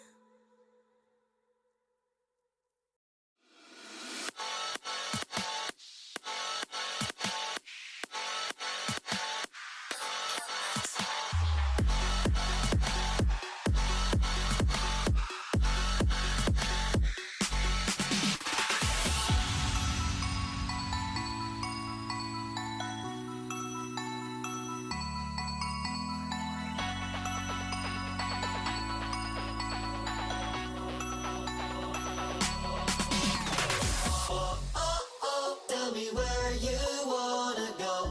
We could fly to the stars, yeah. Tell me if you wanna stay. We could fly night and day, yeah.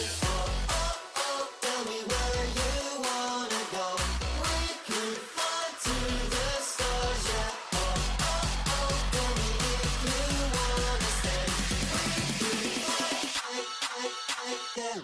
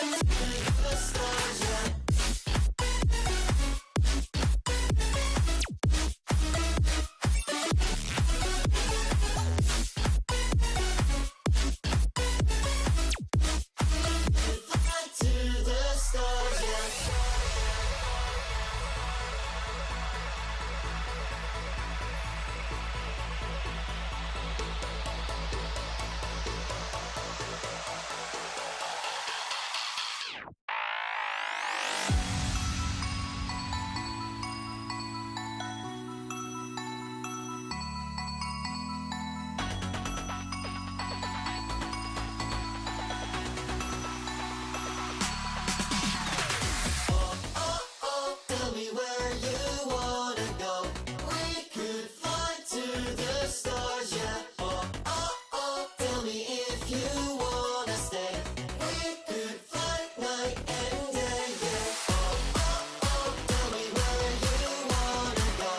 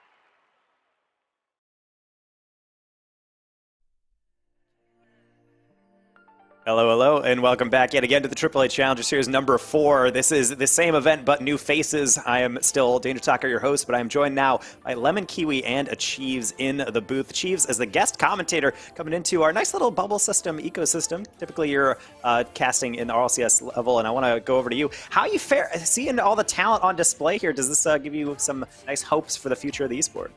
Well, one, it gives me nice hopes, but at the same time, it gives me a lot of heart attacks. I'm just like, oh my goodness gracious, I can't believe some of the stuff that happens down here. Like the previous 2 series, I was just like, and I can barely handle it in RLCS, so I don't know how I'm going to handle it here, but I'm looking forward to it.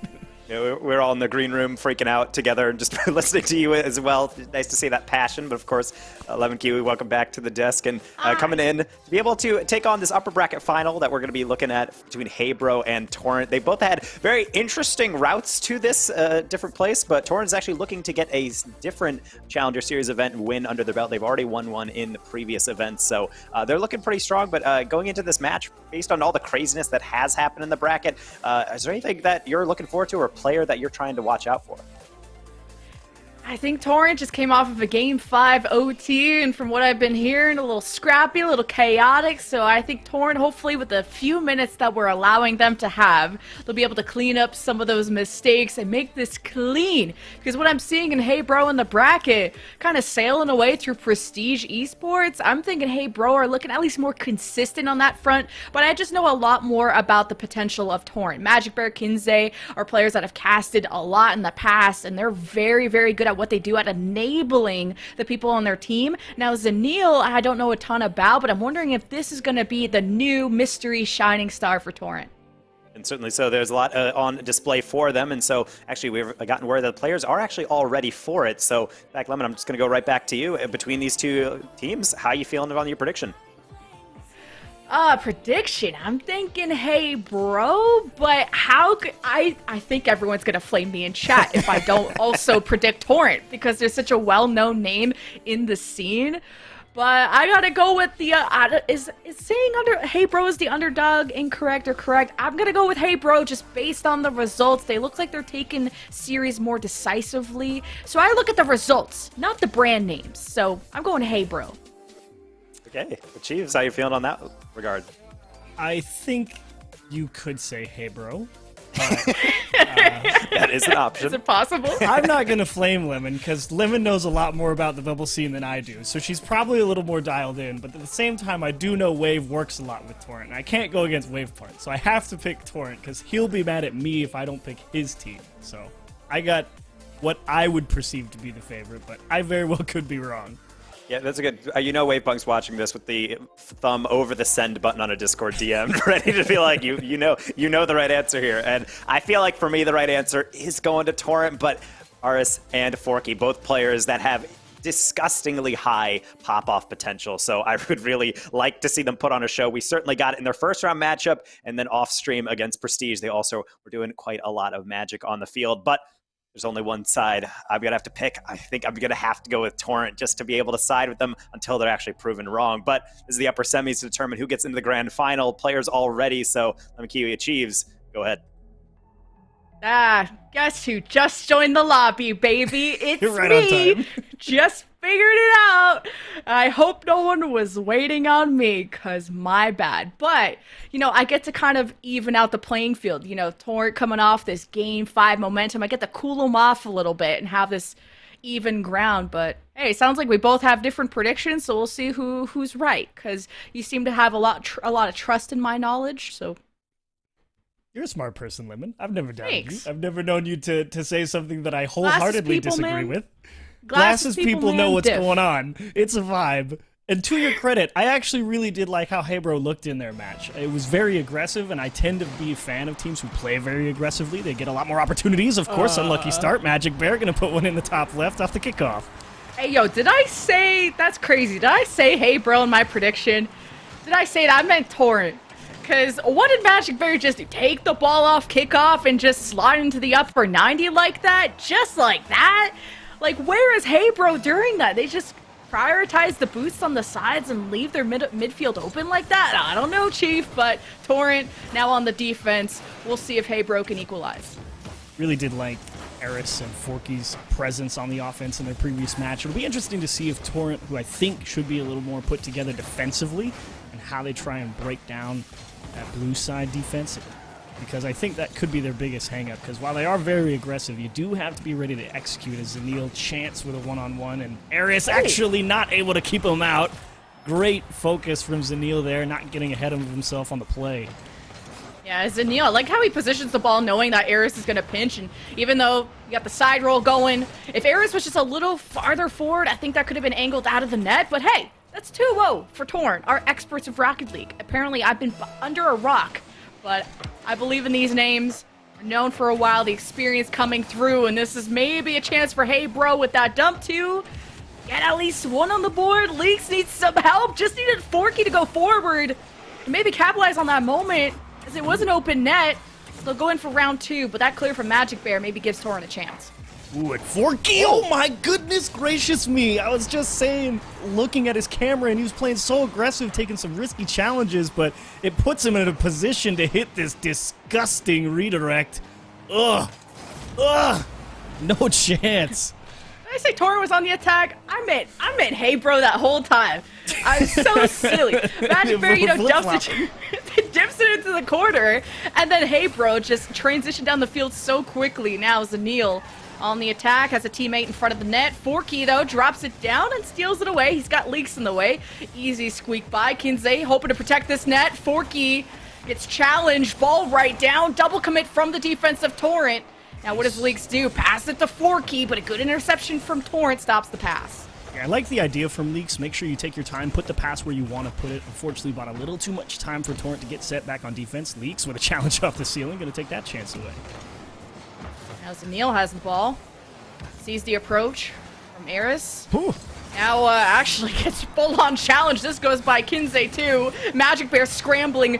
Zanil takes care of the offense that are approaching. Forky got demoed. And now it's Hey Bro's back against the wall and the ball at the back of the net. Magic Bear gets the third one. That was tough to handle. I mean, the respawn Forky initially heading for the boost, not really aware of the ball going to be coming straight at him. Unfortunately, takes an awkward touch. Ping-pongs around a little bit in front of the box, and Magic Bear just drilling right through the defense. Great push from Torrent. Really secure lead here. 3 minutes to go, but still liking Hey Bro's pushes on offense, really making Torrent make sure they're playing consistent defense, and I feel like if they do slip up even a little bit, Hey Bro probably going to be right there to punish, so a lot of time to play, still many opportunities. Oh, Eris getting above Magic Bear there is big, and I like that Kinsey just immediately jumped on the backboard, not allowing that bounce to go through. Hey Bro working their way down the field. Ball goes back to Eris. Forky in front of the net, hoping to drop this down. Zanil with a deny, as Forky hoped to keep that in, and now it's the counterattack from Torrent, as Magic Bear hoping to keep this possession in their favor with Kinsey by his side, as Torrent are doing a real good job of making the space, but possession on the other hand, that's a different story. Yeah, also really difficult for Hey Bro to squeeze the positioning in their favor. They're just trying to be so far forward as much as they can be, and Forky thinks he has time to grab the corner boost, and Magic Bear gonna make him pay for it on the double tap. I think he got time, but tick-tock, Forky just a second. Actually, even too early on that one. I was gonna say too late, but a second too early. 4-1. Now that's a dominant showing if you're a Torrent fan, a Torrent player. Still a lot of more games to go, as it's already a kickoff in favor of Hey Bro and a demo in their favor, but Kinsey just tapping that in just stalls it out in time for Torrent to get all their members back. So that 3-on-2 advantage Hey Bro had is gone. So I think it's a pretty decent point with 2 minutes left, down by 3, to say this one's probably under Rice. Don't really know if Hey Bro have the time here to find 3 against a defense as solid as Torrent here. Being said, though, I think they just need to fine-tune their approach out of the midfield going into the next game. Like I said, I like aggression, but this is, I think, 1 or 2 notches a little too far. It's aggressive to the point of recklessness, and I just don't think that's going to be enough to get the job done. Zanil, nice save across his own goal line to keep the lead to 3. If you squint hard enough, Hey Bro has some pretty good passes and some offenses that have potential, but Torrent's defense, I mean, they read the play before it happens. Maybe it's a speed thing for the offense of Hey Bro, but then these mistakes on the defense of Hey Bro is what's helping Torrent get these extra goals in, like a 4-1 lead, and this has been happening since the first half. It hasn't been something that Hey Bro have been able to equalize quite yet. Minute in. Like you said, this game is kind of chalked. Well, what are the lessons that you're taking into game 2? Now, Leaks, how about this one? Physics, the ball go too far up, it don't go in the goal. Easy as that. Magic Bear takes the kid out on the transition and, well, denies that counterattack. That one tracks. If it is too far above, it does not go in the net. I wholeheartedly agree. Forky trying to pull out another phenomenal goal. He might be able to with his pass from Leaks, but again, the pass is good ideas, but you're right, the defense too strong from Torrent. Definitely well aware of where the play is headed next, so it's kind of the two-pronged problem here for Hey Bro. Ooh, nice little chip. Is anyone there to score it? Yes, okay, they got blocked out by Zanil on the corner. Magic Bear will collect for free, and everyone definitely ready to move on to the next 5 minutes. Kinsey just saving his own goals. Whose side are you on? But it's okay. That was only a distraction. All of Hey Bro went to the left and forgot who was going to rotate in the net. Not sure where the third man is, but 5-1. That's all the score I'm looking at. 18 seconds left. Now, what I want to see in the next 10 seconds is, can Hey Bro score? Ours, well, he can't seem to be driving right now. He got demoed. 8 seconds remaining. There's a chance. Opportunity. Give some hopium to the fans of Hey Bro, especially me who predded you apparently incorrectly at the start. But hey, there's a lot more games to go. But this game 1 ends 5-1 for Torrent. Oh, they just refuse. They're fans of. Okay, they said they want the 6 old more. rule 1. We keep it up at 0 seconds regardless. But do they convert? That's the real question. If you're gonna play this game, somebody has to score. Otherwise, you've all failed. Are we Leaks? You could have just. Well, he wants to keep the ball up in the air, sure. I get the premise. But you almost passed it to Torrent, who made it a 6-1 and made my call sound just silly. Still a 5-1. I'm just an early predictor. Time machine. 5-1 for game 1. That is dominant. And not only a hat trick for Magic Bear, but 4 goals. That's insane. Yeah, really excellent game 1, to be sure, from Torrent. If I understood flow of broadcast, we do have to allow Taco back into the stream. I'm pretty sure that's the case. Have to? Yeah. He's considering it, I think. But either way, I liked the ideas from Hey Bro. It's just the offense, a little too long to develop, too much space. If that's able to be condensed into a little bit, they may be able to squeeze out that few extra inches they need to get around Torrent's defense.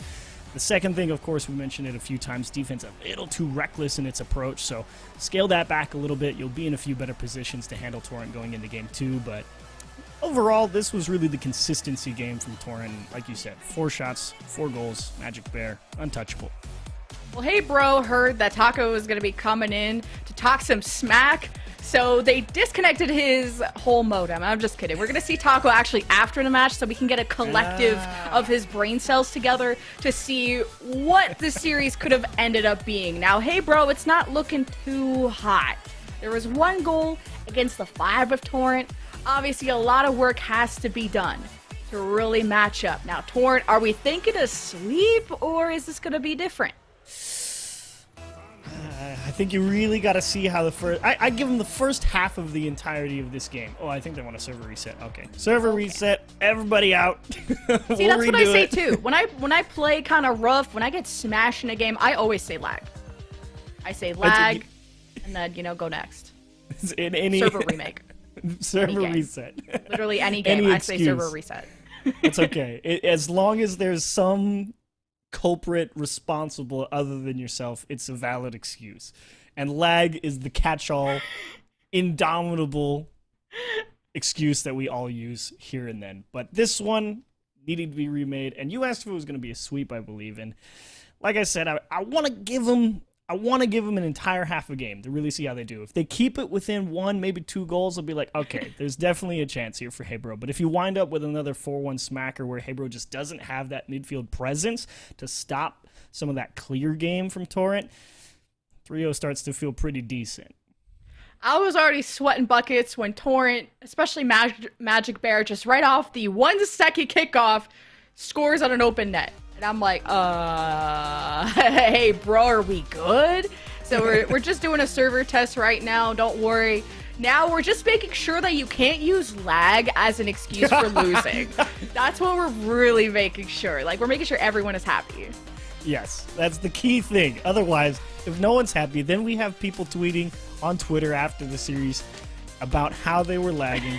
The Twitter fingers come out. Stax goes and puts out a quote retweet and dunks them in return. And it's not fun for anybody. So we really just have to make sure that we avoid that at all costs. Because once you activate Stax Twitter fingers, it's game over. I mean, you've already lost. Twitter fingers into trigger fingers. And that kind of has some transition into, there's triggers on a controller. So True. I actually big brain that. If Stax is starting to fight bubble players, though, I think he needs a hobby. That's all I'm gonna say. Yes, you can go put Twitter down, buddy. It's time to go outside. Let's touch some grass. Some vitamin D. Anyone? Need it. Need it. Need it. Need it. All Okay, right. I was.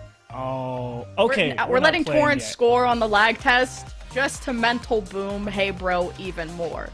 But looking back on the stats of game 1, even the demos were favoring Torrent. Like, they How were much was kind it? of bullying. It was 6 demos to 3. So, wait, am I reading? No, No, you. I think that No, 0 no, looks like a that's- 6. Yeah. Okay, yeah. I see. Yeah, See, yeah, I think don't it's zeros ask across blind the board. people any opinions about stats. Glasses alright? people, that's the one drawback. We may be real smart, but we can't see at all. I can't read. Okay, I didn't say I could read. I said I could cast. I really didn't go through the whole background check on that one. It looked like they demoed. I just apparently so the too, stats but they that's didn't. okay.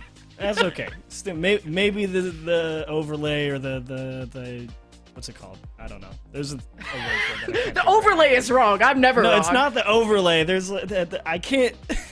I can't believe I'm blanking on this. We talk about it all the time, and I'm just like, why? API. Maybe the API is just not updating to it correctly or something. Who knows? Either way, game 2, we finally arrived. I want to see what Heybro does. Let's see some good offense. Make sure you've got the defense locked down in the midfield. Please bring the heat. CRL analyst title, not CRL reader, okay? While the casters were trying to read during the break, we get to jump into game 2. If you are just joining us, hey, what's up, Torrent? Or up game 1, after 5-1. Magic Bear was kind of crushing it. 4 goals to his name. Now he's challenging into a double commit from Heybro. Aris passing it, and wow, Forky capitalizes. That's a big start for Heybro.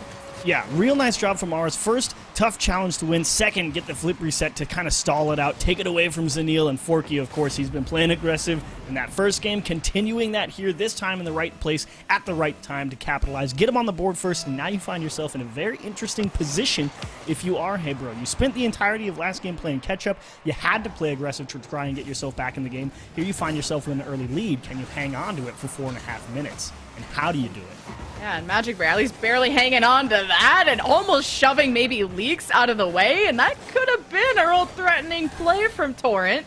But the defense really stepping it up from Heybro, and that's what I was kind of saying during the desk break.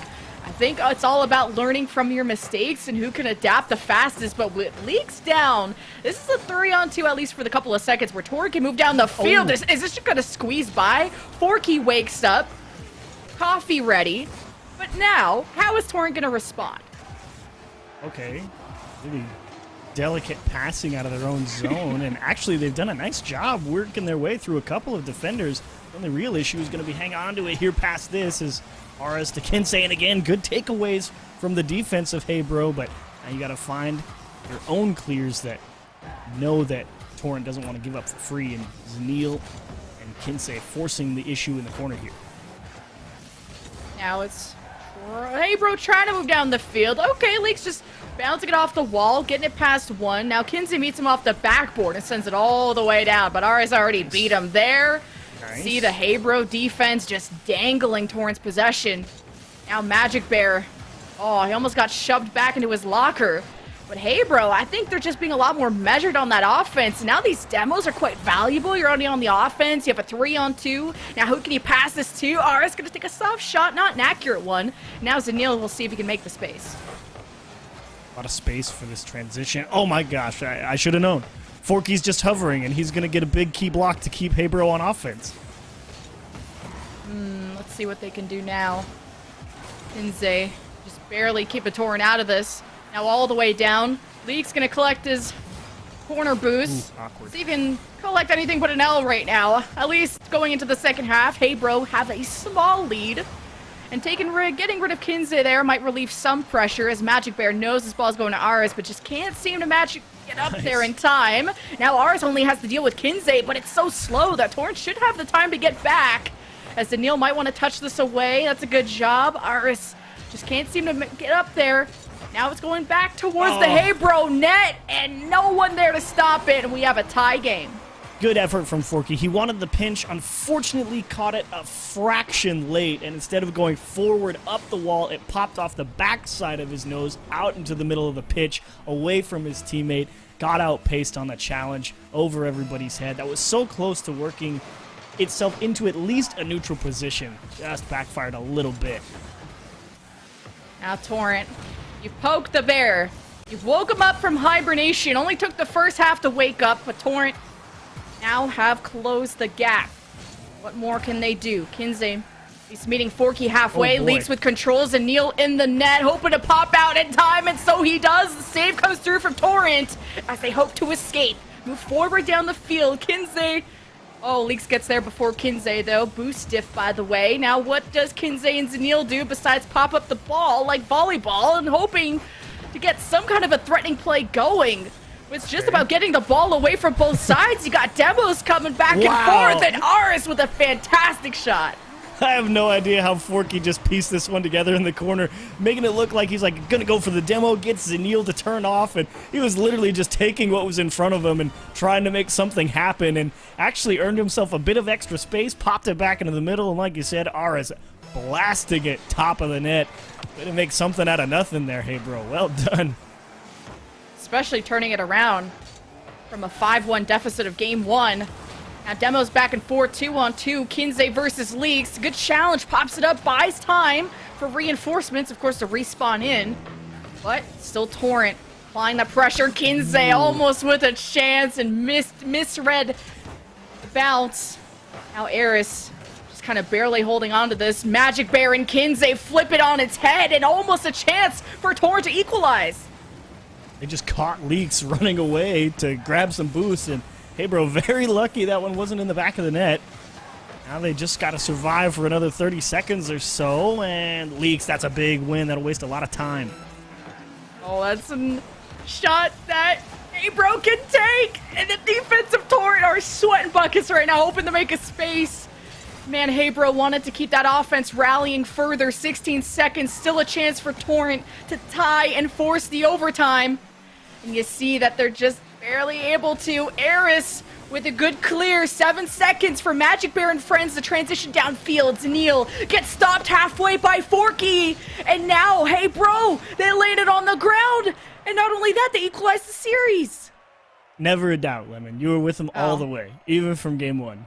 I play the long game. I'm more of a long stock kind of gal, so hey bro are scaling. They're just scaling, okay? Yeah, they're waiting for late game. It was a scary one, but they got it done here in game 2, and honestly, well deserved. I liked a little more put together on all facets. Not quite as aggressive, but that's really what I think they needed. They needed to make sure they approached a lot of the games from a position of strength rather than just trying to make it work. And yeah, maybe Forky improvises one assist and gets one into the net, but that's okay. That's how every good offensive play has ever started. Someone trying to make something and has to make a couple defenders miss. So big play from Forky. Aris really like the mix-ups that he has on his air dribble approach out of his own backfield. Really good at making a couple people miss and at least getting them back into the neutral part of the field. So Torrent really got to watch out for the ball control coming out of him in particular going on in the series. Hey bro, we're like, hey Caster Lady, I heard you wanted some demos. How about 11 of them? Now that 8 was actually an 8 this time and not a 0. And maybe that made a huge difference for them. You went from 0 to 11 demos. And look how much more they were able to rock on the offense because of it. Also having more shots than Torrent in that case. But now it's a more neutral start. Now in Game 3, Series 1-1. As Forky sees Magic Bear coming over. Eris gonna go bully him. As Magic Bear just living in their backline rent-free, decides to go away. Now it's Kinsey's turn. Almost connects to Zanil, tips it back, and Leaks couldn't get it out. What a play from Torrent. Ooh, I thought it was a free ball here with this pass, but Zanil giving Forky kind of a taste of his own medicine from game 1. That is not an easy shot. Jumping from the opposite side of the ball, going away in terms of momentum, having to time the flip perfectly to clip it at a straight 90 degree to your left. Ugh. There's some disgusting mechanics in this Challenger Series. That's all I've learned. Oh, what a save from Leaks. Making it up from last time. It's okay, sometimes the ball just leaks through the net. Maybe you gotta change your name. It's kind of cursed. It does. But That doesn't do much for your marketing, you're right. yeah, the branding is a bit off. Forky, though, can he get this through? Wanted to tip that towards the net, redirected in. Magic Bear sends it away, but Leaks round 2, baby. Eris right by your side. Leaks just gets demoed. Okay, Leaks, I hyped you up. On brand. Gas is now leaking from the tires. The demo not helping out. And Torrent, well, they still haven't gotten out of their own end despite that demo. Okay, good push here. It's a strong push from Zanil as well, really trying to earn as much space to clear the ball as they can. They need to force Hebro to reset, and they have managed to do just that. And Magic Bear brilliantly positioned, understanding only one way across the net there. Unfortunately not able to muscle it through. 3:30 left. Torrent Back on the offense. Except Kinsey kind of gifted that to Leaks. Said, you know, you've been having a tough time. Here's the ball. Here's the possession. Now the counterattack from Hey Bro. Kinsey gets in the way. Good save. And is actually past the Magic Bear, which would have been the craziest play if that was actually accurate. But it hits the cross, and it doesn't go in. It's only a 1-0 lead so far for Torrent. They did catch Eris too far forward as well. You're absolutely right. Had it been in, he wasn't even going to be able to catch up to it. They transitioned it so quickly, and there's a nasty pinch on a challenge. Goes right through everybody. One person, I believe, was Kinsey. Yeah, he scored it, and it's Leaks in the corner. Honestly, he didn't even do anything wrong. He's just rotating back, and the freak pinch. What are you going to do? Tip your cap. 2-0. Make it work. 3 minutes. Yeah. Eris with a massive assist against his own team, but that's okay. We go again. Magic Bear about to deposit this to Zanil, but so many cooks in the kitchen for the Hey Bro defense. And Eris with a good clear. I mean, Torrent almost turned that around and went in for the rebound. Magic Bear catches Leaks on the transition in the midfield. Now Torrent gonna make the most, 3-on-2. But kind of lost possession. Magic Bear wanted to get in there, and two 6-foot kids are in the corner. And it's still Hey Bro just continuing to get this ball away until they got away from their own net. And there's, I mean, Zanil was there of all people. Yeah, that was a great pass from Magic Bear over to Zanil. In fact, it was so good, it made everybody on the Hey Bro defense panic and just dive across the net, hoping they were going to save it. And the worst thing happened. Zanil missed the ball, so they couldn't actually recover and get back into the net. Free goal, and Zanil may have a second one here if he can find his way through. Forky drips it low, and that's a great adjustment. Forky with a nice save to keep the deficit to 3, but not a lot of time remaining. Gonna have to put a couple of nice plays together in short order. Really good patience from Forky, and maybe just too much patience from Hey Bro entirely. How have we not scored yet in the first half? But this is a chance for Forky. But Eris feels like he's struggling a little bit. He's like, let me help you with those boxes, pal. And now all of Hey Bro are on the right side. No one to pass it to in front of the net. Open net chance. Kinsey with a very good clear. Makes Torrent on the attack again. Now, no real chances for Torrent to score. So many people from Hey Bro in the midfield. Ooh, hard to cut through. What a hit from Leaks, but it doesn't go in. I wanted it because I love great goals, and I've been denied, but that is all right. A couple of really nice pushes, though, in the last 30 seconds here from Hey Bro. They've been incredibly demanding in terms of the mechanics required to make them happen. That's what they feel is necessary, and they're absolutely right. And I think they've got the chops to do it. Just a matter of do they have the time and the space to make it work. And so far, Torrent just able to hold them off. I think Hey Bro are definitely stepping it up on the defense. I mean, yes, they've let 3 slip through, but it's the one that can cross. That counts. Forky finally showing himself off. Eris to Leaks to Forky, and having to go get it. That's what you have to practice when you do your training packs.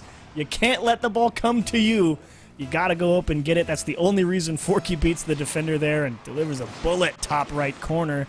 2 goals in a minute. Definitely seen weirder things. RS off the ceiling with a catch through Kinsey, and he somehow gets a touch to it to kick it out to the side. Huge block again for him. And Eris couldn't cut it with that open net right in front of him. Had to chase it, but they're Hey Bro are maintaining possession. Eris with a shot. Saved again. Leaks trying to tip it in. And now all of Torrent are scrambling. It's an open net. And Forky scores. They refuse to go away. It's like trying to get rid of a cockroach infestation, and they just won't die. Zanil panicking, trying to make it back into the goal. Took his best guess. Forky slipped it over his shoulder, and now they've got 42 seconds. Hey Bro, looking dangerous late in the game.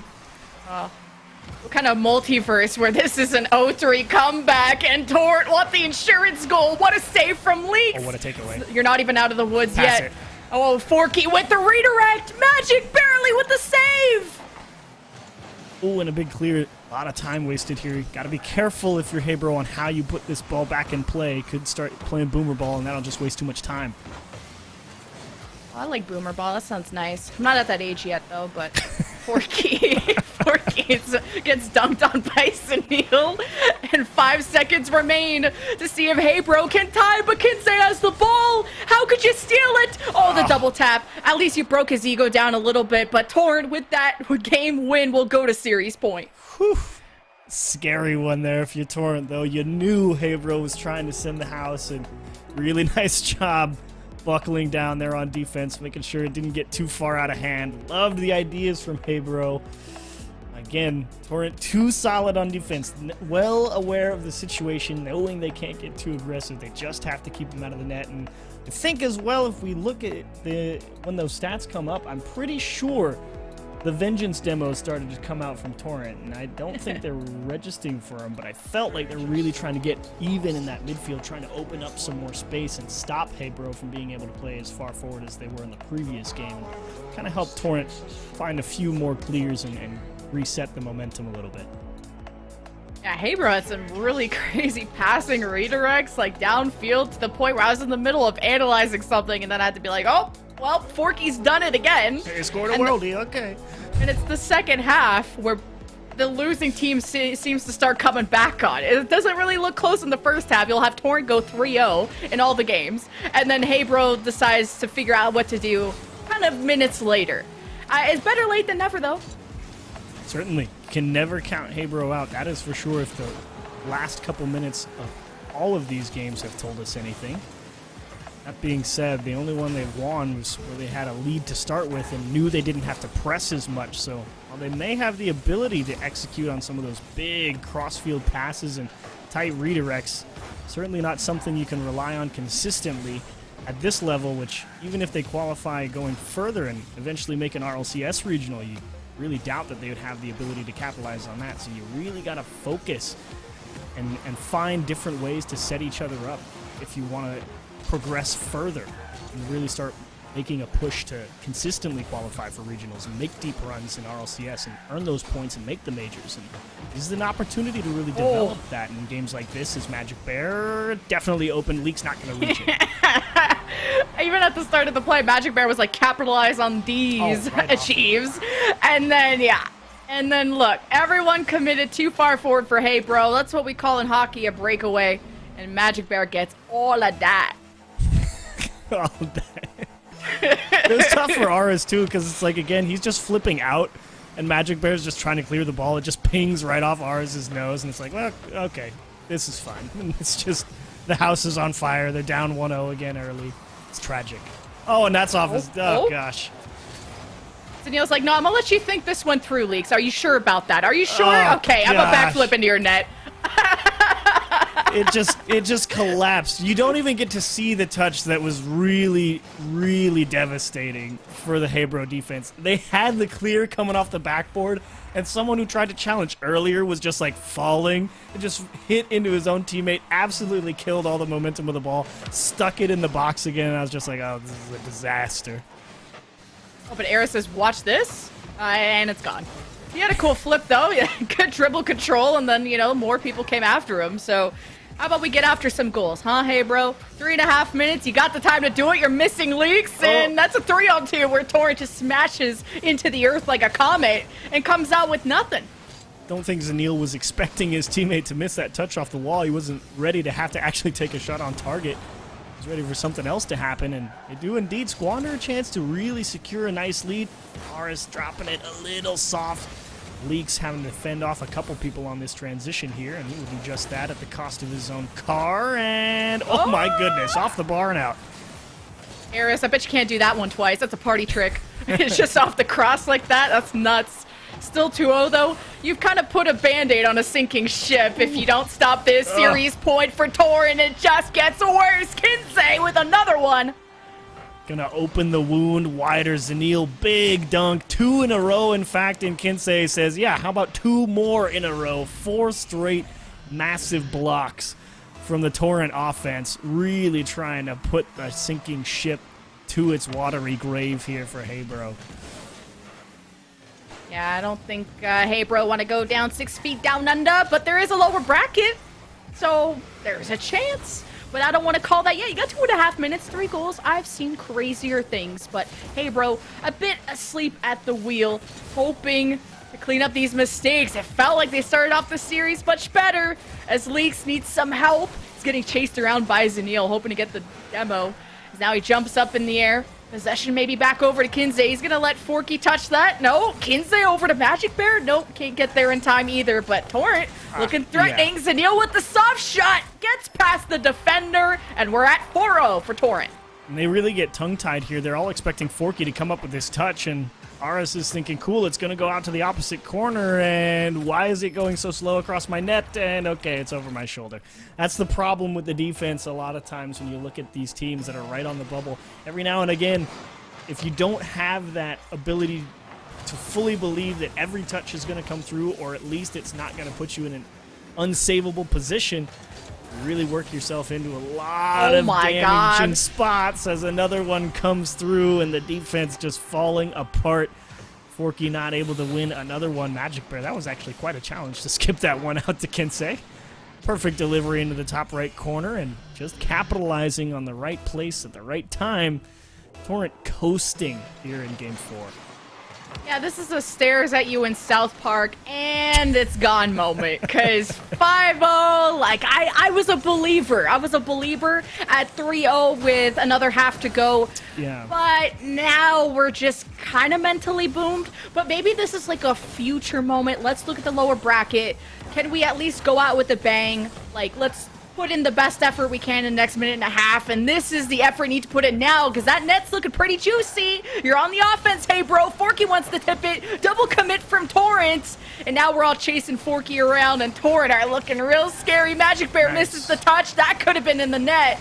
And Zanil just maintaining possession, hopefully not trying to score on his own net. Yeah, I really hope not. It was actually a really smart play from him, because everybody was, like you said, chasing Forky with that ball, and so they're all just heading up and down the pitch, all 6 players on the server, and that one just got popped over everybody's head, and Zanil really aware of, I just need to buy some time here, so the air dribble into the wall there and poke it into the corner was exactly what was called for. 46 seconds, Leaks dead, 3-on-2 for Torrent. And now that was an offense that was starting to heat up if you're hey bro, but when you miss a member on transition, it kind of causes you to hesitate, kind of freak out as Forky makes the most, but the damn cross got in the way. So now, hey bro, if you don't do something in 30 seconds, that Liquipedia bracket's gonna look real sketchy with the 5-0. We gotta make that look closer. Oh, they might do it. Yep, okay. Asking you There we shall go. receive, Lemon. Bless. Get a couple of good challenges here in the corner. Leaks, nice cut to the outside and a little shimmy shake. Cut back to the outside to get the space to go around the corner, and RS more than happy to drive through and try and push that one on through. So, they get one back. You want it a little closer. This is genuinely the smallest bit closer they could be. Well, I know if there was just any other CRL casters here, we'd be like, is this a Brazil angle? But there's like 10 seconds Here it left, comes. you know. Here it comes. I smell a Brazil. You know, and this is the moment where we've kind of given up on making this look comebackable, and now we start talking about Brazils. But I'm talking about Torrent going to the finals. That is a 3-1 victory for them over Hey Bro. Now they get to stare down the barrel and see, will Hey Bro return from the lower bracket? Or who else is going to show up? I think Hey Bro definitely has potential to make it through that lower bracket. I mean, I liked a lot of the ideas that they were trying to execute on offense. Like, it's quite effective, at least in this arena of play, I should say. Like, if you can cross the pitch with a huge 2-touch clear, and Forky's able to deliver a perfect redirect in the top corner, more power to you. But this might be the only place where that's going to work. And so I really want to see Hey Bro spread the field, not all the way across it, so to speak. If you really condense that triangle a little bit, really try and get some tighter range passing, you might find yourself in a few more one-on-one, one-on-twos, or at least with an opportunity where you put a defender in a space that's really tough to handle and make them make a big play. Well, I'm going to spread out. I'm going to push you away from me. Oh, I got to push this way so we can make some space for the man's the taco himself. There we go. You see how I kind of segued that? It's kind of sick. There he goes. He swims in between us. Swims in between, pushing you guys to the side to, make a little space here. And honestly, there was a lot of space created by Torrent in that last game. About 5 goals worth of it. I suppose 4 at the end, but goal at 20 seconds. I'm not going to count that one. It got a little sloppy down the stretch from Hey Bro, but you said it, there's potential. You see the shining moments. It was actually several times in the background in the green room. I was watching some of those plays and I was stunned. It looked really nice at times, but when the wheels come off, it really gets down to business. It can be tough for them to play against Torrent. Torrent has been showing that they are susceptible at times, but they are in our upper final. So as actually we try to slowly transition into our lower final, which is going to be Haybro and Shine Media Orglis, previous NXT roster. We're going to be able to take a look at those rosters in a sec. This is where it's going to be very interesting because Haybro, obviously, we've seen how they've matched up against Torrent. Now we're going to have to see, Lemon Kiwi, how Orglis is going to be able to shape up against the team that Torrent just knocked down here. There's like conflicting branding. You know, Achieves and I were talking about branding and leaks, you know, maybe you leaked some balls through the net there a few times, but if you have a player called Skills on your team, surely this means It's a something. big upshot. And there was like potential in Shine Media, and then you put Orglis. So I'm like conflicted on, are they Orglis or not? Do they have skills or not? And you know, I'm gonna be truly shown the light once they start playing. I think it's sorry. Go for it. Oh no, Yes, that's not, perfect. you already have something right on your mind, so I need you to spit it right out. Okay, I think Shine Media, it has to bode well that you play Torrent close, because I think it would go without saying that many people who watch AAA Challenger Series probably say like probably the strongest team in this one. The question about that series that goes, okay, why does it get to 5 games? Is it just because Torrent is willing to capitalize on mistakes? Maybe Shine Media also has a bit more scaled back and you kind of have this very conservative approach to Rocket League, and that's why you could have a lot of tight games. If Shine Media is in fact that type of team, I think they kind of get clapped here by Hey Bro. It's like the fire comes through and they're just like, whoa, that's too much, you know what I mean? So I'm at least marginally concerned for Shine Media. Marginally concerned is certainly something that they live by. There's some marginal means through which they were able to get some games off of Torrent and then obviously lose out on that series in total. 2 overtimes, they were 1-1 in them, and the largest gap between actually either of those games was just 2 goals. So certainly think there's a lot of potential there. Shine Media, previously NXT, has been really pushing through the scene for a while. They've gotten to a couple day ones. In fact, that was the match I highlighted as an interesting kind of revenge tale, is that this same roster was actually the one that knocked out Torrent from closed qualifiers time before in previous events. So this is something that maybe there's some bad blood here, something that they're not necessarily thrilled to see each other, though Torrent is definitely rebuilt, and I think this is actually the main reason where you try to recruit the Zanils onto the roster to shake things up and give yourself a better look at things. So going forward into this next match, Lemon Kiwi, I mean, what can you say about really what this new Zanil pickup has done to Torrent? They've already won one of these events with a different roster, but now it seems like they've only improved since then. I think Zanil's a good cog into this machine, this design. I've been more impressed by what Magic Bear was able to do in terms of game 1, is scoring 4 goals, and he has some really valuable touches in the midfield too to kind of just always give Torrent that edge when it comes to possession. But I think, you know, if you're not throwing, well, you are contributing in some kind of way, and I haven't seen Zanil be the problem, but rather be part of the success when it comes to Torrent now, or when it comes to that team. Shine Media, though, all of their series so far have gone, or most of them have gone to game 5s, and then they had this forfeit happen. They 2-0 Gentlemen, but are Shine Media able to be consistent enough to not go to that game 5 territory? Because I'd be a little bit concerned about that. Something to certainly avoid. And Achieves, as we look at this next match to determine who's actually going to be going on to that grand finals up against Torrent between Haybro and Shine Media. I think we are seeing several different play styles. They both have had successes and obviously ultimate failures against Torrent. Do you believe that there is a team that does come out on top? I feel like you mentioned Haybro as potentially your choice, but are you going to stick to your guns on that? I think I do. I am always a big fan of teams that play a lot of very aggressive offense, and sure, there's some screws to tighten, you know, make sure everything's up to code, so to speak, for Hey Bro, and if that gets tightened up a little bit, they could be a strong contender to even push through some closed qualifiers, maybe make a regional. I think there's a lot of potential. It's just a matter of, does that get realized on the day? Here, though, I think, yeah, I think I would put my money on him. I liked a lot of what Ara shows you. He's got a lot of mix-ups in terms of his approach through the midfield. He's good at breaking down defenders. I mean, Leaks is a very aggressive support player who does a nice job spreading the field and getting passes out towards his teammates. And, of course, Forky's just going to be as aggressive as he possibly can and try and make you just blink your eyes in surprise, like, how did he beat me and why is that in my net? And so I like that approach. And I think it's a strong one. It's just making sure that it's consistent enough to be successful at higher levels is the only real question. So do I think it's good enough to beat Shine Media Orgless? Yes. Do I think it's enough to consistently try and qualify for RLCS regionals? Maybe on the right day. You never know when you're going to peak. I mean, yeah, we're trying to put together this whole tournament circuit just simply because we want to give these teams a chance to shine. And almost, also, in a way, this is kind of like the redemption type tournament. You don't make main event, and you're saying, fine, I'm going to compete for some money here in the AAA Challenger Series. And so, Abro and Orgless making runs in Regional 1 for closed qualifiers and not quite getting there. So now they're able to get back. And in a way, this is actually a great testament to their ability to compete because this, based on scheduling, actually is the teams from Regional 1 closed qualifiers. However, for Regional 2, Torrent 3-0'd into the day. In fact, their third game in closed qualifiers of the day was a win over Ghost, who came top 6 in Regional 1 main event. So that is a small feat from them. So really getting back to this grand final, I wouldn't say is surprising, but they're showing that the bubble scene is always growing. So before we really have all these players in the lobby, I mean, just real quick, you guys have given your thoughts on both these teams between Hebro and Shine Media, but go to you guys for quick predictions. Lemon Kiwi, who do you have coming out on top?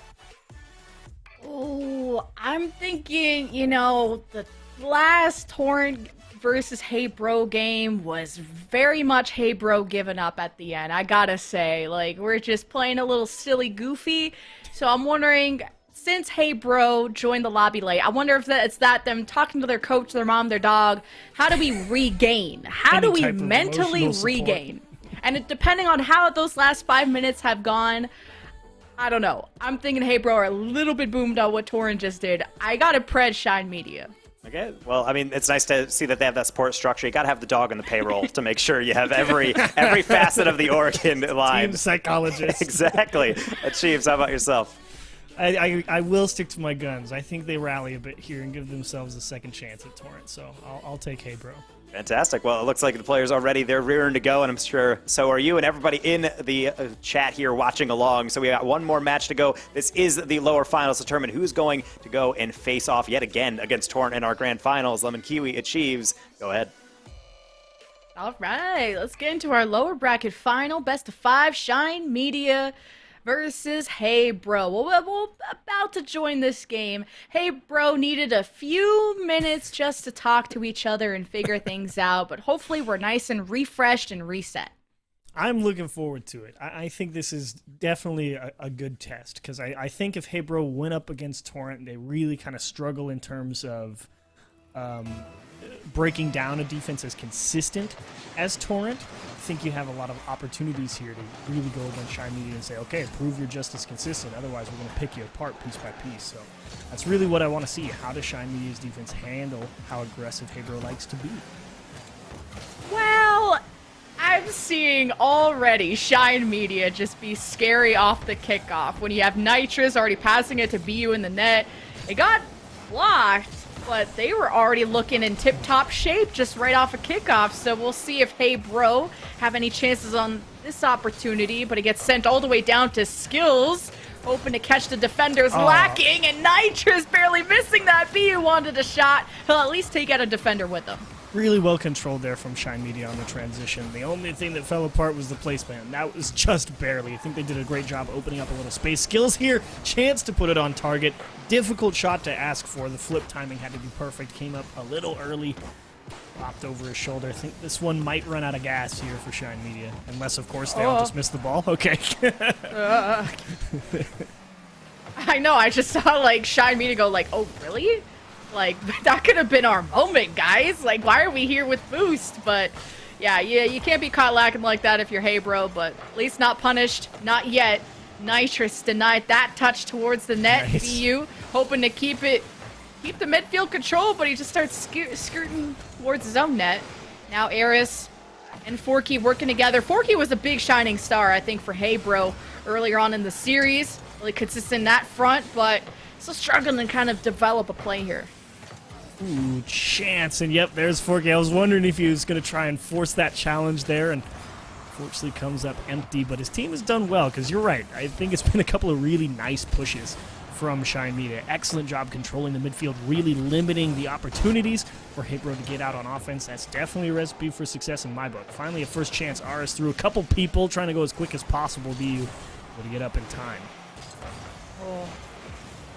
That was, now you got that was almost scary. I almost saw Shine Media leave their whole midfield open during that last play, but still, he's toast. Either team have yielded no results. 0-0 almost in the second half, but the pressure is mounting, and finally it overcomes the defense, and it's Hebro on the board. That was the hero stand for Skills, to be honest. He was essentially 1-on-2 the whole time. Made the first save.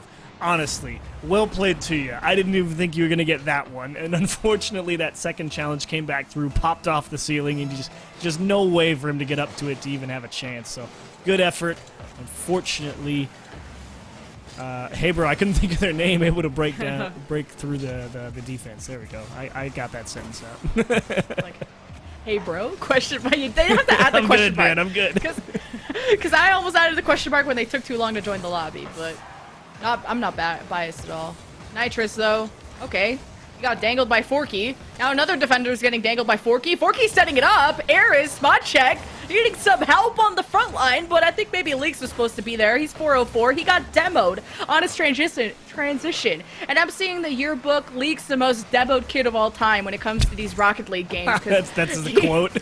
That's his quote. He's just dead all the time. Feels bad. And it's just, hey, bro, really need him. Ooh, actually kind of caught BU a little too far forward here in the midfield. And hey, bro, this is a chance to actually set up the offense. Tragic. BU trying to go across his goal line. Unfortunate rotation back onto defense here. BU just trying to get a challenge off on the wall. And unfortunately, his dismount kind of takes it away from his teammate who is already in the net, kicks it into his own goal. That's tough. Aris already asking if it's a best of 5. I mean, thinking this is going to be quick and easy against Shine? I don't know. But at least we did one thing correct, the Chiefs, and that was picking Forky as like one of our favorite players from Hey Bro. Was the first one to score. Let's get it. And he's got both goals. Aris is like, but what about me, caster lady? He scores, and that's 3-0 for Hey Bro. Really nice push through the midfield line. BU, honestly, again, unlucky, to be fair. I think his challenge there is at least decent to try and force it into a neutral position. And as his car completes the backflip, it tips off his nose and just skims right past his teammate over to his left, and his teammate's just like, bruh, come on, that can't happen. And it's not even BU's fault. It's just at the mercy of the physics engine. Got Hey Bro versus Hey Bruh. Yeah, that would be really hard to cast, actually. Skills, though, really good control, catches the clear. And now this is a chance for Shine Media to get on the board. But how is the spaghetti on the floor already? That looked like that was really good. And then all of a sudden, Hey Bro have an open net to score on. Whew. Aris mixing it up here. Great recovery on the sidewall. A little help from Forky, of course, to stick that one on the wall one more time. Great dismount. Quick to recover, get himself in position to get around before the defense has the chance to settle themselves again. And it's a blowout here in Game 1. Honestly, great opening from Shine Media. I mean, that first minute of the game, you were talking about it, and they were pushing, and it's like, oh boy, I may just be like dead wrong in terms of what I think was going to happen here. And for a while there, I liked the midfield. I was like, good, you're really limiting their opportunities, but of course, Hebro not one to go down quietly. They made some real nice adjustments, pushing that ball horizontally across the pitch, really forcing a lot of space between Shine Media, and that makes it that much tougher to make sure you can cover every clear option. And Hey Bro utilized it brilliantly on transition. They rack up 9 shots, 4 goals, only 4 saves as well for Shine Media. They're going to get a goal here at the end for the sake of saying we scored. But this was to make the bracket look close, am I right? Yeah, just to make it look nicer. But this was unfortunate for Shine Media. Like, 2 goals were just like, I mean, sorry, BU, that's unlucky. This very well could be a 1-2 game right now. I think you could pile on 5 other Rocket League players in this lobby, and Forky will still find the gap. I mean, their offense has been able to execute every time, and now you're getting... Where was this? Like, exactly 5 minutes ago. That's what I wanted to see. But you know what? Game 2 is about to be way more hype now that Shine Media know how to shine. I think game 2 will be very telling. I think, hey, bro, you can kind of sit here confidently and be like, yeah, picked apart on a couple mistakes. But if you kind of look a little closer, you dig a little deeper, it's kind of like, are they really mistakes, or does the freak touch just beat themselves? And that's the real question that'll, I think, get answered quite nicely in game 2. But overall, I liked the approach from both teams. I think it's exactly how both teams wanted to play, so I don't think anybody really needs to change anything. It's really just, you know what, game 1 kind of was a wash for a couple different reasons that we think are out of our control. So I'd like to see everybody blink twice, reset, grab a different car preset, and go into game 5 and do the same thing and see how it plays out. Change, just change your sensitivity. I know a lot of pros that just, tweak that a little bit. Sometimes one sense is a little bit off. Change the settings. I like that. It's not you, it's the game. It's not me, it's my internet connection. But it's the lag. Even Shine trying to use some demos. He saw that they had more demos that game, but really didn't end up making that much space at the end. But it's a new game. Skills and Nitrous were really starting to kick off. And I mean, even in game 1, I thought off the kickoff they had some good synergy. But just once, oh my goodness, Hey Bro have momentum. It's tough to stop them. Already a shot from Hey Bro. And some big boost steals as well, really trying to limit the options there. Nitrous doing a nice job forcing that ball at least down into a dribble. Forky fighting for possession, and he's going to bob and weave through a couple of bump attempts and get his team back on offense. Leaks, he's going to cut it to Aris, and that actually slows down the transition just enough where Shine Media will get back in form on defense. Oh man, that's really good mid control too from Shine Media. You see that Hey Bro on both sides of the net, can't seem to connect the pass. That play dies, and maybe a chance here. It's shoved in, and that is Shine Media actually with the first goal. I'm pretty, yeah, this is Leaks, right? Yeah, okay, he puts it off his own post, and Aris is just like, why? And then Skills is, thank you very much. He'll walk into the net. Great positioning from Skills, of course, seeing if anything came his way. Right place, right time, kickoff collapse. 2 goals for Shine Media. Nitrous will take that one to the bank. I just blinked. I had to check my social media when you said Leaks, ? And I was like, where? And then by the time I look up, you got a kickoff goal from Nitrous, so good cheat up 2-0, 4 minutes, and that's them waking up. That's all that matters. Doesn't matter. Never too late. Now BU has to catch this. Forky about to deliver him an L, and Aris helps out, so the gap is closing. They get the kickoff goal essentially right back. BU not able to control that. He wanted to take it on a dribble up the wall and start an air dribble out of his own half. Unfortunately, mistimed his car moving up the ramp, popped it straight off the roof back into the middle. Forky right there to punch it out into the mid for Aris, and that is an excellent shot to cut the deficit in half. So, Hey Bro find themselves in the situation that they thought they should be in the first place. Down 1 early on. We'll see how they rally from here. Nitrous got his pass denied by Forky. Double commit there from Shine Media. Almost able to get this through. And now, oh my goodness. Hey Bro are just barely, they're sweating. This ball keeps crossing in front of the net. I'm sweating for them, but at least they cleared it now. Forky open to passes to Aris. He reads the bounce, tries to get above it. Saved by Shine Media, but it's brought right back. You're not out of the woods yet. Aris passing it to a Ghost, but let's see if Forky can maintain possession. Well, it takes out a kid in the process. 3-on-2. Nitrous, see if him and Skills can go through the right lane, and they managed to break out. See, if Forky actually makes that touch there over to the side, but he only has to make kind of this awkward touch out into space because he's overcommitted in the midfield, so you really got to be careful. But of course, who cares? It works out eventually. The ball kicks straight middle to him, and if we've seen anything from Forky, it's the ability to place the ball into the net with force and verve, and he will do so over the top corner of one of the defenders and tie it up. Yeah, who cares, Achieve? Just score, forehead. Just score, forehead. That's what I'm learning, man. If you hit the ball hard and you place it well, it's going to go in the net. Yeah, that's pretty true. See, we talked about those physics lessons. 2-2, though. Going almost into the second half. Nitrous playing goaltender. He almost gets shoved into a locker there by Aris. He crashes and burns. Now Nitrous with kind of the semi 3-on-2 as people are still rotating back. BU with a double tap saved by Forky. Skills keeps it in, even climbs up. Forky reads that. If you can maintain it now, BU keeps that for Shine Media. Keeps the offense kicking. Nitrous using the corner to get to Skills. Not enough momentum. Leak steals it away as Eris wants to turn this play around. Skills almost bumps it into his own net. Now it's downfield. Forky again forced into that role of just buying time for that defense to reset. He does an excellent job of it one more time. And Shine Media, oh my gosh, I thought that was in for a second. Shine Media also close, I feel, to really putting a lot of pressure on this Hebro defense, because Hebro, after watching, a series, and at this point a series and a half, they do strike me as the create chaos and we thrive in it type of team. And Shine Media, if they ever just get one big block on them, they're just going to have the easiest time putting in a goal against these guys, just because they're all like, go 100% all the time and we will make it work. And that's good if you're not having to play defense, but if they ever do, I don't think it's going to be pretty against this particular team in Shine Media. Just go and just score. That's what I want to see. Some Rocket League is about to happen. Forky is gaming, and now it's off the backboard. See, I tried my best through there, but Nitrous making sure they ain't getting the rebound play. Minute 16 to 2. Eris having leaks in front, but gets stifled there by BU, and that almost slips in. Now, can Hebro maintain this?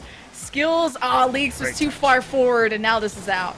Really like that touch from Leaks, though, because the whole point about how they like to play is possession. And no matter how it works, even if you got to take it all the way back to your own side, as long as they keep it, Hebro is perfectly happy with that. Leaks with a second chance to set up a teammate here. Dropped into the middle. Forky leaving it for RS. I don't think they've got enough in the tank to really make this one work. We'll just see if they can hang on to the ball at the midfield. Oh, Forky trying to be fancy with it. Psych, we're just faking it so Eris could shoot and get blocked on by BU, but it's fine. 34 seconds. Leaks bringing it back. Forky, see if he can make the double tap play happen. Goodness. On the goal line, bounces in. Hey, bro, take a lead. How do you shoot this? Like, that touch is like, yeah, that's good. But what makes you continue and be like, yeah, I've still got 20 boost. I can definitely get around to the top right of this ball and make sure it goes across the net into the back corner. Yeah, I can do that. Just do it, Forehead. Just do it, Forehead. Like, Nike, what? Nike sponsoring this or something? I don't know, but let's see if Shine Media can do it. Because if in the next 20 seconds nothing happens, we're gonna see Hebro on series point, and that's not fun for any Shine Media fans. We'll see if they'll still be orgless after this. But 8 seconds, last play about to happen. Skills setting it up. Forky gonna catch it. Skills to BU, hoping it passes to Nitrous, and the deny comes through from Hebro as Forky lands it on the ground. Maybe not. Okay, we're going for like the 4th goal, and we could have stopped this right here, right now. Come on. Okay, there we go. Hebro have now gone to series point.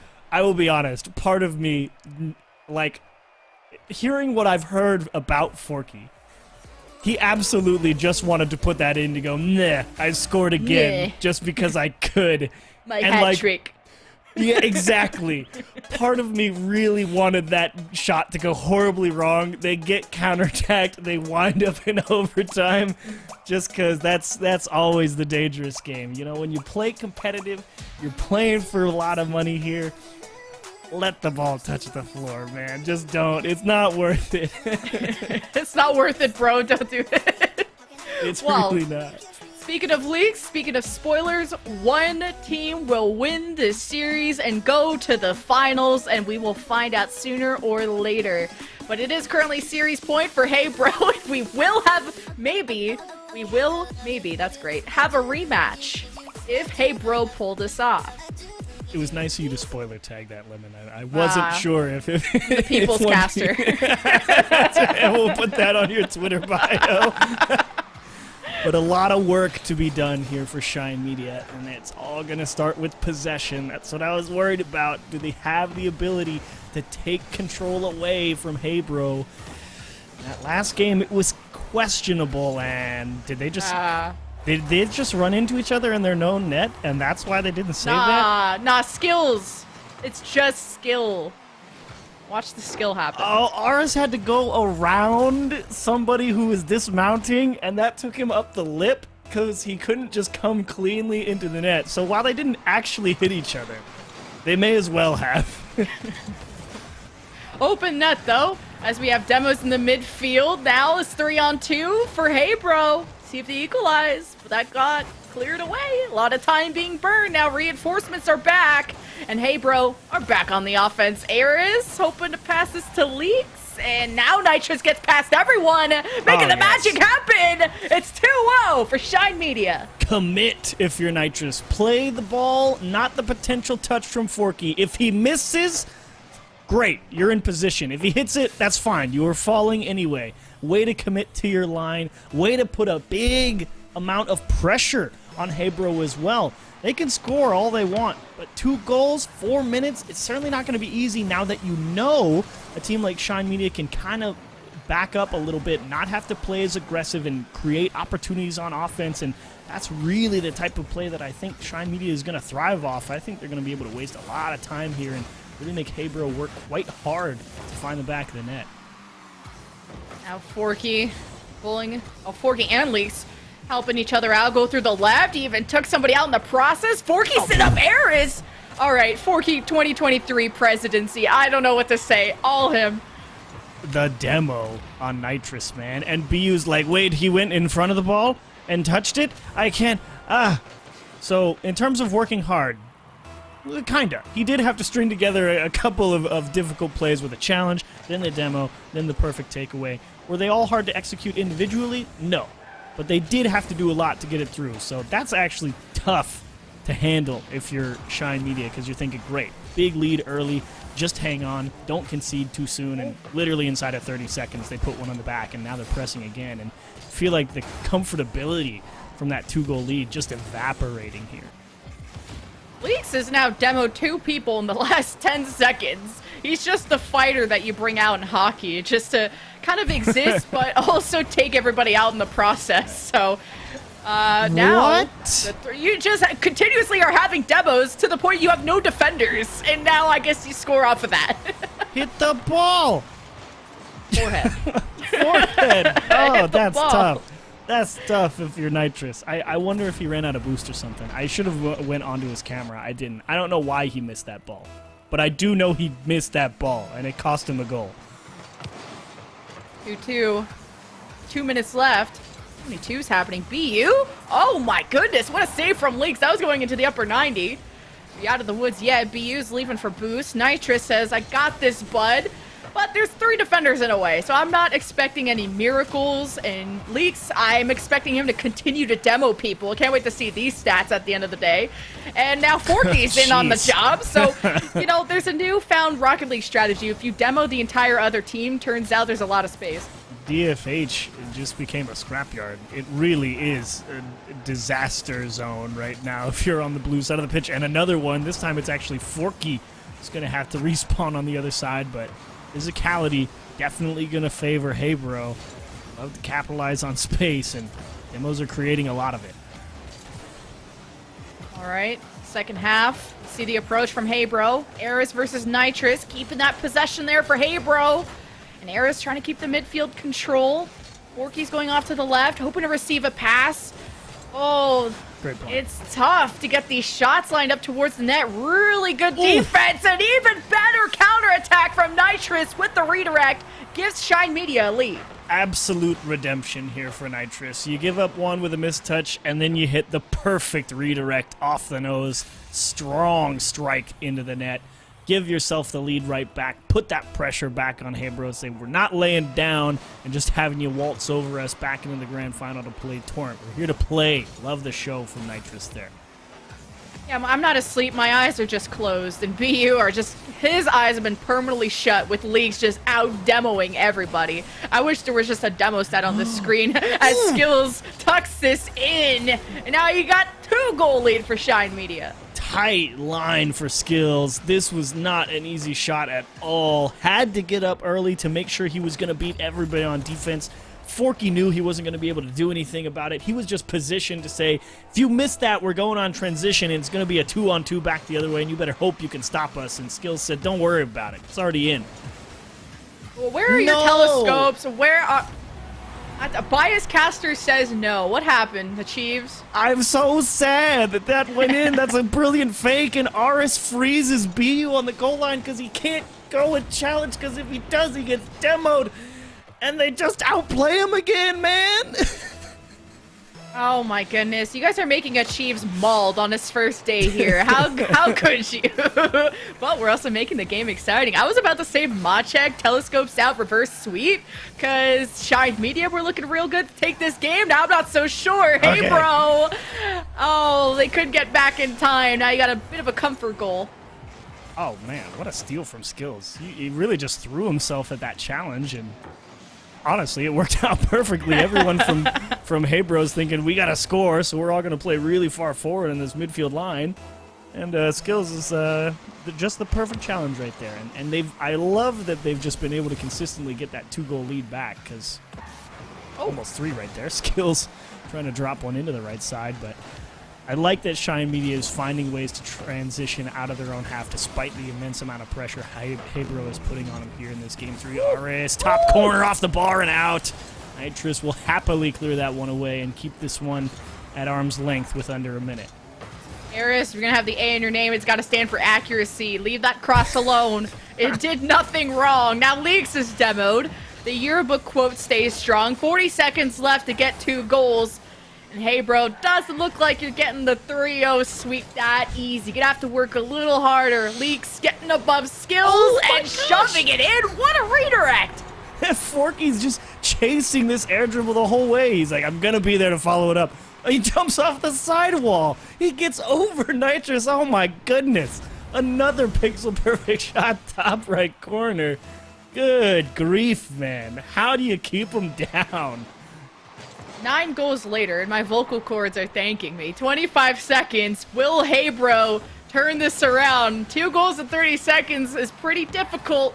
Now Leaks has to try and squeak by Nitrous. Skills puts a shot onto the backboard. BU doing the same thing, keeping Shine Media into this. Sporky carries the ball, passes to Eris, but it's denied by a touch by Skills. 5 seconds. Attempt Leaks to towards the Aris? defenders. Leaks jumps up. Can anyone capitalize from Hebro? The ball is still in the air. The 1 second mark hits. Eris to Forky. Oh, he's not in a position to get that, but Leaks gonna keep the ball in the air.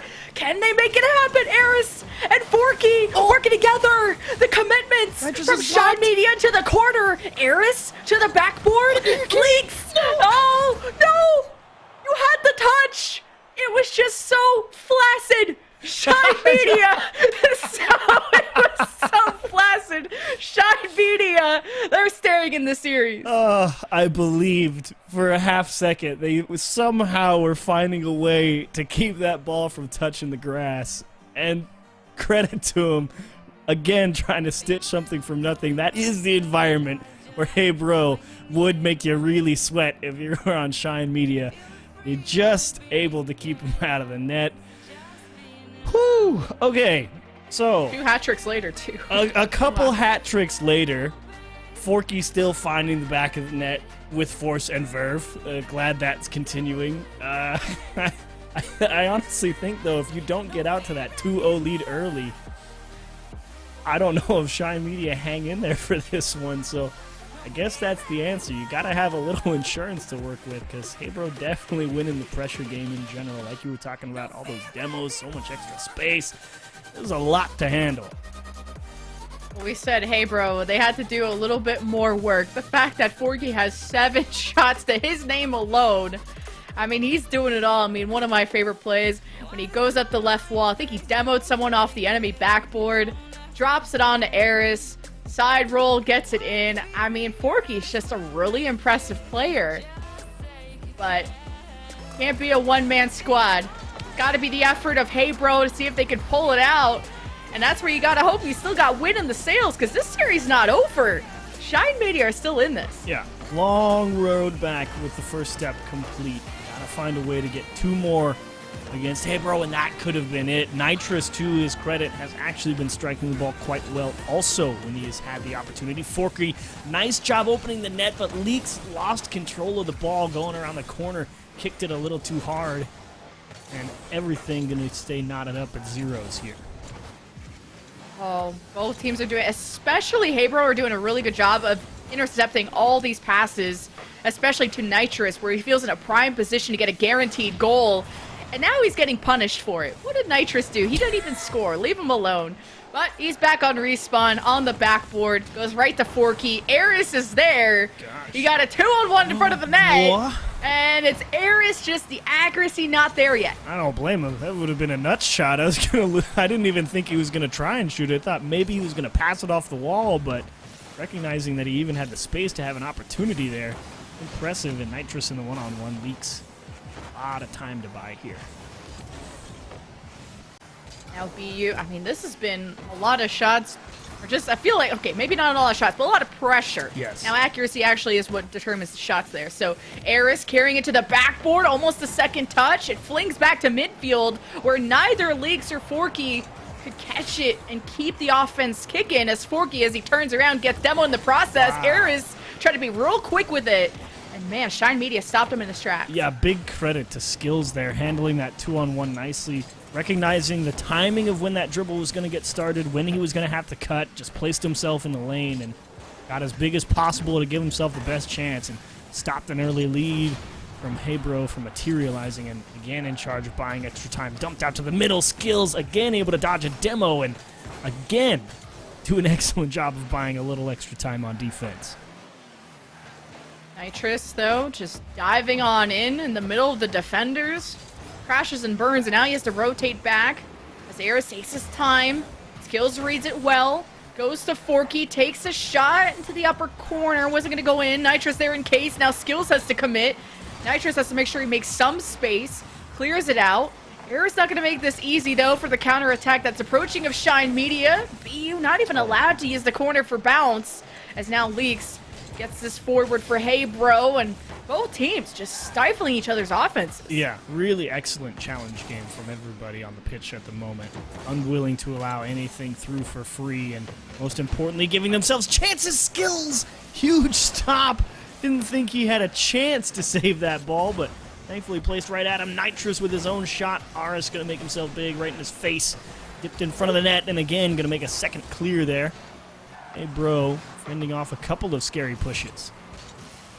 And Nitrous doesn't definitely not stand for something quick, because I felt like that open net, ball right there. Oh, it had a weird bounce, though. Still 0-0 with 1:40 left after we casted, what, a 9+ goal game? Yeah, like something a few minutes ago. It was kind of crazy. Fork and Leaks really getting stopped everywhere they go. Now Nitrous and Skills. Eris is grabbing corner boost, and I felt like if they would have just stuck mid, maybe this could have been an open opportunity. But we're still left with nothing, and Skills with a big shot and a save from Eris. And Nitrous knows the best way is to put it right back on target, because Aris was going to have to find a way to recover in the net. Did just that. Skills in charge of being the third man once again.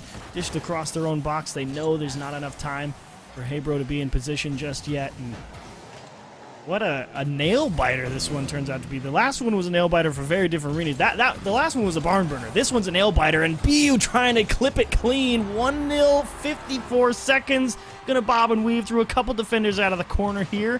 A demo as well, gonna help him along the way. And Forky, unfortunately, a little too aggressive. Not able to make the adjustment in time. Yeah, but good beat by BU against Eris in the net like that. Now you're speaking of nail biters. 54 seconds for Heybro to try and tie this up, or it's game 5. So get your telescopes out. We could be seeing that. Leaks already demoing BU and giving Heybro a chance to really put on some pressure on this offense. As it goes towards the net, Skills redirects it towards Leaks and Eris, who take yet another shot towards this backboard. Forky, thinking the defenders are baited out, takes another shot, saved again. Heybro with so much offensive potential still couldn't convert. And it was because for once, Forky did not absolutely fire that ball as hard as he could. Aris trying to get cheeky. Little fake BUs through everybody. Does he have the time? Unfortunately, lost control of the ball. Skills with a second shot, though. Leaks wanted boost, and he will pay for it. We'll see you in game 5, Lemon. Unless some crazy stuff happens. What a shot from Skills. 12 seconds. I guess if anything, Shine Media were the ones who had these crazy 30-second comebacks. Now this is even less time. And Heybro have been a bit dead in the water when it comes to this game. Really running out of gas, as it seemed like they were dominating the start of the series, and then the comebacks from Shine Media coming at the later stages. And now with possession over for Shine Media, this is not something that Hey Bro could turn around, and we're going to game 5. Feeling kind of snake bit if you're Hey Bro. You feel like the push there throughout that whole game was, you know, you felt in control. You're putting decent approaches on net, forcing Shine Media to make some real tough defensive plays, and all the credit in the world of the Shine Media defense. That's the one that kept him in this game. And now BU and Skills both did a nice job to capitalize on some awkward approaches, to be honest, over on the orange side. No guarantee that any goal was going to find its way through for either of them. And they were able to execute in some awkward positions and give themselves just enough to sneak through Hey Bro. So I don't know what to make of this game 5, because if I'm Hey Bro, I'm kind of upset, because I feel like they actually played a really nice game right there. And that defense just didn't have quite the same level of physical presence in terms of giving themselves a lot of space to shoot. And perhaps the one time that Forky had the big, clean, open net to drill one on target, hit it off the wheels, and it just fell flat right in front of him. And it's like, oof, that could have been it. I mean, the amount of saves, too, speaks a story of Shine Media just being a brick wall in front of the net. The shutout in Game 4. Now we go to Game 5 to determine who is going to the Grand Finals against Torrent. Now, is it going to be the rematch of Hey Bro, or is it going to be, I guess, also a rematch for Shine Media? I mean, both teams gunning for that spot. Game 5, already a kickoff for Eris, but he couldn't really hold on to the ball. Now Skills to the backboard, and Forky meets him halfway, denies the play, as Eris hopes to make space. But man, you can see the Hey Bros' backs are already against the wall. Midfield control for Shine Media as they cross to the right side to keep the play going. BU just gets too far ahead of the ball. Nitrous recovers. Oh, what a save from Forky. It's about to land on the ground. That's a good touch from Eris to put in the corner. This is a tough ask, and that's a big clear from Forky. Much needed to have that space to operate over on the defensive side of things. Big chance here for Hey Bro to reset all that pressure that Shine Media built up at the start of the game, and unfortunately for them, not going to last too long. Maybe about to get put under some physical duress as well with the potential demos coming through. I should have known that RS would, of course, find the perfect way to air dribble out of his own half. Eris now going past the net. Skills just challenges, and it pops it up. No chance for Hey Bro to capitalize on that moment. Now Nitrous has Skills in front of the net, but pass, you kind of hesitate, take too long to set up the pass, and gets intercepted there from Hey Bro. Counterattack ensues. Skills waiting for the approach, gets bumped up by Leaks. Now Forky hopes to make something out of this. Doesn't have anyone to pass to. It's a solo play that gets shut down just immediately. Now we're back to Shine Media. Really like Leaks trying to take that on a dribble. Unfortunately, couldn't clear the ball just the way he wanted. Skills trying to get cheeky. Good idea, but never had the forward momentum to actually score. Leaks a little delayed touch, this time with a flip reset. Going towards the ground, really trying to ground pinch that, see if he could beat the defense with a little extra pace. Shine Media adapting nicely on transition. Interesting Game 5 for once. Hey Bro not able to control pace of play. Looking a lot like Game 1. A little bit. Looking like also Game 4 where he had the 0-0 stalemate until the last minute or so.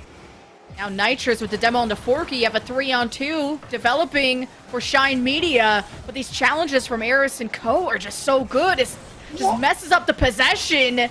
Now a shot denied from Hey Bro as they're sent back. Swing and a miss from Forky, just right by the ball. Didn't quite have the pace to catch up to it. RS hoping against hope that one would magically sneak past all the defenders. No luck. And for once, a little offensive push here in Game 5 from Hey Bro. We'll see how long it lasts. Ooh, nice demo. Okay. Magic is happening. Leaks took someone out. The gloves came out the right time, too. But now we should just bully BU. He had the ball just crossing in front of the net. Hey Bro still can't make anything out of this opportunity. 3-on-2. The defense from Shine Media was just so strong.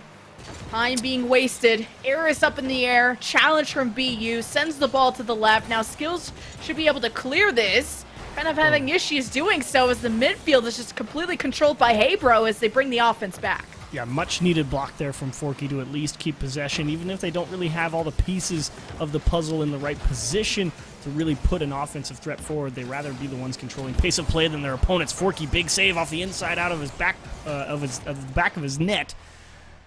They keep this one again tied at 0, but Goals at a premium, it would seem, at the end of the series. Blistering shot, top left corner. Aris punched away. Yeah, only 2 shots for Hey Bro to the 5 of Shine Media with several minutes gone by. It kind of shows how the setups are happening, but in terms of execution, just getting threading shots towards the net are just very difficult. Both teams on full chaos mode. We might catch as Eris and Leaks. Skills has to get there in time, and through the smoke, through the fire and flames, still no goals. A minute left. Forky, maybe with a chance, a deposit in front of the net, denied by Nitrous. Now this ball gets away from the midfielders, and now 52 seconds. Nitrous can make something happen. Eris not going to let it be easy. BU maybe over to Skills. If Forky, with the 50, just kills the momentum. And I'm not sure what Shine Media, what else they can do at this point. Well, right now they've got a big boost advantage and straight at Forky. That was the only place he could actually shoot it. Big pinch on a challenge. Nitrous trying to open up some extra space, and the biggest problem for Hey Bro right now is nobody has any boost anywhere. They're driving on fumes. So if it goes anywhere near their backboard, they're going to have an uncontested double tap. And finally, huge clear and breath of fresh air if you're Hey Bro. That was scary.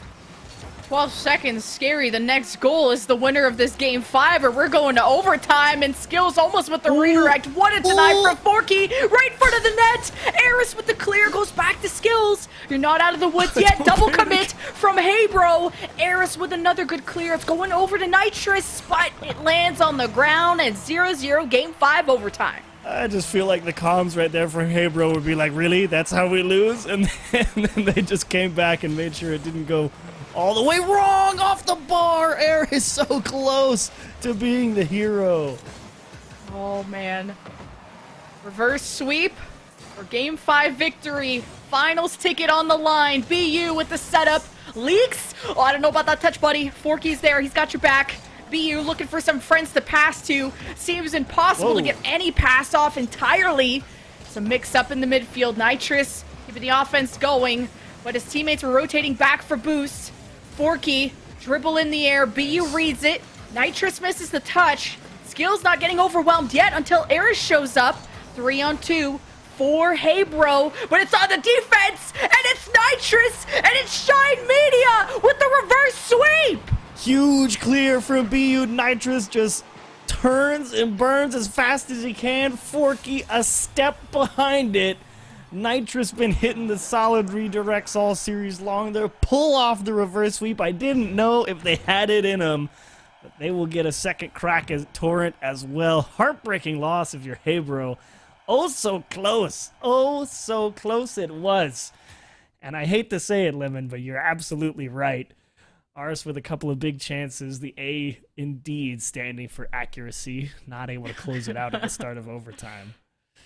That is a heartbreaker. Shine Media, they go to so many game 5s and usually come out on top. But not this time. I have to shove you away again, Chiefs, because I got to bring Taco in for his reaction to this reverse sweep.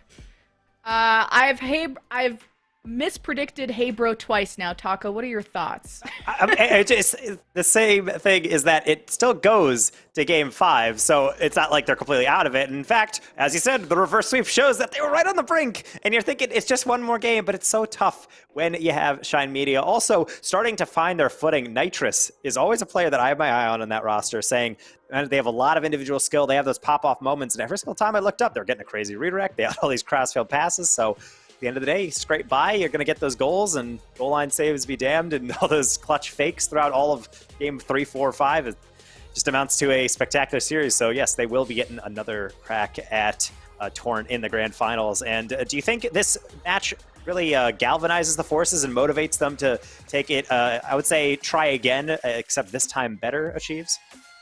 I would hope so. Otherwise, what are we doing here?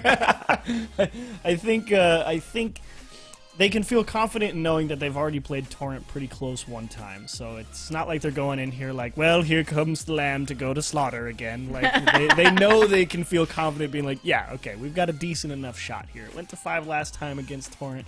It's definitely not out of the realm of possibility. And see if you've still got enough in the tank to make it happen is really my question, because it's a long tournament eventually. The tiredness and the efficiency does tend to take a little bit of a toll on you, and the level of play is that much tougher to stay at a... Geez, I'm just rambling. I know what I'm trying to say, No, but I got it's stitching it together in a way that makes sense in my brain and out of my mouth at the same time is pretty tough. In short, you get tired, you suck more, okay? It's hard. Well, and sometimes in these longer brackets, you have bracket fatigue. Casters have that same. I am still convinced that if I'm wearing a workout watch as you're casting or as you're trying to work through a production, you are burning a lot of calories. It's like going for a run, and I feel that at times. I mean, Levin, you watched the past two series, obviously a lot of ups and downs. Habro, unfortunately, going to be going down. In fact, so far down, they are out of that bracket. So Orglis going into the grand finals. I mean, up against Torrent. Do you feel like there might be a change of the tide, or is Torrent just going to be looking at this saying, all right, just one more series to go?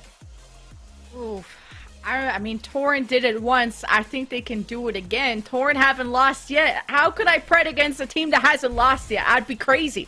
Of course, I have glasses on. I have to act somewhat smart. But I do agree with my fellow Rambler Achieves that at least the last time Torrent and Shine faced each other, it was a Game 5. It was close. But when Shine needed to take those matches, you know, overtime, very, very close by 1 goal. So I'm a kind of a Torrent believer here. Well, I'm sure there's plenty in the chat. I've been seeing a lot of the Torrent members be cheering him on with Winneil chants and all of that. But we're going to have to come back and see if a Torrent and Shine Media can be torn apart, seeing who's taken the AAA Challenger Series number 4. So we'll be back after this break and an interview with Akrew's Oath.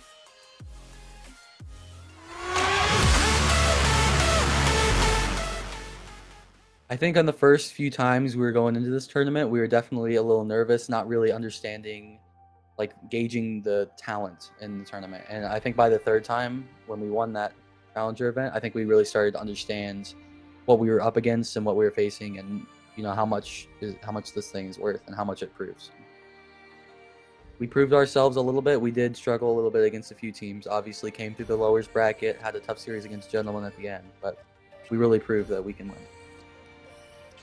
If you're watching RLCS, you're obviously looking for the highest level of Rocket League. You're obviously wanting to watch those great players, and this is pretty much the same thing. It's obviously on a little lower level, but it's still, this is the best thing you're going to get outside of RLCS. So definitely tune in to watch the Super.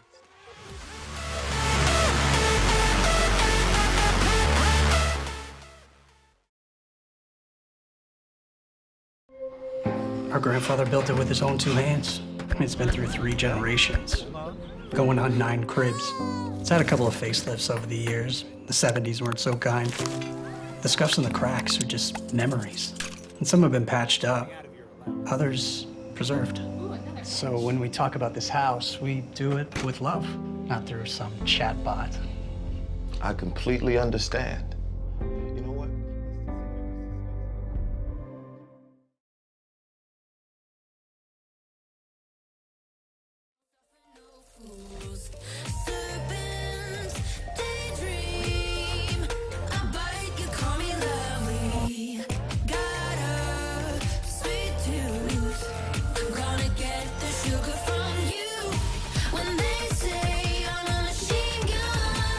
Take it as a compliment.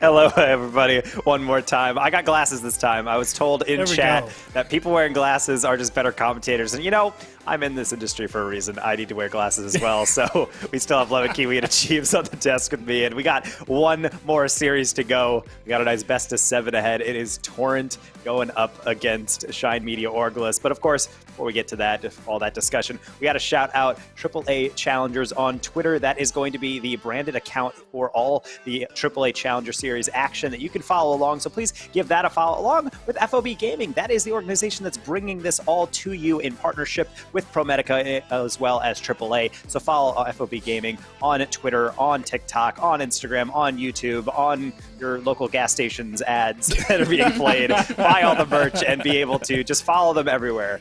Don't follow the actual people because that is a crime. But what it could be a crime is Torrent not going through this whole bracket being challenged, because right now it seems like they are steamrolling through. As we take a look at this bracket, Lemon, I mean, take us through the day here. Torrent just been taking the easy road, it seems like. They just haven't lost yet. They're the final boss. They are the Bowser at the top of the castle. And Shine Media have finally found their princess. It's a rematch from that upper semifinals. You could see it was a game 5, not a reverse sweep. Shine Media, you know, they had the brooms out in the previous series, but it was pretty back and forth. When Shine Media did win games, it was either in overtime and or by 1 goal. So I'm expecting another close one. But again, they haven't been able to really beat Torrent yet. And so, Cheese, when we're looking at this, obviously Shine Media Orglis, so they're getting their rematch, but I'm going to ask you to role play in here. You got the whistle, you got the polo shirt, you got the probably slightly too short khakis, you're the coach. You're sitting down with Orglis. What are you telling them to get them ready for this? Not only because they have to take a best 7, but also Torrent, with no bracket reset, is getting that game advantage.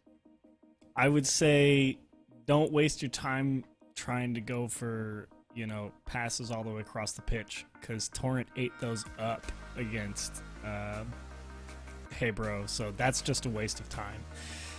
The second thing is, ideally, trap the ball, take it on a dribble, because I just think that Torrent is going to be a faster and more consistent team in the air, so I think the ground-based game is probably their best chance here to try and find success. Whether or not that's actually good enough, I don't know.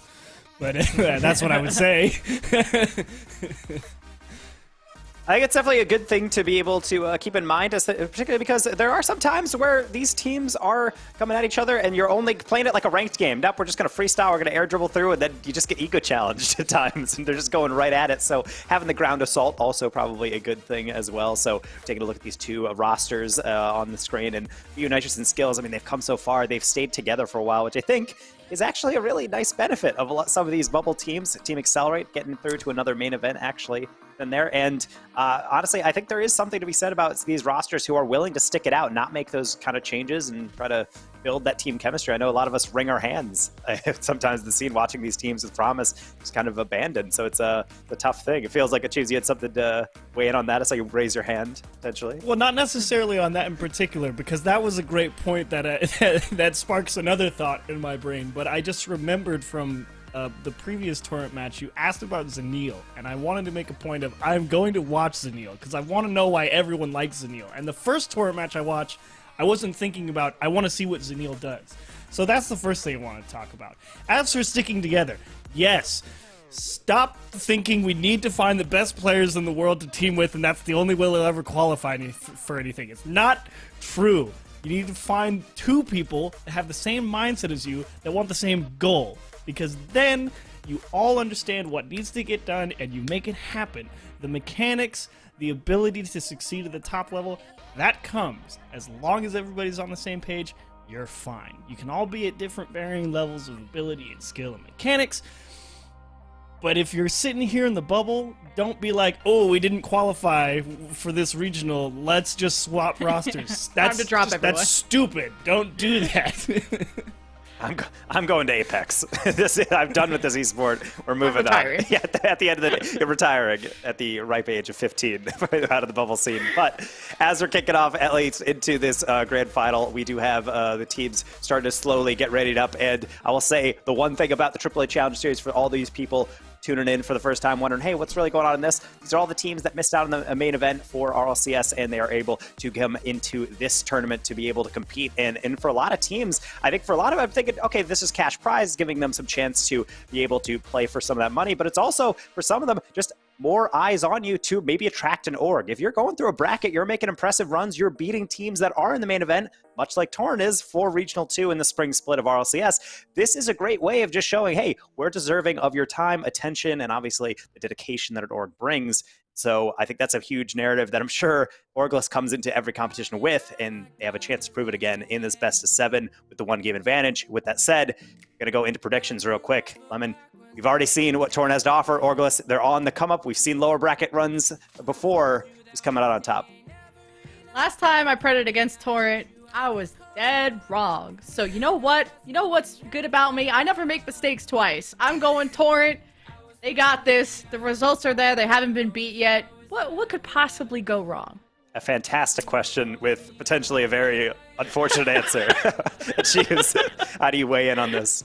What could possibly go wrong is Nitrous is an absolute beast again and picks you apart with the perfect shot placement. That could go wrong. Will it go wrong? Doubtful. So I have to pick Torrent as well. Looked so strong and so consistent. Yes, tight game last time, but 1-game advantage.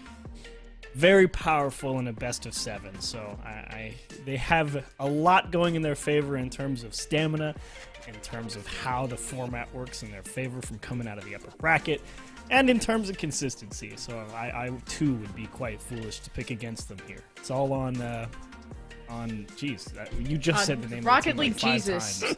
To just Yeah, choose. sure. Rocket League that's where you were Jesus, going. take the wheel, please, and see if you can just absolutely dismantle. Take the Torrent. wheel, Jesus. Take the wheel. Obviously, okay? yeah. Obviously, there's a lot of faith in there. I think that's exactly what Shine Media Orgless will try to have. And you know what? I say they have what it takes. I think they've been praying to the right Rocket League deities, and they'll be able to have their prayers answered, at least for a couple of games, and maybe even enough to take down Torrent. I say they're going to take it. Why not? I'll split the desk a little bit, but all the players are ready, so we'll have to find out actually how this one does shake out. We got one more match. It's a best of 7 with a 1-game advantage going to Torrent. It is Torrent against Shine Media Orgless. 11 Kiwi. Cheese, one more time. Take it away. Well, let's get it, I guess. That's not the hypest intro I've Let's ever get it, done, I guess. but let's get it, I guess. But best of 7, game 1 advantage for Torrent if you didn't catch that. So players are about to join in. I'm excited because also there's some other factors at play besides skill and mental. There is the bracket where Torrent, well, they've been waiting a while. And now they just got to witness the murder that Shine Media just put on to Hey Bro when it came to a reverse sweep, a mental murder. So let's see what kind of murder is going to happen on game 1.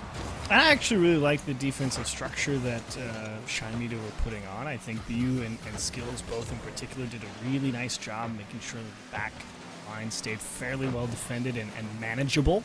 That will be invaluable against a team like Torrent as well. So gonna need that same degree of consistency, and hopefully with Torrent being a little more controlled of a team, they'll be under a little less duress, as Kinsey with a chance will drive it into the corner. Zanil applying a lot of pressure here in the box to freeze the defender and stop BU from having a clean line to go and challenge. You could see him have to hit the brakes to not get demoed, and that gave a lot of space for Kinsey to pick where he wanted to put it.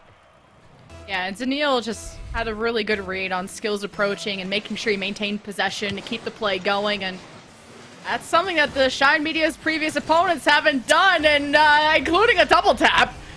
Kinsey, what did you eat for breakfast? I need to inspect it. Oof. Nitrous caught moving forward a little bit there, thinking maybe the challenges would go his team's way. Not this time. Instead, it gets boomed over your shoulder, and you can't make the play. Get double tapped, bro. Get double tapped, bruh. Hey, bruh. We've already seen that team enough. I did not have saying hey, bro 20 times on my bingo card today, but here we are. Where Shine Media now at an 0-2 deficit. It hasn't even been a minute yet. But you got the reverse sweep buff from before. This is where you're feeling good, but maybe not so much. Daniil has the ball. Oh god, time to panic. Kinsey's missing though. So there's a chance for Shine Media to make some space. BU with the goal line save. The pinch from Magic Bear is a little sketchy, and you're not even out of the woods yet. Kinsey is back with a vengeance as Torrent continue the offense. BU hoping to clear this away from Zanil. And BU holding on to this Magic Bear, allowing it to happen. So charitable today as Torrent finally, their offense stops. So charitable. Is this one off the bar? That's good. I want to steal that now. That's a great idea. Zennial delay there in the midfield. But this has been a really nice solid press from Torrent early on. A couple of decent clears here and there as tipped for Zennial, and oh, skied that one all the way to space. Tough break. I think that probably should have been a goal. Oh, Zennial though. Oh, this has been a lot of Torrent offense, I gotta say. Yeah. It's a lot of blue that I'm seeing. I'm a big fan. My whole office is blue, but I don't think Shine Media are a big fan. Skills now popping this up. Giving it to BU. Now Nitrous is busy getting fragged by Kinsey, and this just falls into the net. So at least Shine Media are still here. Kind of an early leap from Zennial, to be honest, thinking he could raise skills to that ball. And I mean, he was beat by a pretty significant margin. To be fair, he almost made the adjustment to be in the right place to actually block the ball, but way too many choices for the offense to figure out how to beat that. So you need to be a little bit more patient if you're going to challenge from that far back, or at the very least you need to have a real good understanding of where that shot's going. Magic always having good understanding in the air, but Zennial, Kinsey working through the left side. Skills ready to get in the way of that. Stifles that push. Magic Bear pinches off to Kinsey, takes a shot, little wide, wasn't really ready for it. A Shine Media race to turn this play on its head. It goes to Skills, it redirects, but Zennial was hanging off the cross to deny it. So really good reads actually from both sides. Oh, it's gonna kick up. Can they score it? Unfortunately not. Nitrous coming across the backboard a little too quickly. And some good pushes as well. BU really just trying to catch Zennial off, grabbing boost, and I've been literally on Zennial's camera the entire game, and really curious what everybody likes about it. I think the biggest thing so far he's provided in terms of positioning is positioning. It's a lot of really good structure for how Torrent likes to rotate, and I think they like that consistency of understanding exactly where he's going to be a lot of the time. And not to mention, when he gets up on offense, he's got a few cheeky tricks that really put the defense in a blender. It originally sounded like shade because you're like, I thought you were saying like, oh, I just don't see what people are at. But we're waiting to see the hype that Zennial and friends at Torrent are ready to deliver. Now they're already in a lead. Of course, series lead on top of that. Nitrous pops it up. Kinsey gets there first. Zennial's already ready at the corner. He got boost, tips it towards Magic Bear. BU's in the net, and it still goes in. Torrent execute. The key here is how gently Zennial puts this middle. So easy to overcook that one and make it a lot harder than it needs to be, but he literally put that on a plate for Magic Bear. Now, to be fair, Magic Bear did not hit that, I think, the way exactly he wanted, probably because he jumped a little early. But how slow that pass was, could adjust to it nicely, still squeeze it by the defender. Great setup from Zennial. Oh, and clears double it. He didn't even get a Torrent. save. He's been robbed. Didn't get credited for it. Absolutely stolen. Zennial ready to break some hearts. More Shine Media just struggling to get this out of the hands of Torrent to get ahead of the play before it develops. Now Nitrous with a good dribble drops it to Skills. Zennial challenges and gets it away from the passing play, but possession still for Shine Media and barely avoiding these challenges that Torrent have thrown at them. Now Zanil gets to the ball first, and I think with the rotations of Shine Media, they started to kind of lose the space, but they got it back. And now everyone from Shine Media was committed forward, so Torrent got past them, trying to make an offense of their own. With a demo into BU, you got a 3-on-2, but it's a very slow one, in fact. It's so molasses slow that Torrent really aren't getting a huge advantage. Another demo goes through. Magic Bear fakes it out, so Kinsey takes a shot, and Torrent are up 4-1. Oh, Zanil's a genius. Goes for this challenge just to cover the space and instantly towards the net. Just gets right in BU's face. Again, preventing him from actually going and challenging the shot, giving all this space to Torrent to shoot the ball. The awareness. It's so good. Oh, he's so aware. He has his eyes wide open. I saw it. Actually, I didn't see. I don't have their cams, but Magic Bear, I assume they play with their eyes open. 13 seconds left. Actually, I hope they don't. I would be amazed if you could play this game blind. That'd be one of the coolest segments I would ever see. I would love to see that live. I just like the gaslight achieves and everything he says, but Torrent gaslight the competition. Now up 2-0 in the series in this first of 4. I get it. They're actually up 2 now because they do start with the 1-game advantage. So yeah. We need to win 2 more for Torrent, and honestly, game 1. Loctite. Crushed it. Nothing. No openings hardly anywhere.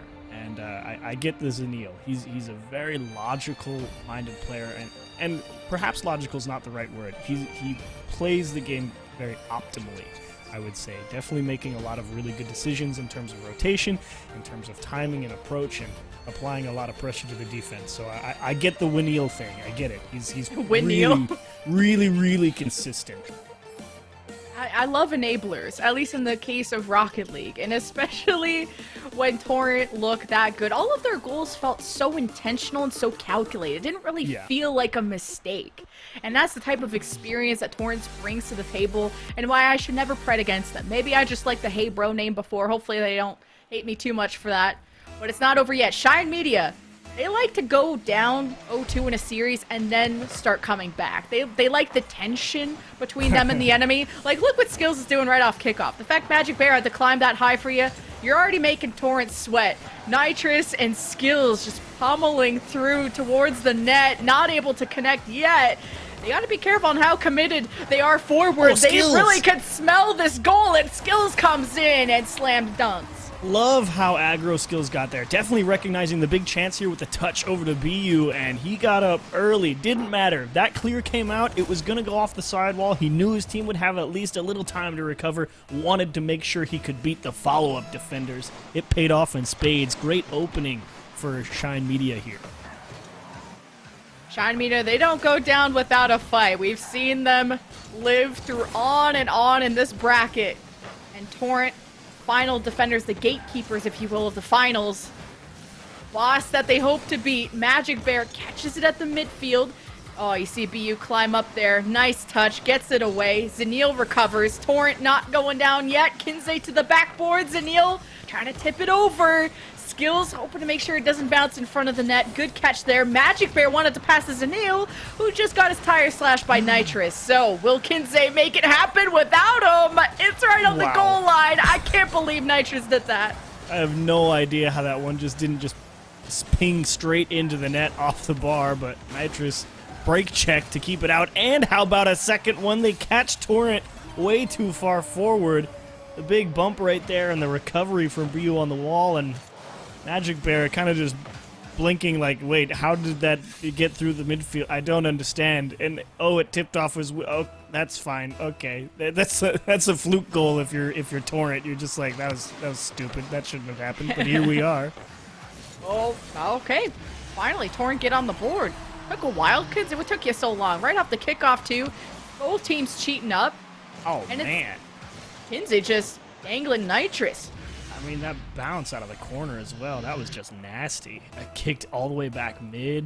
It could have went up, could have went straight back, but no, it took the perfect bounce right towards the middle, and he did not miss his chance. Great shot from Kinsey. Now only putting Torrent down by 1 goal. Shine Media quaking in their boots, seeing if they can maintain this lead and start climbing back in the series. BU's on the defense. Kinsey slams into him and bumps him off the ball. Almost dropped down in front of Zanil, who could have taken a shot. That would have been dangerous. And good awareness from Shine Media to see the setups that Torrent are going for. Skills with a shot to the left post. Goes in. Shine Media with a good lead. Real tight window to squeeze this shot into. Huge dish from BU. Always very difficult to dig that ball cleanly off the sidewall. I think Magic Bear kind of took that away from his teammate a little bit. Would have to watch it at least one more time to make sure, but tough break for the Torrent defense. Gonna have to work a little overtime here. 3 minutes, 2 goals to find. Definitely doable, but they've been struggling to find their real niche in the offensive rotation here to find a way to break down that defense consistently. Okay, now we got triple and quadruple taps going on, but nothing going past the goal line, especially I think straight in. Kinsey got demoed, and then it flops on its head, and now Nitrous scores. BU's like, just get close. Perfect. Nitrous, perfect jump at it. It ricochets off another challenge into his nose, and of course it's straight into the goal. I mean, what else is gonna happen? You know how I said like Torrent's goals felt intentional, now this one feels all of these feel accidental, but it doesn't matter how it happens as long as it happens. So BU would probably say it's calculated. He's in the net. Magic Bear hoping to approach with the ball. Now Kinsey puts it into the corner. Magic Bear with the follow-up. It's kind of bumped off the play, but Zanil follows up. And we're not seeing Torrent kind of get up in the air. It's usually Magic Bear's job. He's got a good dribble going on, and almost going into the net. A lot of bullying happening. Really liked the idea, though, for Magic Bear, holding that flip reset for so long, and that's actually a nice demo from Kinsey as well. Torrent understanding that possession will be key, and that means they have to get a few demos in the midfield to give themselves the space to start an attack. They will. That's a great recovery, and it's going to catch everybody by surprise. Magic Bear, a razor-thin margin of error to actually get this one in the net. Demoed seconds after contact, and it was perfect. Saw somebody from Shine Media try and dive for it with a Torrent member right behind him, so who knows off screen if some bumping and grinding was happening and couldn't get into the net in time, but Shine Media still have a solid lead with 2 minutes left, but that's still a lot of time for Torrent. Make something happen. This can still be a clean series. Magic Bear has to step up. And BU, wanted that touch. Zanil with a good clear. Skills getting pushed off the play. And this is just Torrent struggling just to get out of their own end. But there's Magic Bear almost with the double tap, and BU denies it. Zanil with a follow-up, but no. It's tough for them to reach up there. And here's where the speed is paying dividends. Magic Bear can't fit it through BU. Kinsey, you got to get this one back into the mix, and Nitros is going to bail him out, diving out of the midfield. Huge saves there for Shine Media to keep him at arm's length. They might actually tack another one on here. Kinsey, though, big stop. Now Kinsey, good control. BU well-timed challenge. Stifles that back mid and back in control of Shine Media, and Magic Bear with a really good direct back to the corner. Buys time for Torrent to rotate back. 55 seconds, speaking of time, and a lot of opportunities for Torrent, and that one's squashed and almost down the field. Another almost accident for Shine Media. But, you know, Torrent won't make that mistake twice. Zanil dives towards the upper 90s, skills saves, and I don't even think that was on target, as Magic Bear wants to set up Kinsey for a round 2 rally, but it just keeps getting denied by Shine Media. Real nice clears as well, making sure to find a lot of space, and 2-goal lead. More than happy to play the punt game if you're Shine Media right now. Just run the clock out. Yeah, don't throw forehead. Now it's Torrent making mistakes in front of their own net, but not anything. Yeah, nothing that Shine Media could capitalize on. A few more seconds away, and Shine Media will start to climb back in the series. It was 2-0, and a few more seconds away, it'll be 2-1. That's Shine Media. Although they were sometimes accidental and not looking calculated, it doesn't matter. Still a W.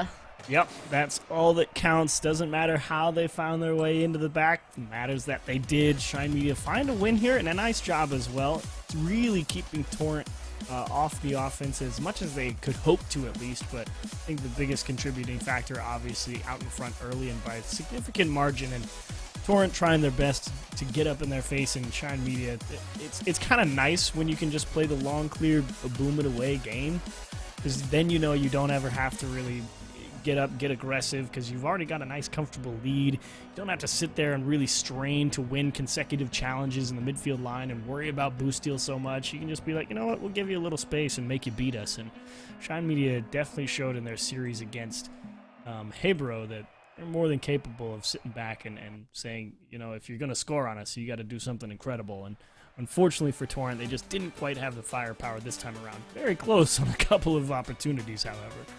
Yeah, and it's still surprising because it was Torrent that actually had more shots that game. Now, not by a large margin. I think it was 9 or 10 shots to 4 saves by Shine Media. So it was Torrent just struggling just to get past that goal line.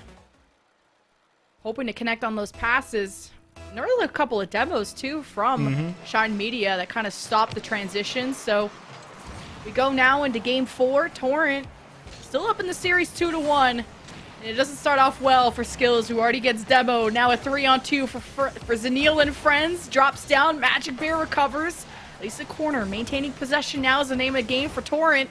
Magic Bear is just bumping Nitrous around. Kinsey bumps it over to Zanil, who's scared about committing forward. Did not know if that could clear from Shine Media, and that would have been a breakaway that Torrent does not want to afford in the first 30 seconds.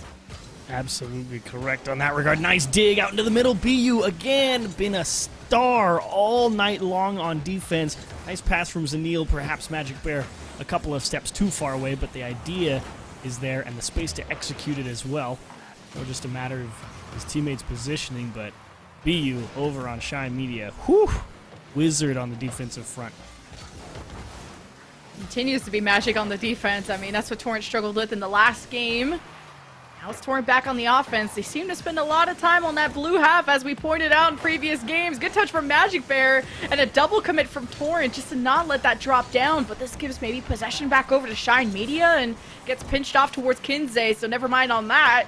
Skills bounces up to him. Too much momentum as BU keeps the rally going, hoping to deliver a message. But, man, both plays have been stopped. Ran out of boost. Got a really nice flip reset set up. Just didn't have enough resources to actually make anything work. And Nitrous getting real aggressive on Magic Bear. There's a lot of space to work with, but he clips the ball a little hard. They catch Skills out too far forward. Shine Media just lose control of the ball, and they pay for it dearly. Look at this play just get completely turned around. You thought BU had control. Nope. Just Magic Bear things. I mean, he was a top scorer, I think, for Torrent, at least from the series we saw. I continue to watch him and what Torrent can do, but it's only a 1-0 lead, so they get it back? Torrent fans stay sat down, I should say. Shine Media had a chance on that offense right off the kickoff, and BU brings it back. Magic Bear has a perfectly timed touch to squash that play. Skills at the midfield. Nice. Kind of hesitates on going forward. Now Shine Media, I mean, you're good at throwing the ball in their end, but now what? That is always the most difficult question. As with any sport, once you've backed them into a corner, how to break it down. The answer is not always so easy, especially when your ball's spending a lot of time stuck in these corners on the sidewall. It takes a lot of extra effort to get that ball into the middle. BU a little delayed touch, and Magic Bear all over the Nitrous redirect. Huge clear as well. Zanil not even going to worry about necessarily hitting the ball, trying to steal away some boost and keep Shine Media from having enough resources to go on attack easily. And actually it's going to pay dividends there. So much space for that ball, and they get a quick transition. Zanil is there into the top right corner. One boost steal 10 seconds ago gives them a perfect transition. What a play. Kinsey across, and the bounce off the backboard that Zanil reads and tucks into the upper 90. I mean, Torrent, they pull off some next level mechanics. 2:18, and Torrent have a solid lead going. How solid is it against a team like Shine Media? I'm never feeling like I'm winning against them until the clock hits 0 and the ball is on the ground. But Kinsey going for another play. Double tap may be denied by BU, but it's about to drop down. And Nitrous making sure that it doesn't go in, and almost Shine Media scoring off a transition. And now you find yourself in the very enviable position that Shine Media was in from the previous game if you're Torrent. Don't be surprised if they just kind of park the bus a little bit on the back half, try and punt the ball as much as possible, go for long clears, and maybe if they've got a little extra space, sure, try and push up. But in general, they're going to absolutely just back off. You can even see Zanil didn't even chase that ball in the corner. He says, yeah, bring us the ball. Beat us if you can. All Skills trying to make the space It's tough. You got the juggernauts of Torrent in the midfield pushing you around. Now Zanil. See if the offense of Torrent can make something happen next minute 23. Just looking for insurance goals at this point. It's really Shine Media that I got to climb back, and Torrent only have 4 shots, and half of them going through the goal line, so conversion and execution, aim of the game for Torrent, as now Kinsey is demoing people, and you're just stifling everything. You're just really killing the clock at this point. Torrent don't look so eager to get more, as it's really Shine Media scratching their heads on how they can innovate a play to get past Torrent. Shot after shot, it finally goes in, and Kinsey gets credit. Real nice job here from Torrent on transition. Magic Bear not overcomplicating things. Take the shot. They save it. You know you've got a couple people behind you. Let them worry about it. And Kinsey definitely playing a nicely positioned support player. Not too far, not too close. Just kind of seeing what happens. Turns out to be a weak clear. Jump all over it. Make it 3. Move on. Have your 3-1 lead in the finals. Oh, Zanil. Now Nitrous sees Zanil kind of not having full control, just chasing them around, and that's where Shine Media, they can take advantage of those, you know, I wouldn't say weaker moments, but those shakier moments, and do stuff like this, look a lot more confident, skills off the backboard, and almost a great second touch from Shine Media. 23 seconds, though. You're running out of chances and opportunities. Nitrous denied his shot into the net by Kinsey. Nitrous hoping to get this to BU. It's really up to the ceiling, and it's tough to really aim that. Place the shot into the net. Skills there. 2 defenders in the way. Save time after time. Shine Media in this game coming out with nothing unless something happens here in the next second. And it doesn't matter. Torrent with the shutout in this game. They'll go to series point. Hang out, be groovy. Got up early. Didn't have to sweat too much.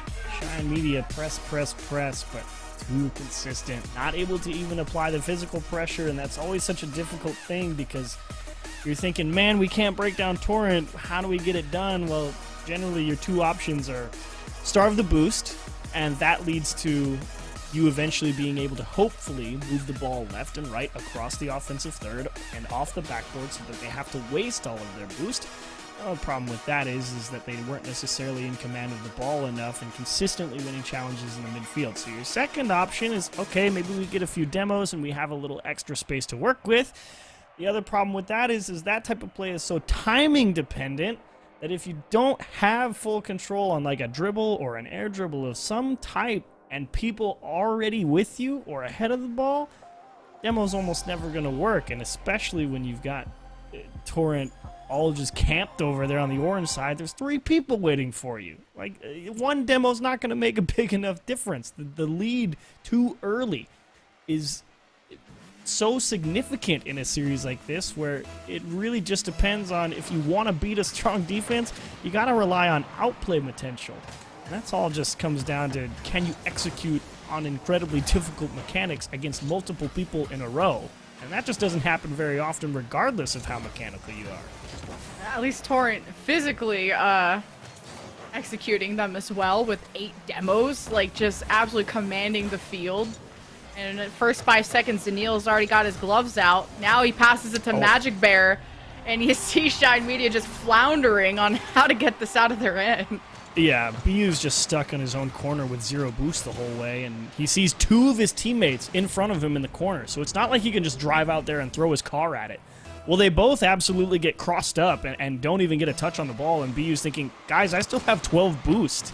And he just has to try and reposition, and even that small act of trying to put yourself in a better place costs them, but he will pay it back. Gets a big bite out of a defender on the goal line here. Magic Bear losing control just a smidge, and Skills stuffs it right through him as Zanil clanged away by BU, and that's a nice recovery effort from Shine Media.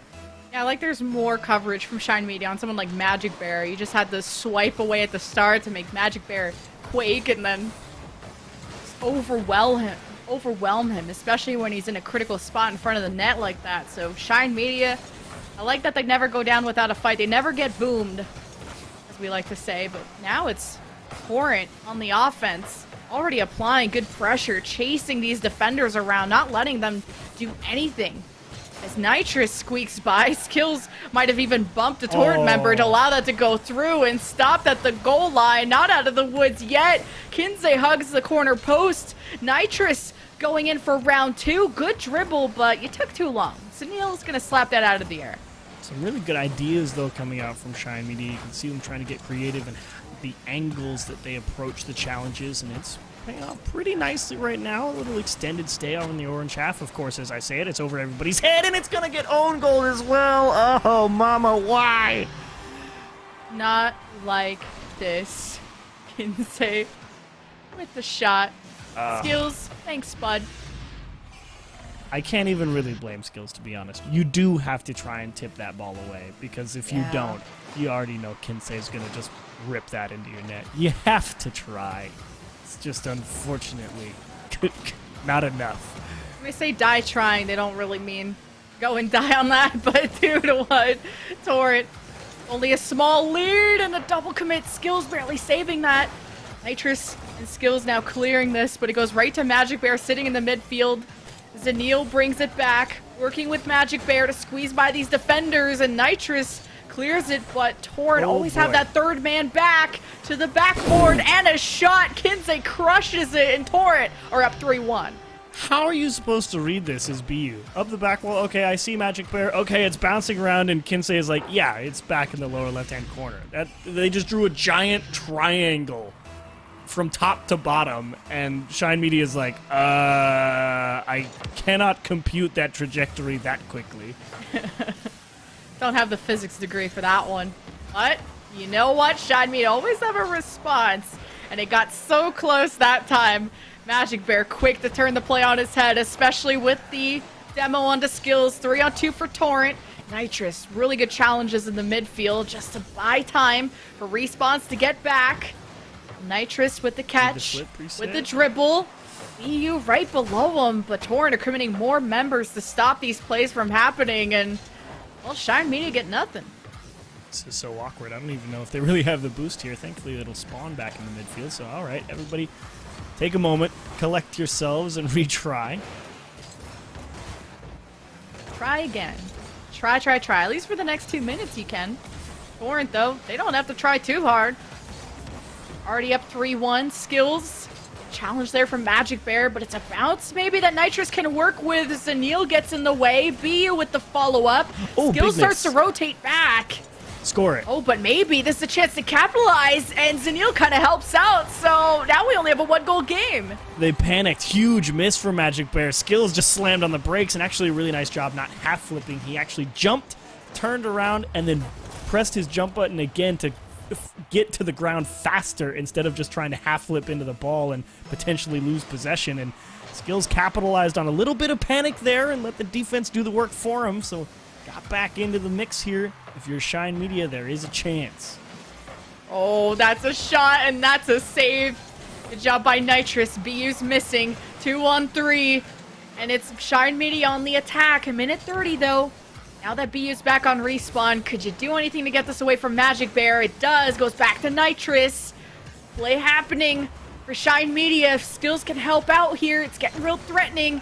As Torrent scrambling to get this away. A shot, but so eager. It goes too high. That was it. Like, if you were going to score on Torrent, that was it. That was probably the easiest setup and shot opportunity that they could have created. Just ripped it off the bar, and that hurts. Now you have Shine Media going on full demo mode.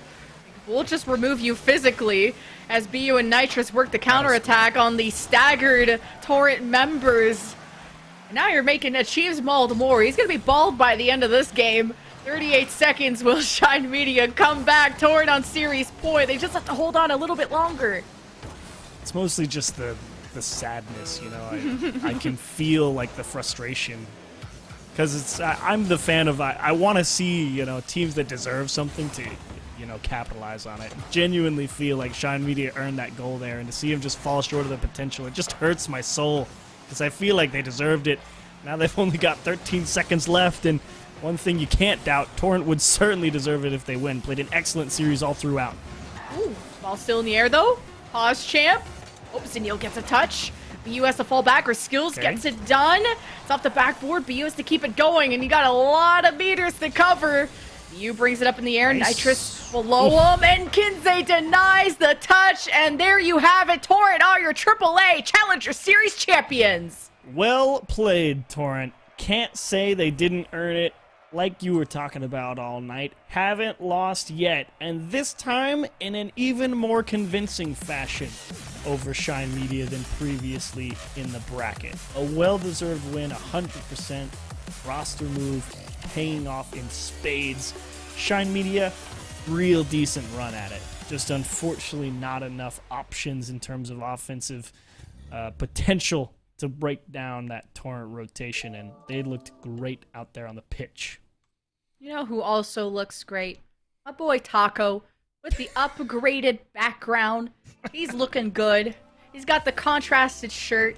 What'd you think? We thought it was going to be close, and then Torrent closed out. Sorry, Oh, smart, of course. Forgot my glasses. Yeah, I mean, I was about to say something intelligent, and then people were like, I can't even, that's not for actually legit. But if you put them on, that guy's then not it's legit. like, oh, wait, no. He's not blind. Yeah, the IQ point.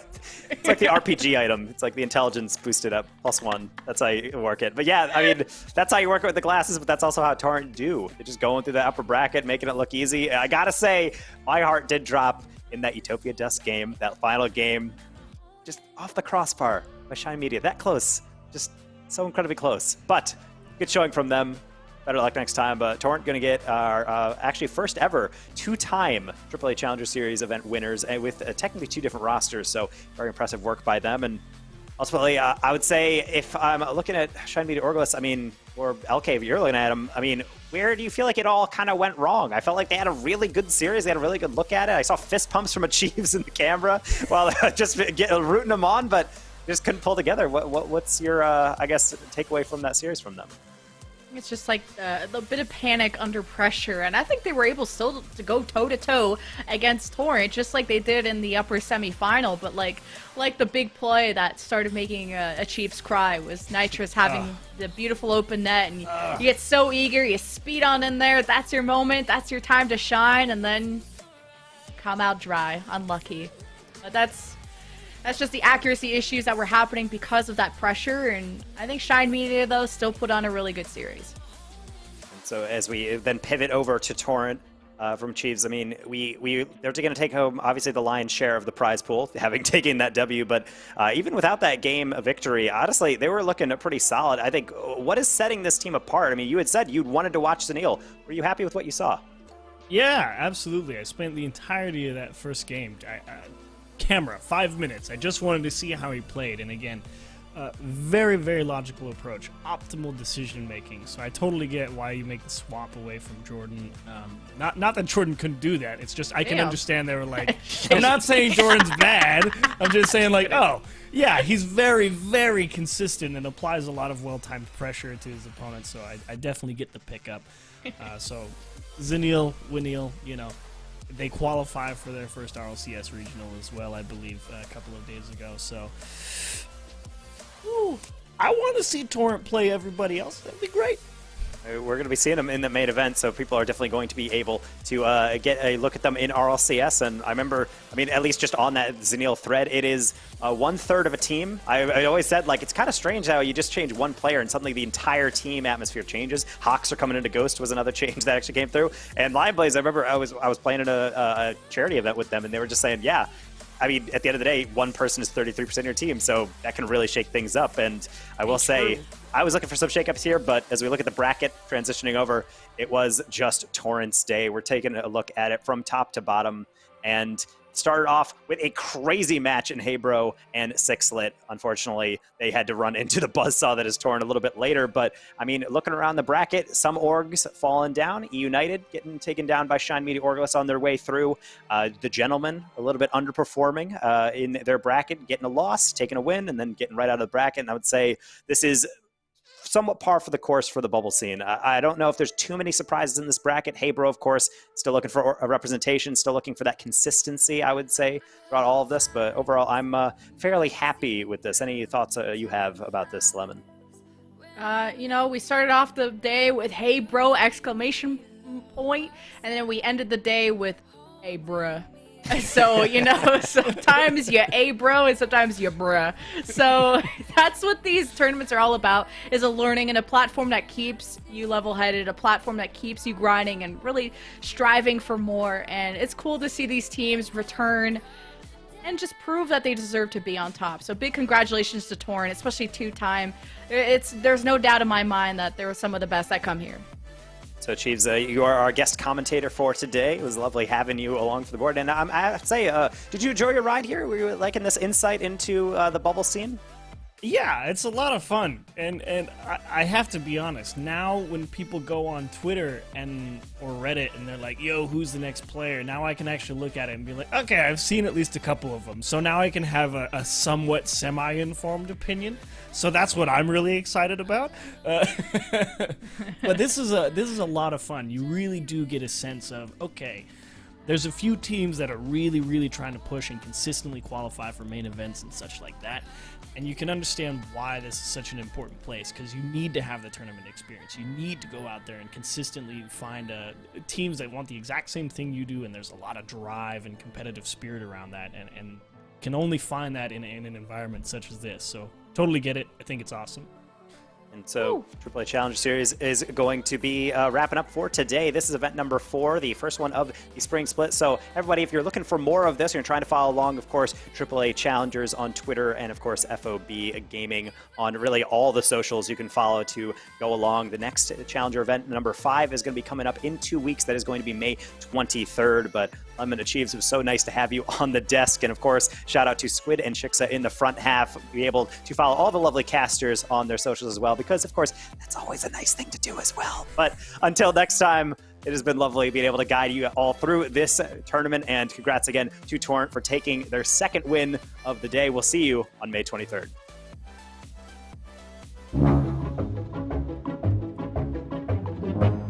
This is Larry. Larry just loves candy. Oh, hello.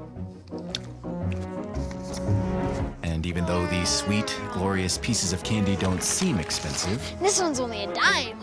the inevitable dental fees his mom will have to pay makes it pretty pricey. The APR of eating candy is the cost per piece plus the dental bills. A much higher APR than, say, vegetables.